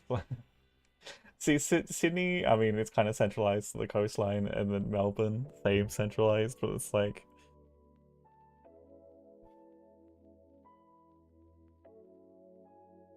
I mean, we do live, what is it, 90%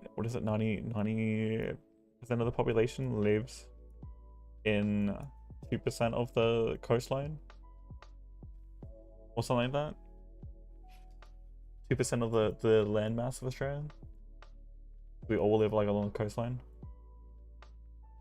Not 2% of the coastline, but yeah, like 2% of the actual land mass of Australia.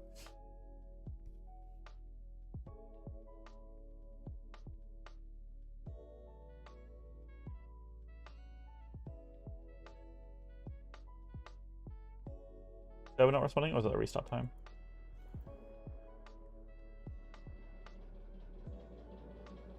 Really habitable? I mean, no, it's definitely habitable. It's definitely habitable. You have literally people living in deserts and stuff.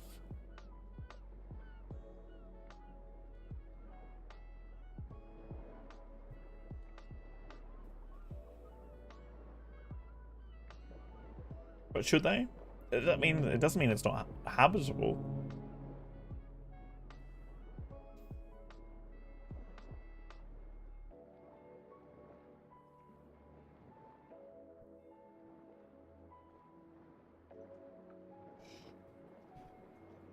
Tag actually.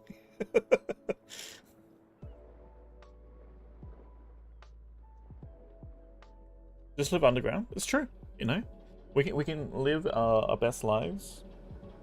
We can create underground living, you know, like I want to do in eco, but we can do it like, you know, large scale.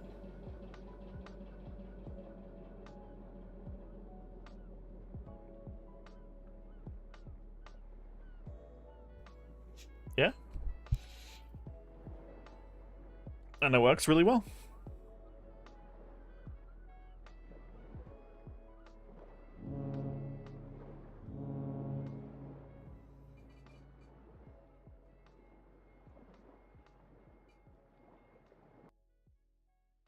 I mean, the way that they often pronounce it does very, very much sound like Cooper PT.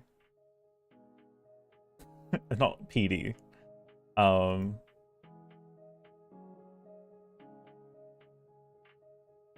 don't know if it's just like the sheer amount of people that mispronounce it. So I just might restart game 2. Just in case.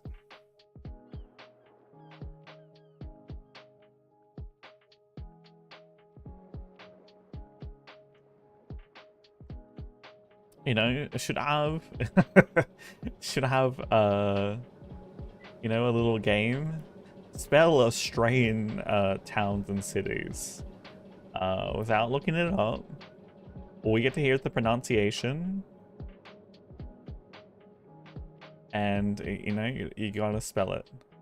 Like things like Wollongong, Wollongabba, Whoop Whoop.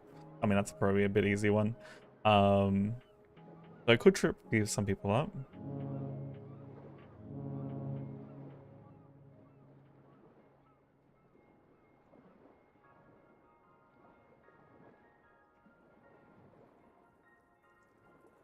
That one's a little bit harder for me to pronounce because I haven't actually heard that one before. It's on the strands up too. It's true.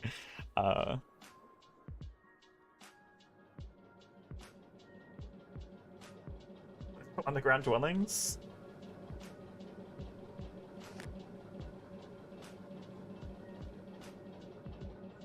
This is why we don't want the rest of the you know, this is why we don't want the Americans to know we exist. Supposed to. We don't want them to know how advanced our technology is down here. You know. This is why we keep making them think that Australia doesn't exist and it's an imaginary place. You know, if they keep thinking it's an imaginary place, they won't come for our technology. You know, we gave them pacemakers and fridges and stuff. You know, we gave them a little tease here and there. We can't let them have all our secrets. Hearing aids, true. Wi-Fi, it's true.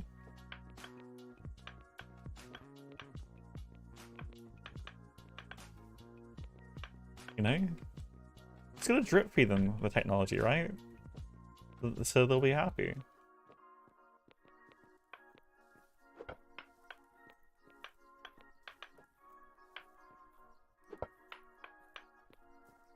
The things we do. Yeah. I mean, we're talking about latest tech and stuff. University of Melbourne's making breakthroughs with cooling systems for quantum computing.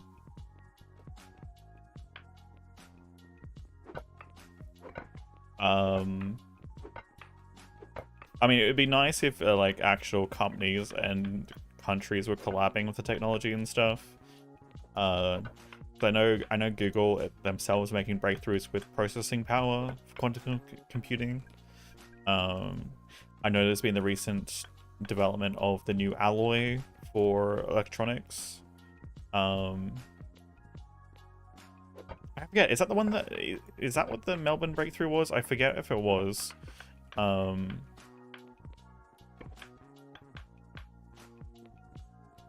on, let me see if I can find it. Melbourne University breakthrough quantum computing.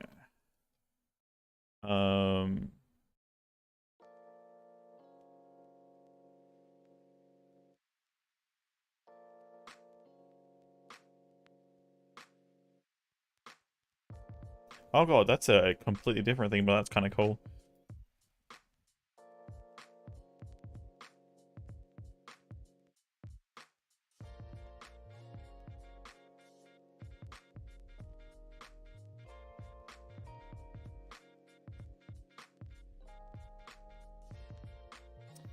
New super pure silicon chips. I know this was one of the things that I saw. So researchers at the universities of Melbourne and Manchester have invented a breakthrough technique for manufacturing highly purified silicon that brings powerful quantum computers a big step closer. The new technique to engineer ultra pure silicon makes it the perfect material to make quantum computers at scale and with high accuracy, the researchers say. Project co-supervisor Professor David Jameson from the University of Melbourne said the innovation published today in Communications Materials, a Nature journal, uses qubits of phosphorus atoms implanted into crystals of pure stable silicon and could overcome a critical barrier to quantum computing by extending the duration of notoriously fragile quantum coherence. And I mean, if you want to look up and read further into it, but like, yeah, like it's like the things that are going on right now for development of technology and like materials and stuff. This was the other article that I saw that was like a breakthrough. I'm just like, breakthrough in high performance computing and quantum chemistry, revolutionized drug discovery. Like, potentially, again, the way that even the basic quantum computing we have right now can actually make insane breakthroughs with like processing and formulating, like just testing different parameters for things.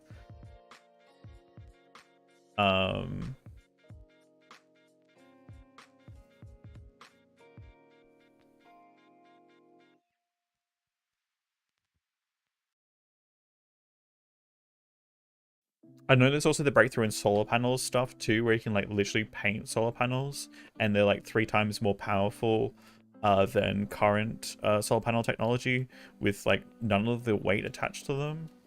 And like you can literally paint it onto a building and then attach the wires to them as well. The like wires, probably not the best word, like the pads and stuff that will connect them to like the electrical network.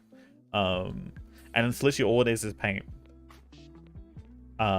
With obviously this alloy that they've created, like crazy stuff that is coming about. And very, very exciting too.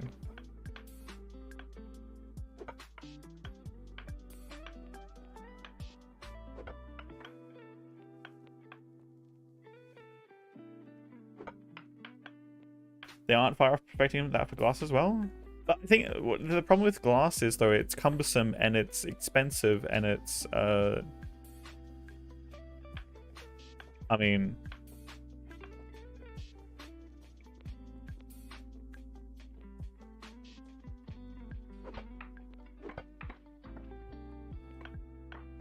haven't forgotten, it's still under copyright thanks to Disney extending for 30 years. I'm sure there are, but there's still going to be other breakthroughs that they're not going to be able to stop. And with the age of information that we have right now, I pushing against the restrictions of outdated and toxic copyright laws for the future of our entire species. I hope there's more and more backlash and pushback against that. I mean, I'm sure, like, great, people can patent stuff that is not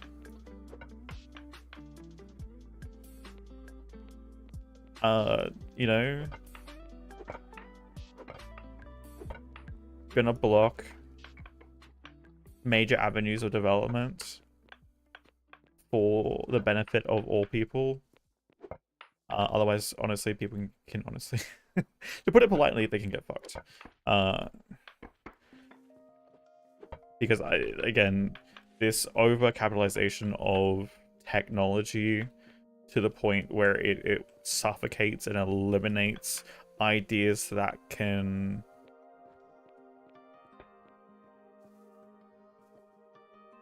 greatly benefit a lot of people.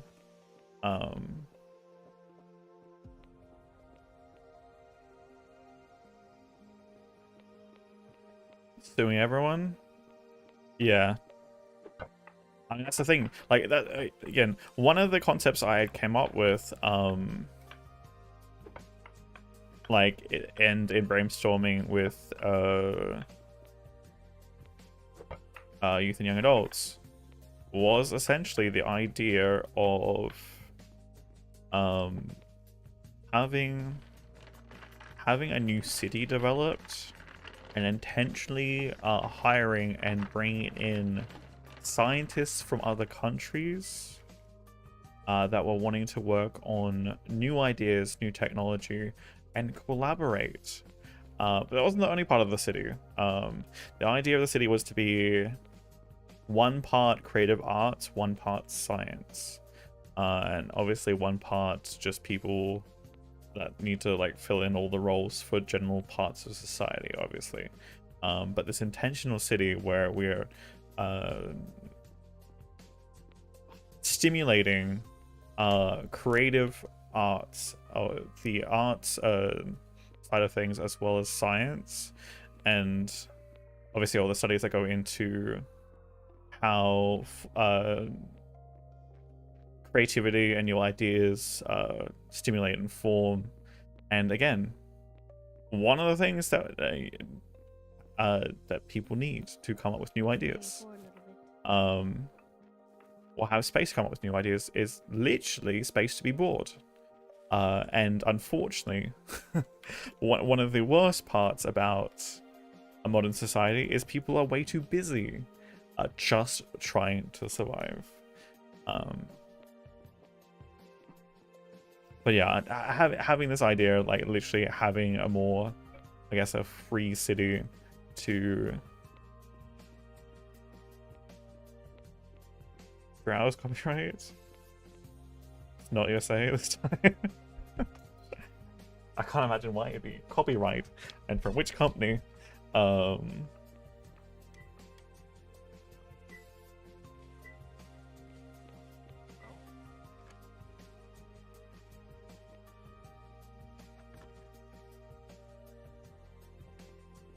Yeah, it would be interesting to see if eventually companies like those die out and become a thing of the past, and those laws become non-existent, in favor of a more positive, healthy approach to future concepts.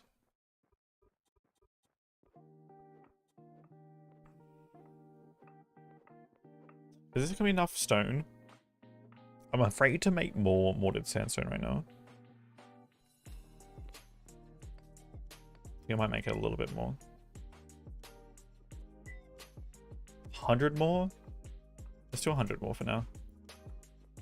As we dig out more stuff, I'm gonna need more bricks anyway. 380.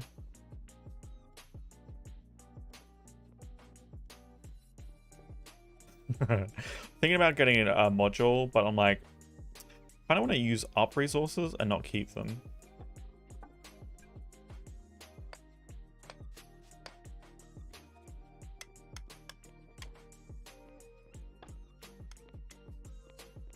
It's not stimulation or active them.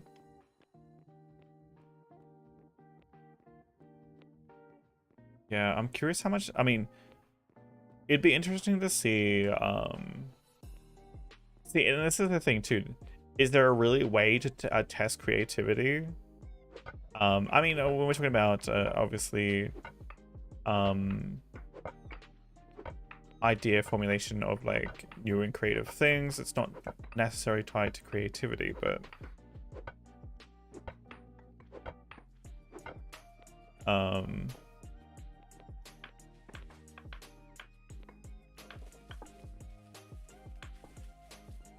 psychological tests for creativity exist.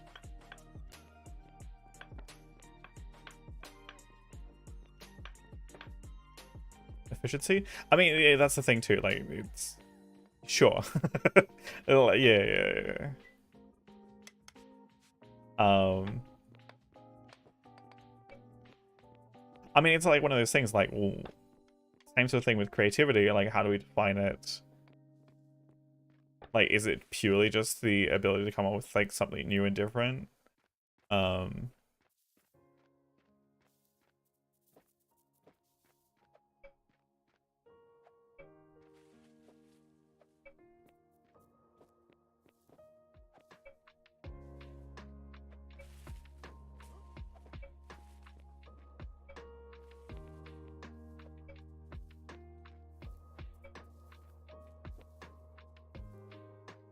Yeah, like, again, it's one of those things that, again, we don't really have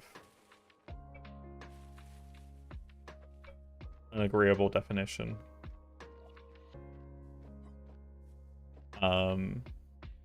Like intelligence.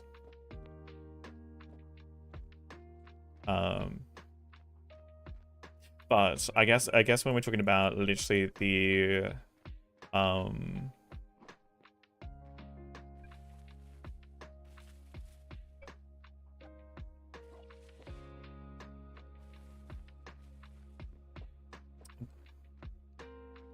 ideas that create new technology.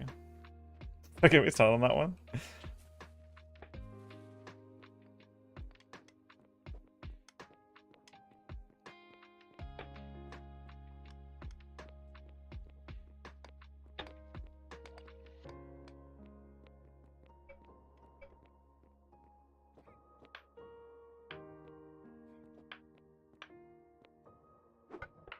Um,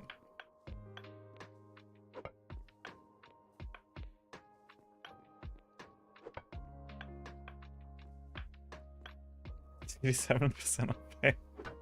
I don't know what that one is, Toast. And we need marshmallows? I'll happily taste marshmallows.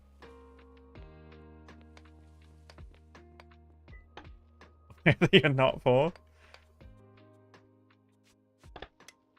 Yeah. I mean, it's the same sort of like the same sort of quantitative concepts that we have, like change, right? We're talking about change. We all can agree that we've changed more than we thought we would have. So what was it? There was a book that I was reading. They did a study of how much, so they obviously they can't test to see how much people have changed because they need parameters for that. But they had people where they contacted and they said how much do they think they're going to change going forward, and then like they contacted them then in like X amount of years time being like, how much did you think you changed, and like how much did you actually change over that time period, and like the perspective of change. And the general consensus was people always changed more than they thought they would. And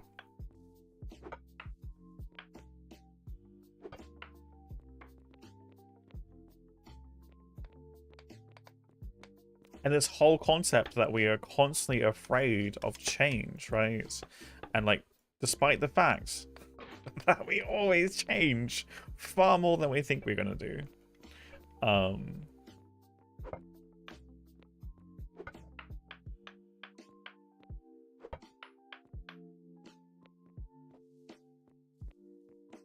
And it doesn't matter how we quantify that change, the overwhelming consensus is that we always change more than what we think we're going to do. Despite clearly being evidence that people have this crippling fear of change. And resistance to it.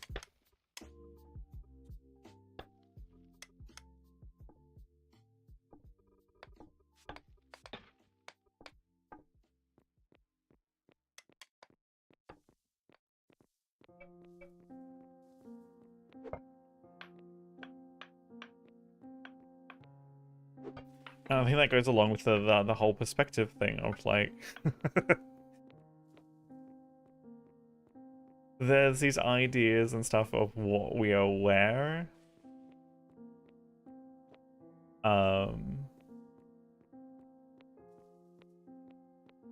around us, and it's only the lack of that we understand, and not actually the concept of having, which I think is this really interesting way that we exist. It's only when we have a lack of do we actually understand what having means. Whether that's having changed, having abundance, having a healthy life.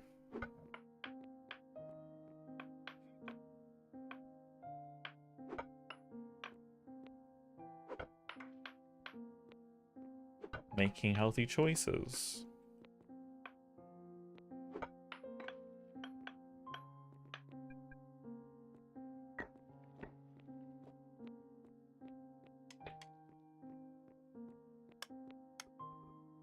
And I think, like, again, when we're talking about like generally tackling medical health issues that have a mental, or I mean, in most do, or not most, the medical issues that have generally a mental tie-in, how again, talking about specifically, let's go something that's going to be more specific and easy for me to define. Mental health in teenagers and young adults, because that's was a big part of my work history. And there's only so much that you can do and educate and inform, but they have to understand from their own lives and their perspectives.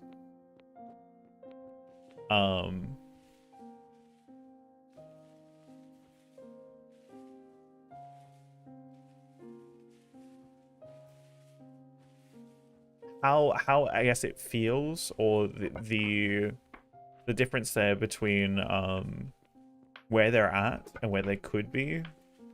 And you can't, there's no way of describing or communicating that to them that will be as effective as them experiencing it.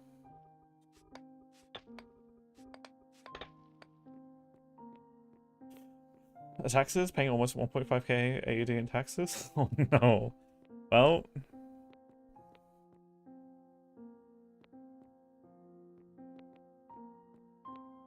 hopefully you get some of that back.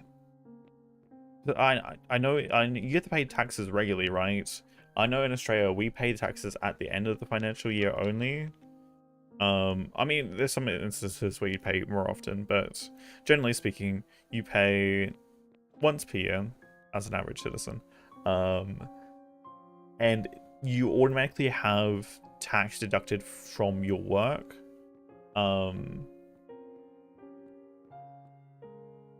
That covers, that is a prediction of how much tax you're likely to pay in the year. So it means you generally don't have to worry about paying taxes at all. And generally you get something back. Generally.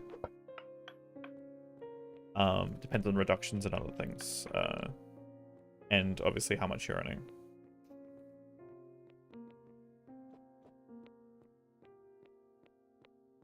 Yeah. But it's like, it's already calculated for you, rather than, from what I understand from the American system, you kind of have to calculate and save that and put that aside yourself, which I think is honestly the worst way of doing it. It's on the employer to actually do that properly for you, as well as obviously pay super and stuff, as opposed to, well, for the Americans that, or people that aren't aware of what superannuation is, it's essentially a retirement fund that is forced by the government to make sure that people of age are going to be able to, essentially once they retire, have money set aside to cover as much of their retirement years as, I guess, possible.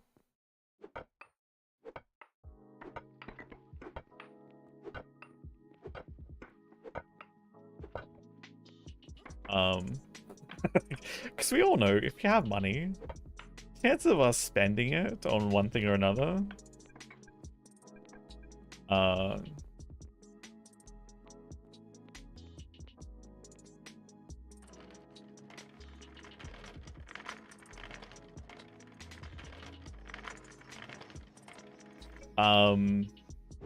but legit, I also know that there are individuals that do have to pay.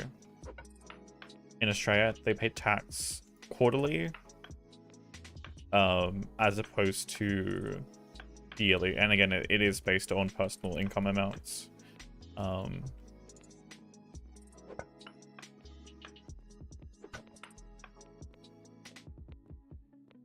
Having worked for the ATO for some time.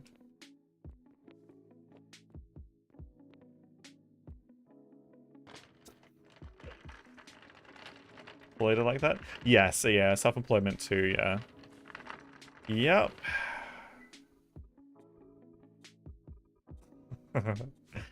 Yeah, outbound calls to people, reminding them that they have debt. Like, not see. Here's the weird thing too. There was one politician that went around spreading like misinformation about the fact that the ATO never calls anyone, and it's like, yeah, well, you're great politician. You're an absolute idiot. Thank you for that. Hey, Vamp.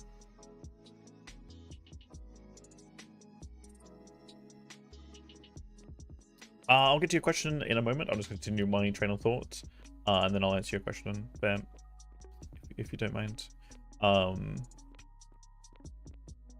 So one politician made the boo-boo of like literally mentioning to, or like on TV, that the ATO doesn't call anyone, and then I was working in outbound calls, being like reminding people they have debt and being like trying to come up with solutions. Most of it was like people that had like or potentially meant to pay some tax, and then because they didn't lodge their forms on time, they got like a little fee thing attached to it, that they then had to pay. Generally, we could waive that, and so literally it was me mostly calling people, being like, hey, you're aware that you have a debt, but because of that politician, there was a number of times where we got abusive people on the other end of the phone being like, you're just a scam caller, and being like literally having to give them the conveniently at the same time I got into that part of the ATO, we got approved to also send out SMS to the people, giving them a code, and being like, hey, call the ATO back on their numbers, go to their website, call them back on the whatever number, and it'll put you through to the right department to discuss it further. But yeah, like, there's one of those awkward things where someone gave out misinformation and it was like this whole nightmare around contacting people because of it. But okay, back to your question, Vamp. What is this game? This is essentially life sim. You have governments, you have laws, you have a society that sort of groups together and builds up different departments and production chains in a way that is meant to reflect the ecological impacts of industries on the environment and the world, and is honestly better played in larger groups. Obviously you can see this is the entire world that we have, and obviously you can see like where all these little icons are, like different towns, and like all these like colored things are different properties, like generally different people. Let's turn off that one, that one, that one, and that one. So like these are all people's different plots and different biomes and stuff. And so, like, as you progress with technology, generally there's a meteor that has a 30-day timer on it that you're trying to kind of work together with people, but also trying to work your own business, and obviously be part of society on the server, while trying to then eventually get technology to the point where you can shoot down a laser and stop it from colliding with the planet, which causes, when it does collide with the planet, it causes massive amounts of ecological damage and destruction to terrain, and will literally wipe out buildings and other stuff too. That is probably the closest, most concise way I can actually describe it. But yeah, there is a lot of systems, and there's a lot of different ways of things integrating together.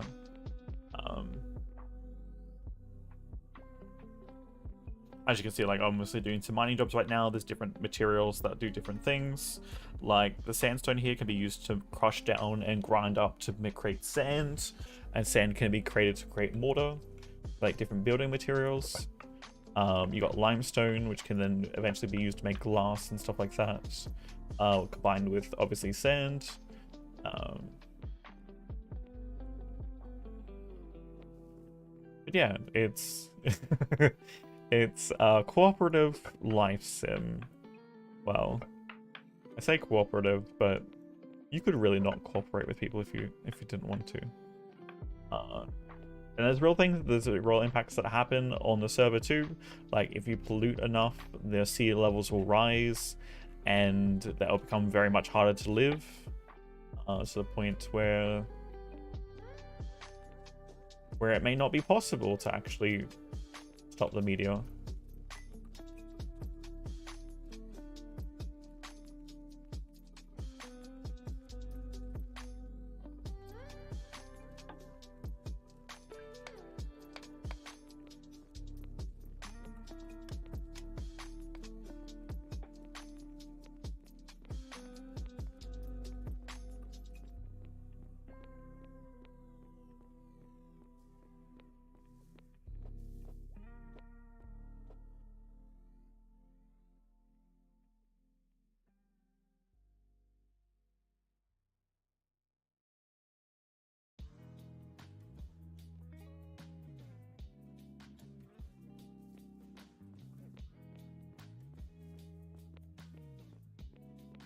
But yeah, if you are interested in the game, we do have a 20% discount code, which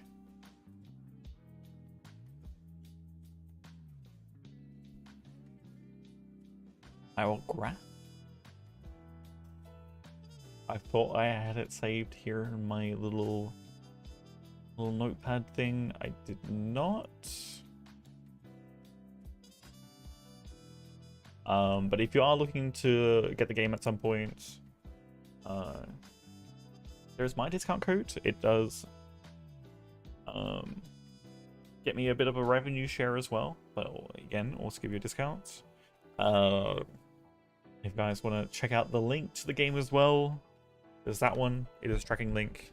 It does support the channel by clicking on that, so I do appreciate it if you guys are interested in checking out the game at any point. Yes, there are drops at the moment, or a drop for the Norse Axe in celebration of the server that we're on currently, Dimmold RP, and Boda setting up this RP season.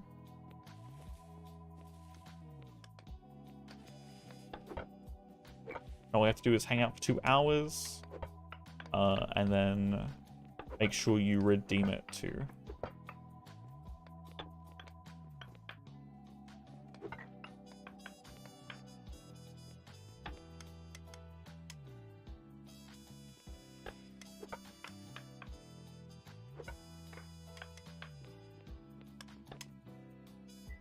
So there's a limited time exclusive drop, and I think item in actually the game store too, which you can actually go in and buy it.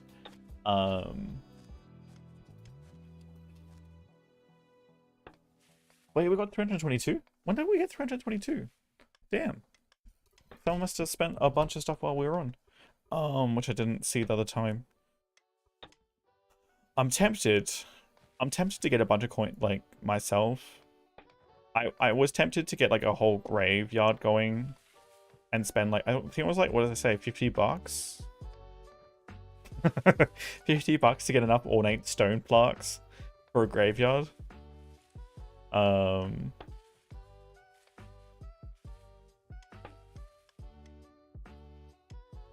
it's a little excessive. Just a little excessive. But that's the axe right there. You can get as a Twitch drop. It is a skin for the, or like I guess a different version, but essentially a steel axe.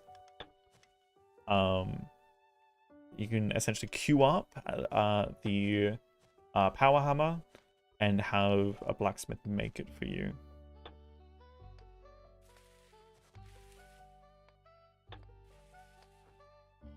But yeah, again, if you're buying currency in game, generally this is the general coin split or revenue split. 20% goes to the server if they set it up for it, 20% for the mods, 20% for the streamers that are active that have 10 or higher viewers, 20% is going to be eventually, I think, no, 15% for the settlements. Eventually once they set that up, I think they're working on that one currently, and then 5% goes to charity whenever you do buy currency in game as well. And I believe that is to support the future development of the game past 1.0, which I believe is coming up. From what I'm aware, the animal husbandry is the next main update, and they also are gonna release the animal husbandry as their flagship update for 1.0. So I think the next update will be much larger in terms of like bug fixes and system changes, and also the addition of a new skill and the entire animal husbandry system to the game for the official 1.0.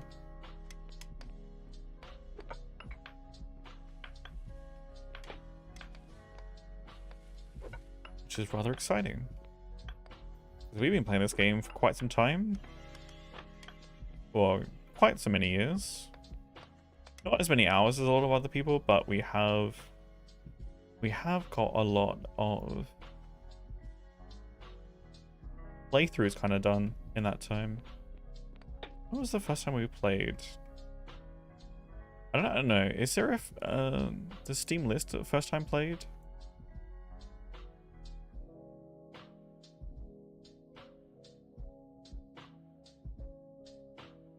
I don't know if it does.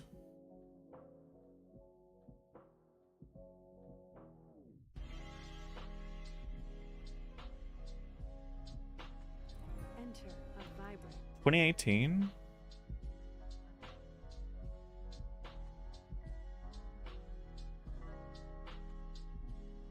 I reviewed it on 30th of June 2019, so I must have had it pretty early. I don't know when I got it though.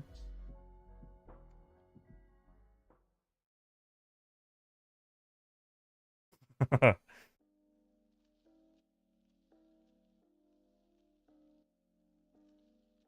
doesn't say when I got the game though.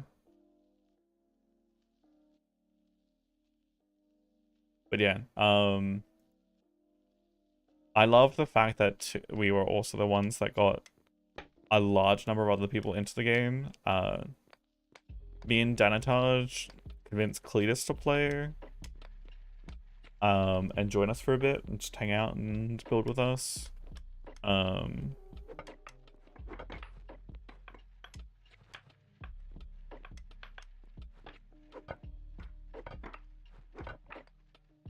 then I think there was like a big group that tried to check it out at some point. And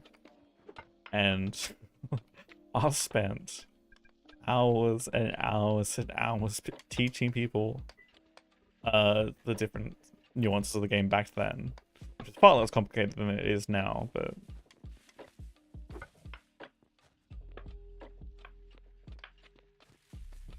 yeah, was good times.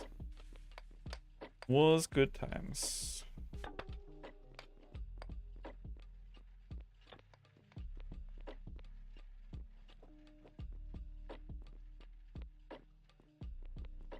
It was great seeing the enjoyment for Eco spread over time.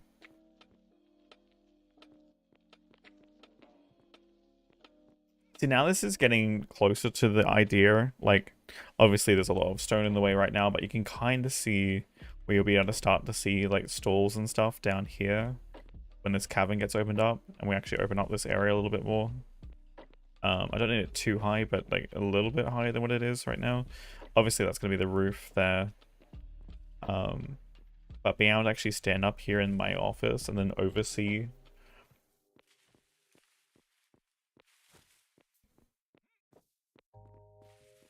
I think it's up to, where is it up to? Yeah, I don't know if that's actually wide enough area. I might build down into here a bit more for the open areas. I don't think I'll need that many shops actually down this end for bulk buy. I might actually extend the open cavern all the way to here. But we'll see.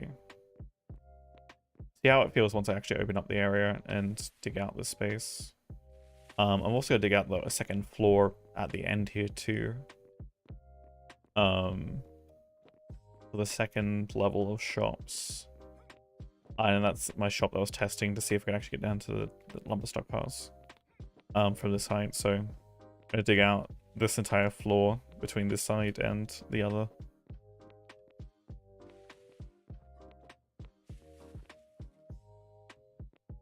Eventually.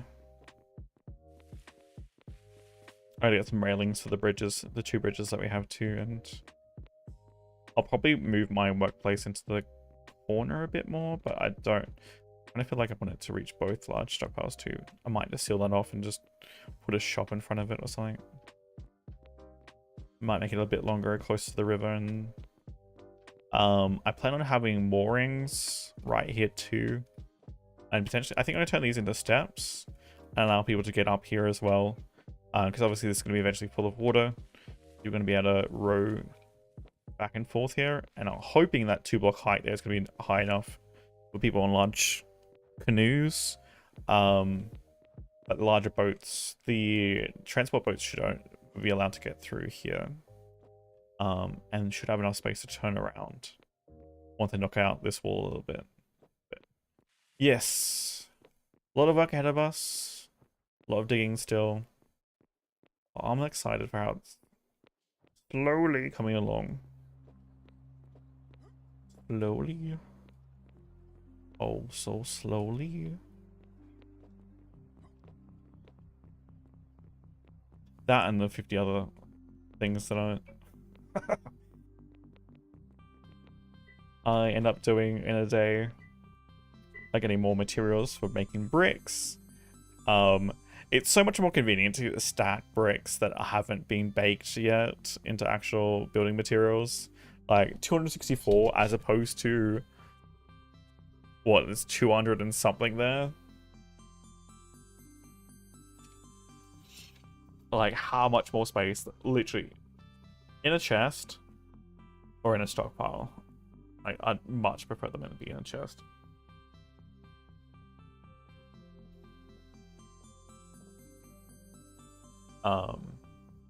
Makes it so much easier. I mean, maybe once we get rid of this limestone, I could have more bricks in here total, but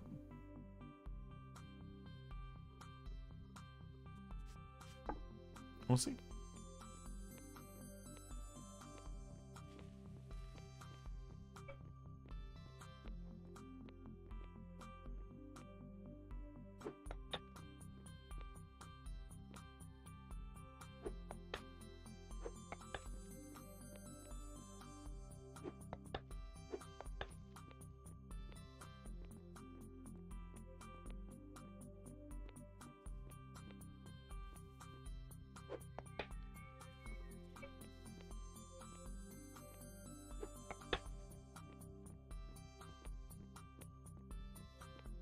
I don't know if I'm going to do this with sandstone, but I think for right now I'm just going to reinforce that with sandstone right there. It's 10 blocks, right? 5, 6, 7, 8, 9, 10. So technically this is where the next one would need to be in terms of pillars going up to support the roof. Unless I do it with bricks, but I don't like the look of bricks, and yeah, we all know my thoughts on painting blocks right now that aren't smoother textures. Alright, I'm going to be right back. I'm just going to use the bathroom. Ad's about to run. We'll take a quick break. I'll be right back.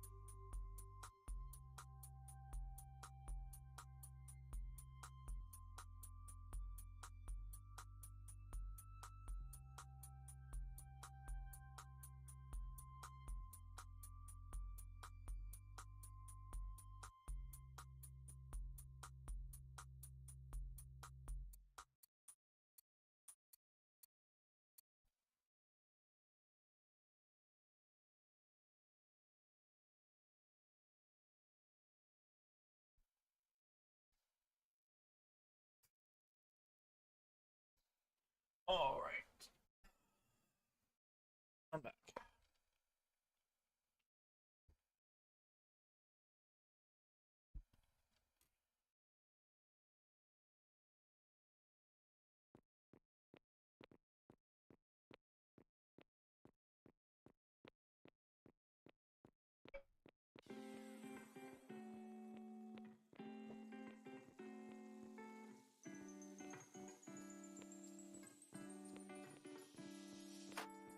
I'm actually tempted to pull out that coal right now and replace it with mortared limestone, sandstone.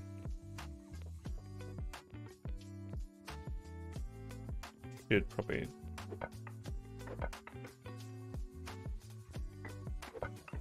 pull that up too.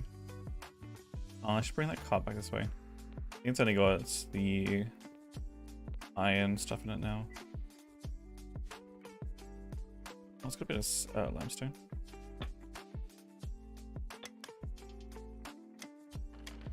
I'll have to figure out if we need more mortared limestone for the church.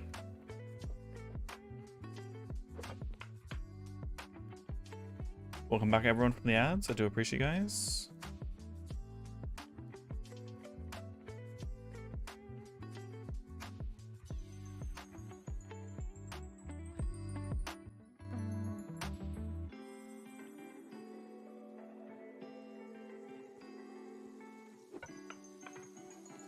Like there's some really, I really enjoy some of the beats that are on Pretzel Rocks, but like it is rather frustrating when they're like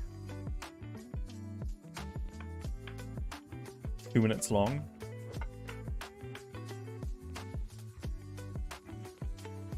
And it's like, start getting into it, and it's like, by the time you get into it, it's like, it's already over, and it's like, damn.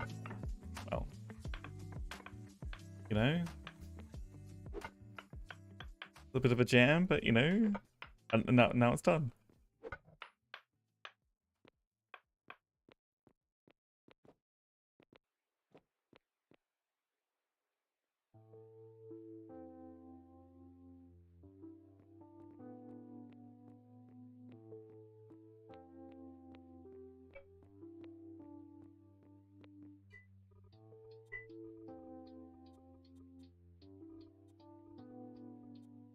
You've got about 100 limestone down here. I think they were starting to work on the church, but sounds of it upstairs, unless they were removing more of it. Curious to see how it's going.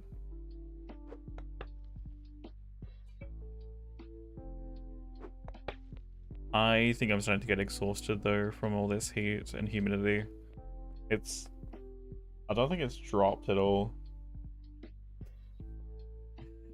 It's dropped a degree in the last 10 hours.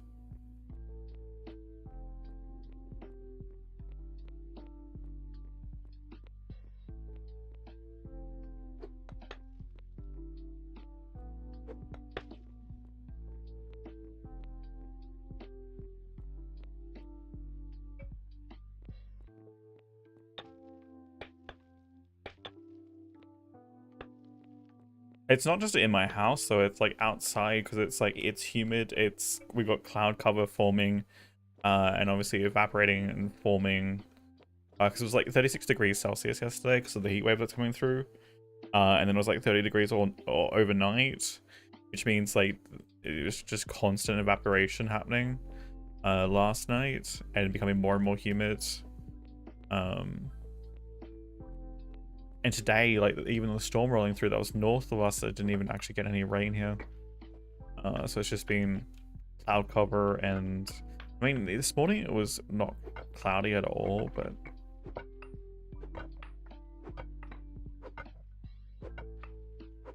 the cloud cover did roll through.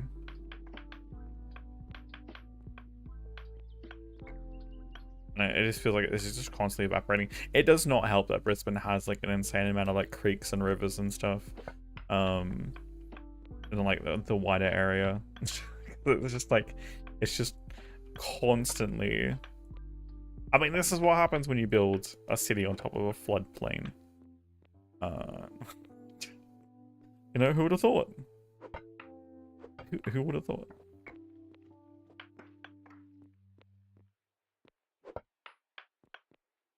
So when it does get hot, it's literally just...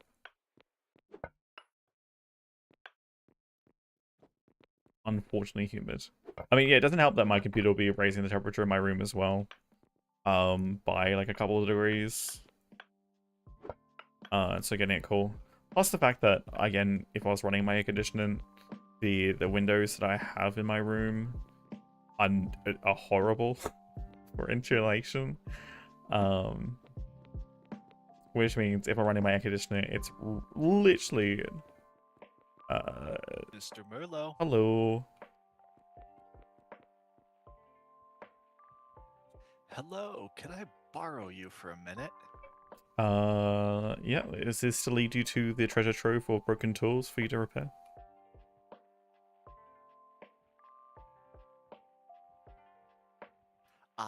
It's my bloomeries. They need repairs. Oh, your bloomeries. Interesting.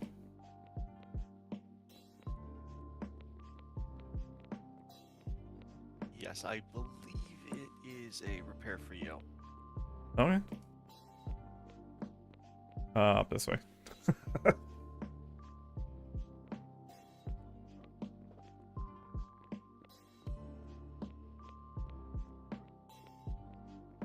This place is gonna look fantastic when the canals are filled. Yeah. I hope so.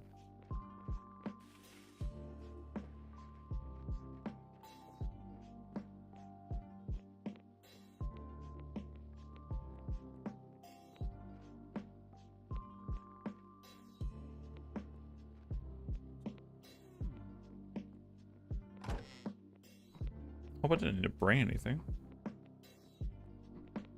One in this room, one in the next. Do I have access to mortar?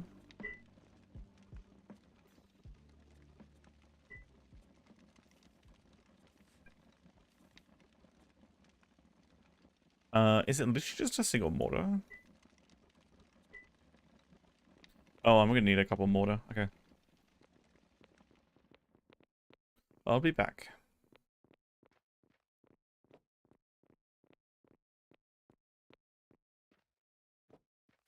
Wait, does that decrease the integrity of the item itself that they're eventually gonna need to be fully replaced?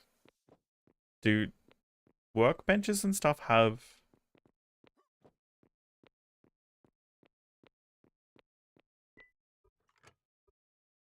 We actually are almost out of mortar. I have to put some more on. I'll grab 5 for now.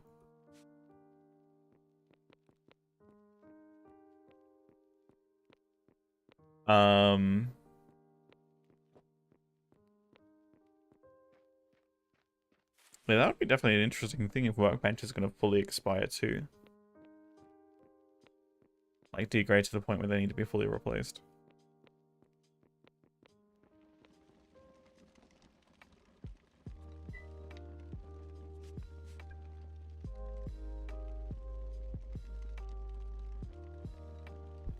Or self-improvement 4. You can do a self-improvement 4. Interesting. Oh, I don't think I actually have authorization to fix this right now.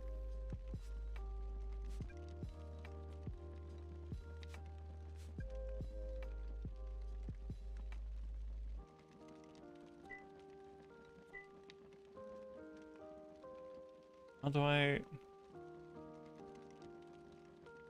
Yeah, I can turn that off. Oops.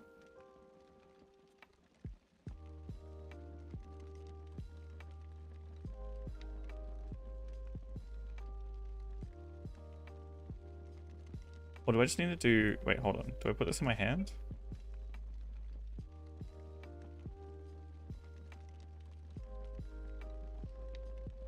How does one repair things?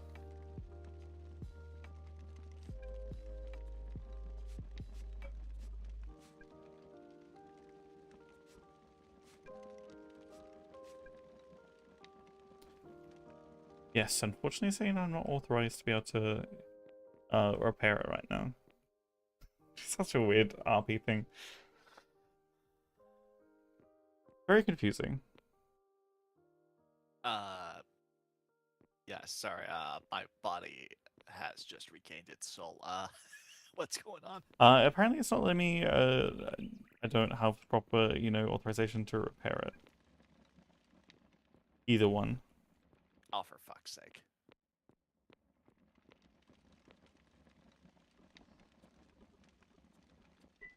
I don't know, is there a repair? Try the back one first, and I'll flip this one.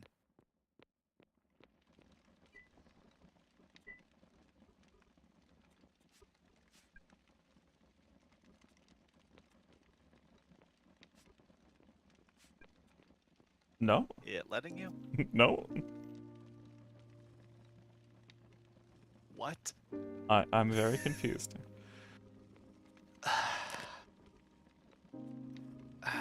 I'll flip the deed. One moment.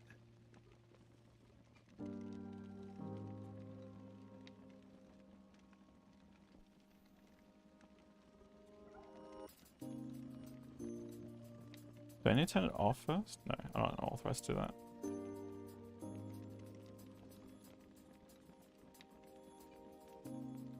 Alright, once more with feeling.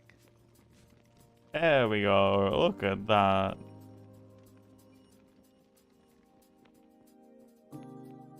Excellent. Okay, the question is, can I just do this without? Okay, don't even turn it off. There we go. Nice and repaired. Alright. Thank you very much. And I will lead you to the wonderful bounty of repair tools needing repairs. Ah, and the wonderful Bob is right there. Yeah, I imagine there's a stock of those.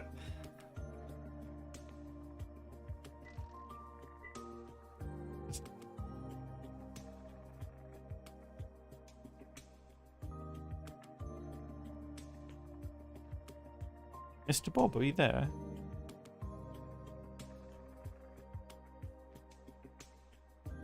Yes, hello. How can I help you, Mr.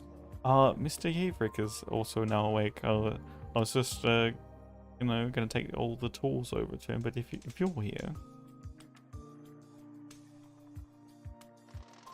Oh, yeah, good point. Let me just have a quick journey. One moment. Just drive across the street.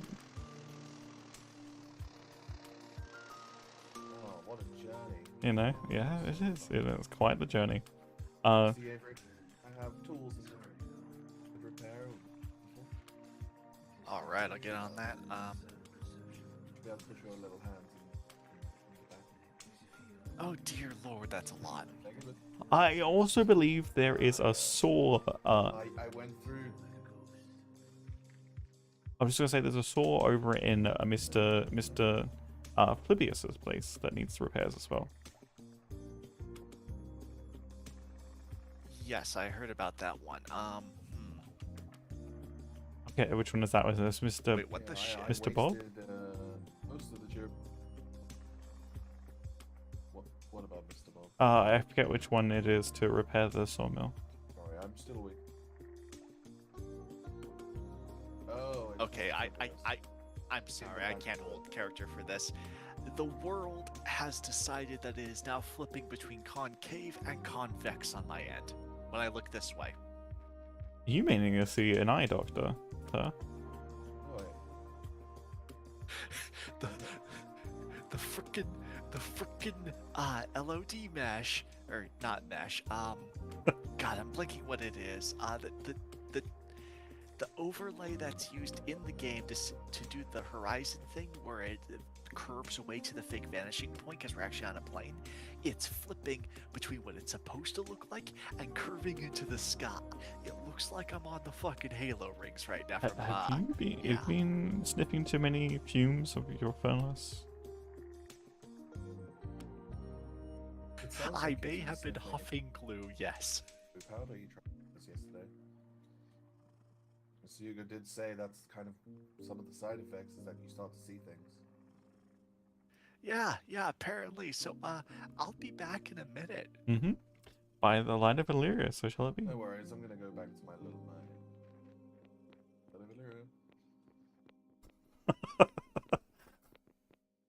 That's an interesting bug that he's getting right now.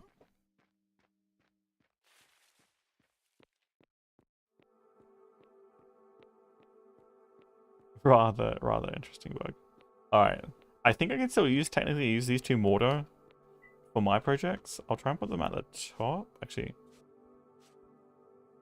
I'm curious. If I put them there.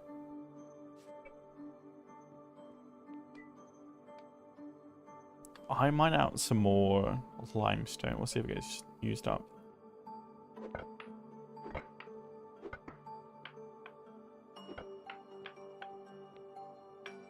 But yeah, unfortunately, I think the humidity and the heat today is still kind of getting to me.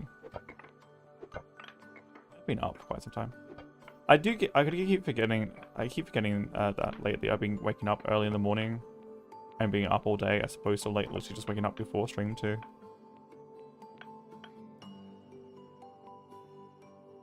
You know, actually having a normal sleep schedule or relatively normal sleep schedule in terms of time of day compared to what my usual sleep schedule is, it does use a call, which is literally waking up at like 1 or 2 p.m. and then being up like an hour before stream, eating and then getting ready and stuff, responding to emails and all that sort of thing. But daylight savings doesn't help sleeping? Well, daylight savings doesn't actually exist. It's just a made-up concept that doesn't actually help anyone. You know what? It's the same thing as daylight savings per se. Having work start an hour earlier without having to shift clock times stupidly. That's it. Congratulations. You've done the exact same thing without the nonsensicalness of shifting. Has Queensland said no? I mean, Queensland itself said no to daylight savings. No part of Queensland has daylight savings. There was a vote again recent, or it was like a couple of years back, for whatever reason, and Queenslanders are like, no, you're dumb. Please don't. Don't try and force us to have daylight savings. It makes no absolute sense. And it's a failed concept for modern society. Thank you. Did we? Yeah, there was one. I don't know how many years ago it was now, but there was one more in recent times. I don't know if it was like 2017, 2016. Or it might have been, I don't know. Save the candles? Yeah, like, so the debate for the, what was it? The debate for the daylight savings was so you have more time in the day to do things. I'm like, I'm here in the middle of summer. It's daylight till like 6 p.m. at night. Like, I don't know what daylight we're saving. But there's still plenty of it. Even after work. But if you're really out of business, just get up early. And it's like something to talk about the farmers, but then like there's the excuse that like the farmers, it was going to benefit the farmers, but the problem is the farmers were all like, no, you're an idiot, it's not going to benefit us all. We get up anyway. When we get up, like, it literally has no effect on us, daylight savings or not. Here till 8:30 in Melbourne. Wait, oh, I guess so, because it depends on the season. Yeah. I keep forgetting the way that the always weird the way the sun rotates around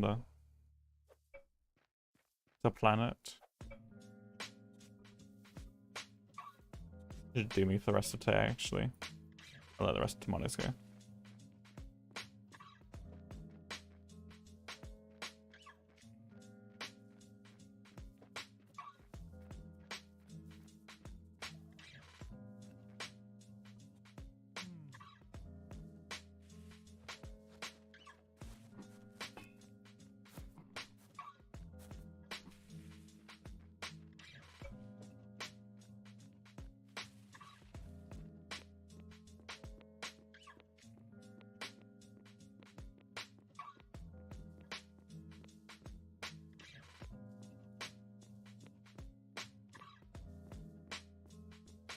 Don't worry, we still got Hugo's cart down here.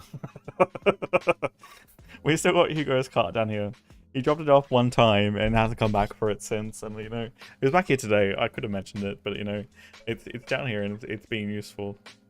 So you know, he's blessing Illyria with his cart right now.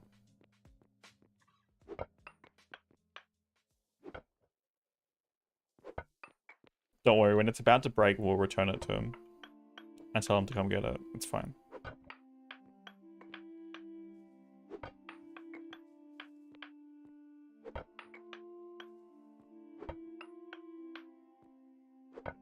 It's down here. It wasn't down here originally, it was up on top. He did remember he left it over here, but then he bought a new cart instead, so he's already replaced it. You know, I'm giving this cart the life that it deserves, full of, you know, loving memories of being utilized for its purpose, as opposed to Cowboy who abandoned it.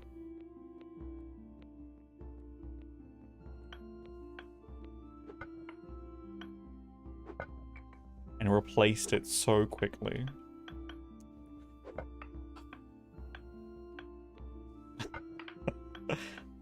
You know?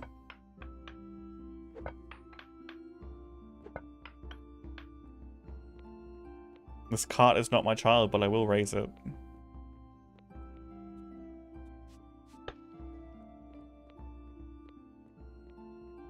How many has out in the world? Should be able to do that quite easily, actually.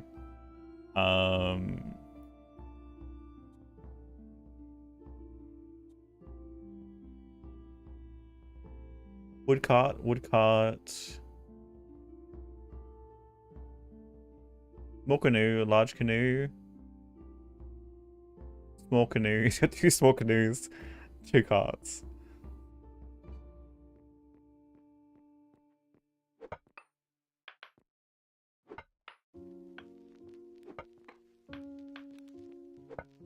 I don't know.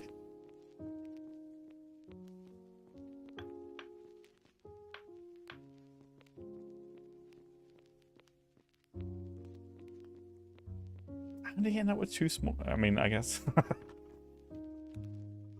Left a canoe somewhere, I guess.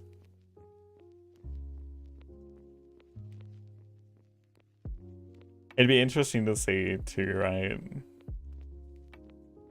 Like at the end of a server, like where, like if people have like upgraded vehicles and stuff and just left something out in the middle of like nowhere, it's like abandoned. You need to have like a grave for abandoned vehicles and stuff too. You know what we could do? We could like literally put a chest down. I think vehicles you can shove in chests and stuff, right? Or am I mistaken? Does that have to go in a stockpile? So what we could do is make a graveyard for vehicles. And literally put people's abandoned vehicles.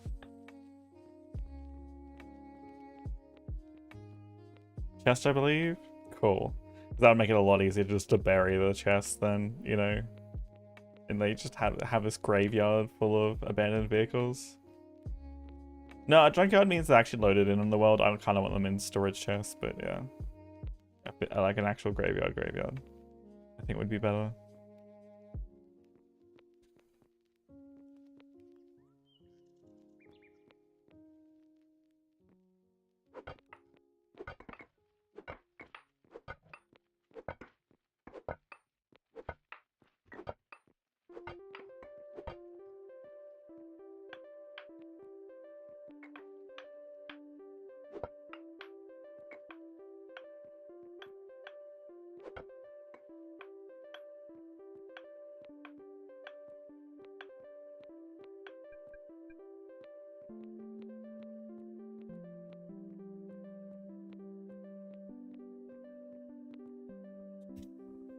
Can you imagine someone going around on the server literally trying to acquire people's old vehicles and stuff, and then asking people for a eulogy for their old vehicle or something to put on the gravestone? Not a eulogy, just like literally something to put on the gravestone for each of the vehicles. Used car salesman, but it's not quite that. Like it's literally you're not selling it, right? You're not trying to redistribute. Like these are like it's past technology that's outdated that no one is gonna really use or want to use anymore. And you're putting it to rest in a coffin with like a gravestone. You know?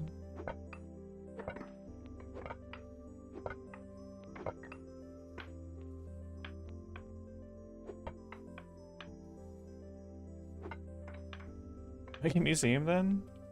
But you can't see, that's the thing, you can't really display the things without them being loaded in, and that just again, we know how much impact that having large amounts of vehicles, especially in close proximity, will have them like falling through the world and stuff.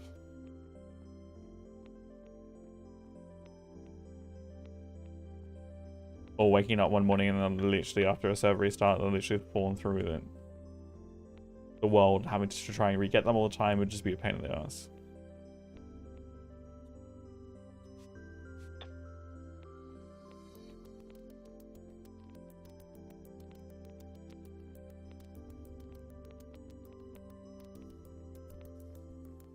I mean, if there was a mechanic in game for that, sure, but yeah. There's really, unfortunately, not.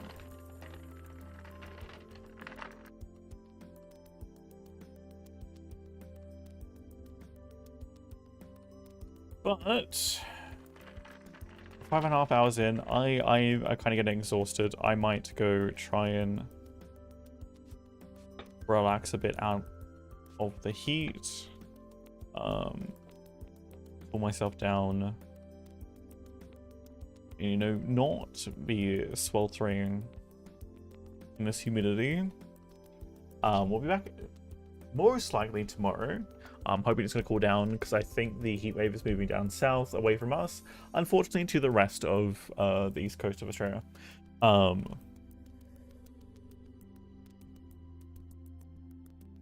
yeah, we'll be back tomorrow. Hopefully tomorrow, by the time we get towards tomorrow's stream, we'll be a lot further in with the ATM and start looking at shaping it a bit more and developing a bit more out from there. Let's see, is there anyone? Mitachi's on. Is it just Mitachi? I feel like we've almost rated Mitachi every day.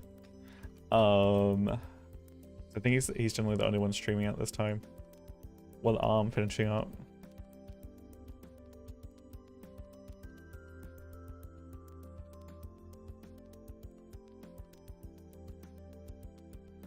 That's alright. We'll continue to send the love for the Doom World RP server across to Mitachi. Tomorrow is supposed to be worse? Worse for us up in Queensland? I don't think so. I mean, I can check. I thought the worst of it was Wednesday, which is obviously already been, that was yesterday.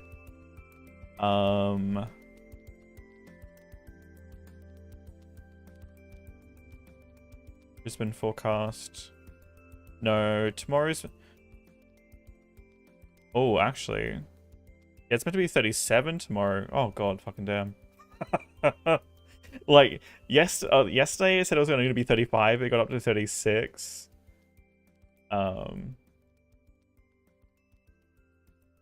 Yeah, like that 30 all next week. That's okay. Stay tuned for stream tomorrow. I may not stream if it's going to be this hot, and I'm just going to be literally dying. Because there's no way I'm going to sit in a room that's 37 degrees plus my PC that's going to be heating up even further. That's just not going to go well.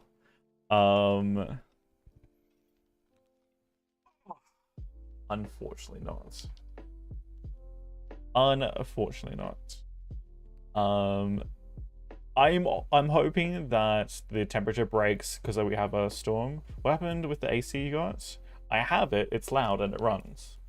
The problem still is the fact that the window is I need to come up with another solution for potentially sealing the windows in my room, and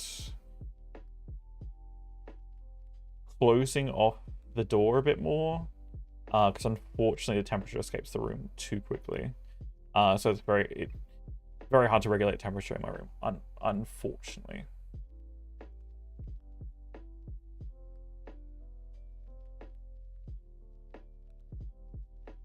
So I do have it, and it does work quite nicely. And it still drops the temperature, but the problem is it just tends to bounce back a little bit too quickly to be worth running. As much as I would like to keep the temperature down and enjoy myself in the room with my PC. I mean, honestly, even just removing my PC from my room and running it from another space would be nice, because it would allow for have less of a problem. Because generally when I'm like streaming and stuff, generally it's not too bad when I'm just playing games. Obviously the higher end games tend to still push my PC to be a bit warm. But yeah, when I'm streaming and playing those games, or even something a little bit less, it gets way too hot in my room, unfortunately, right now.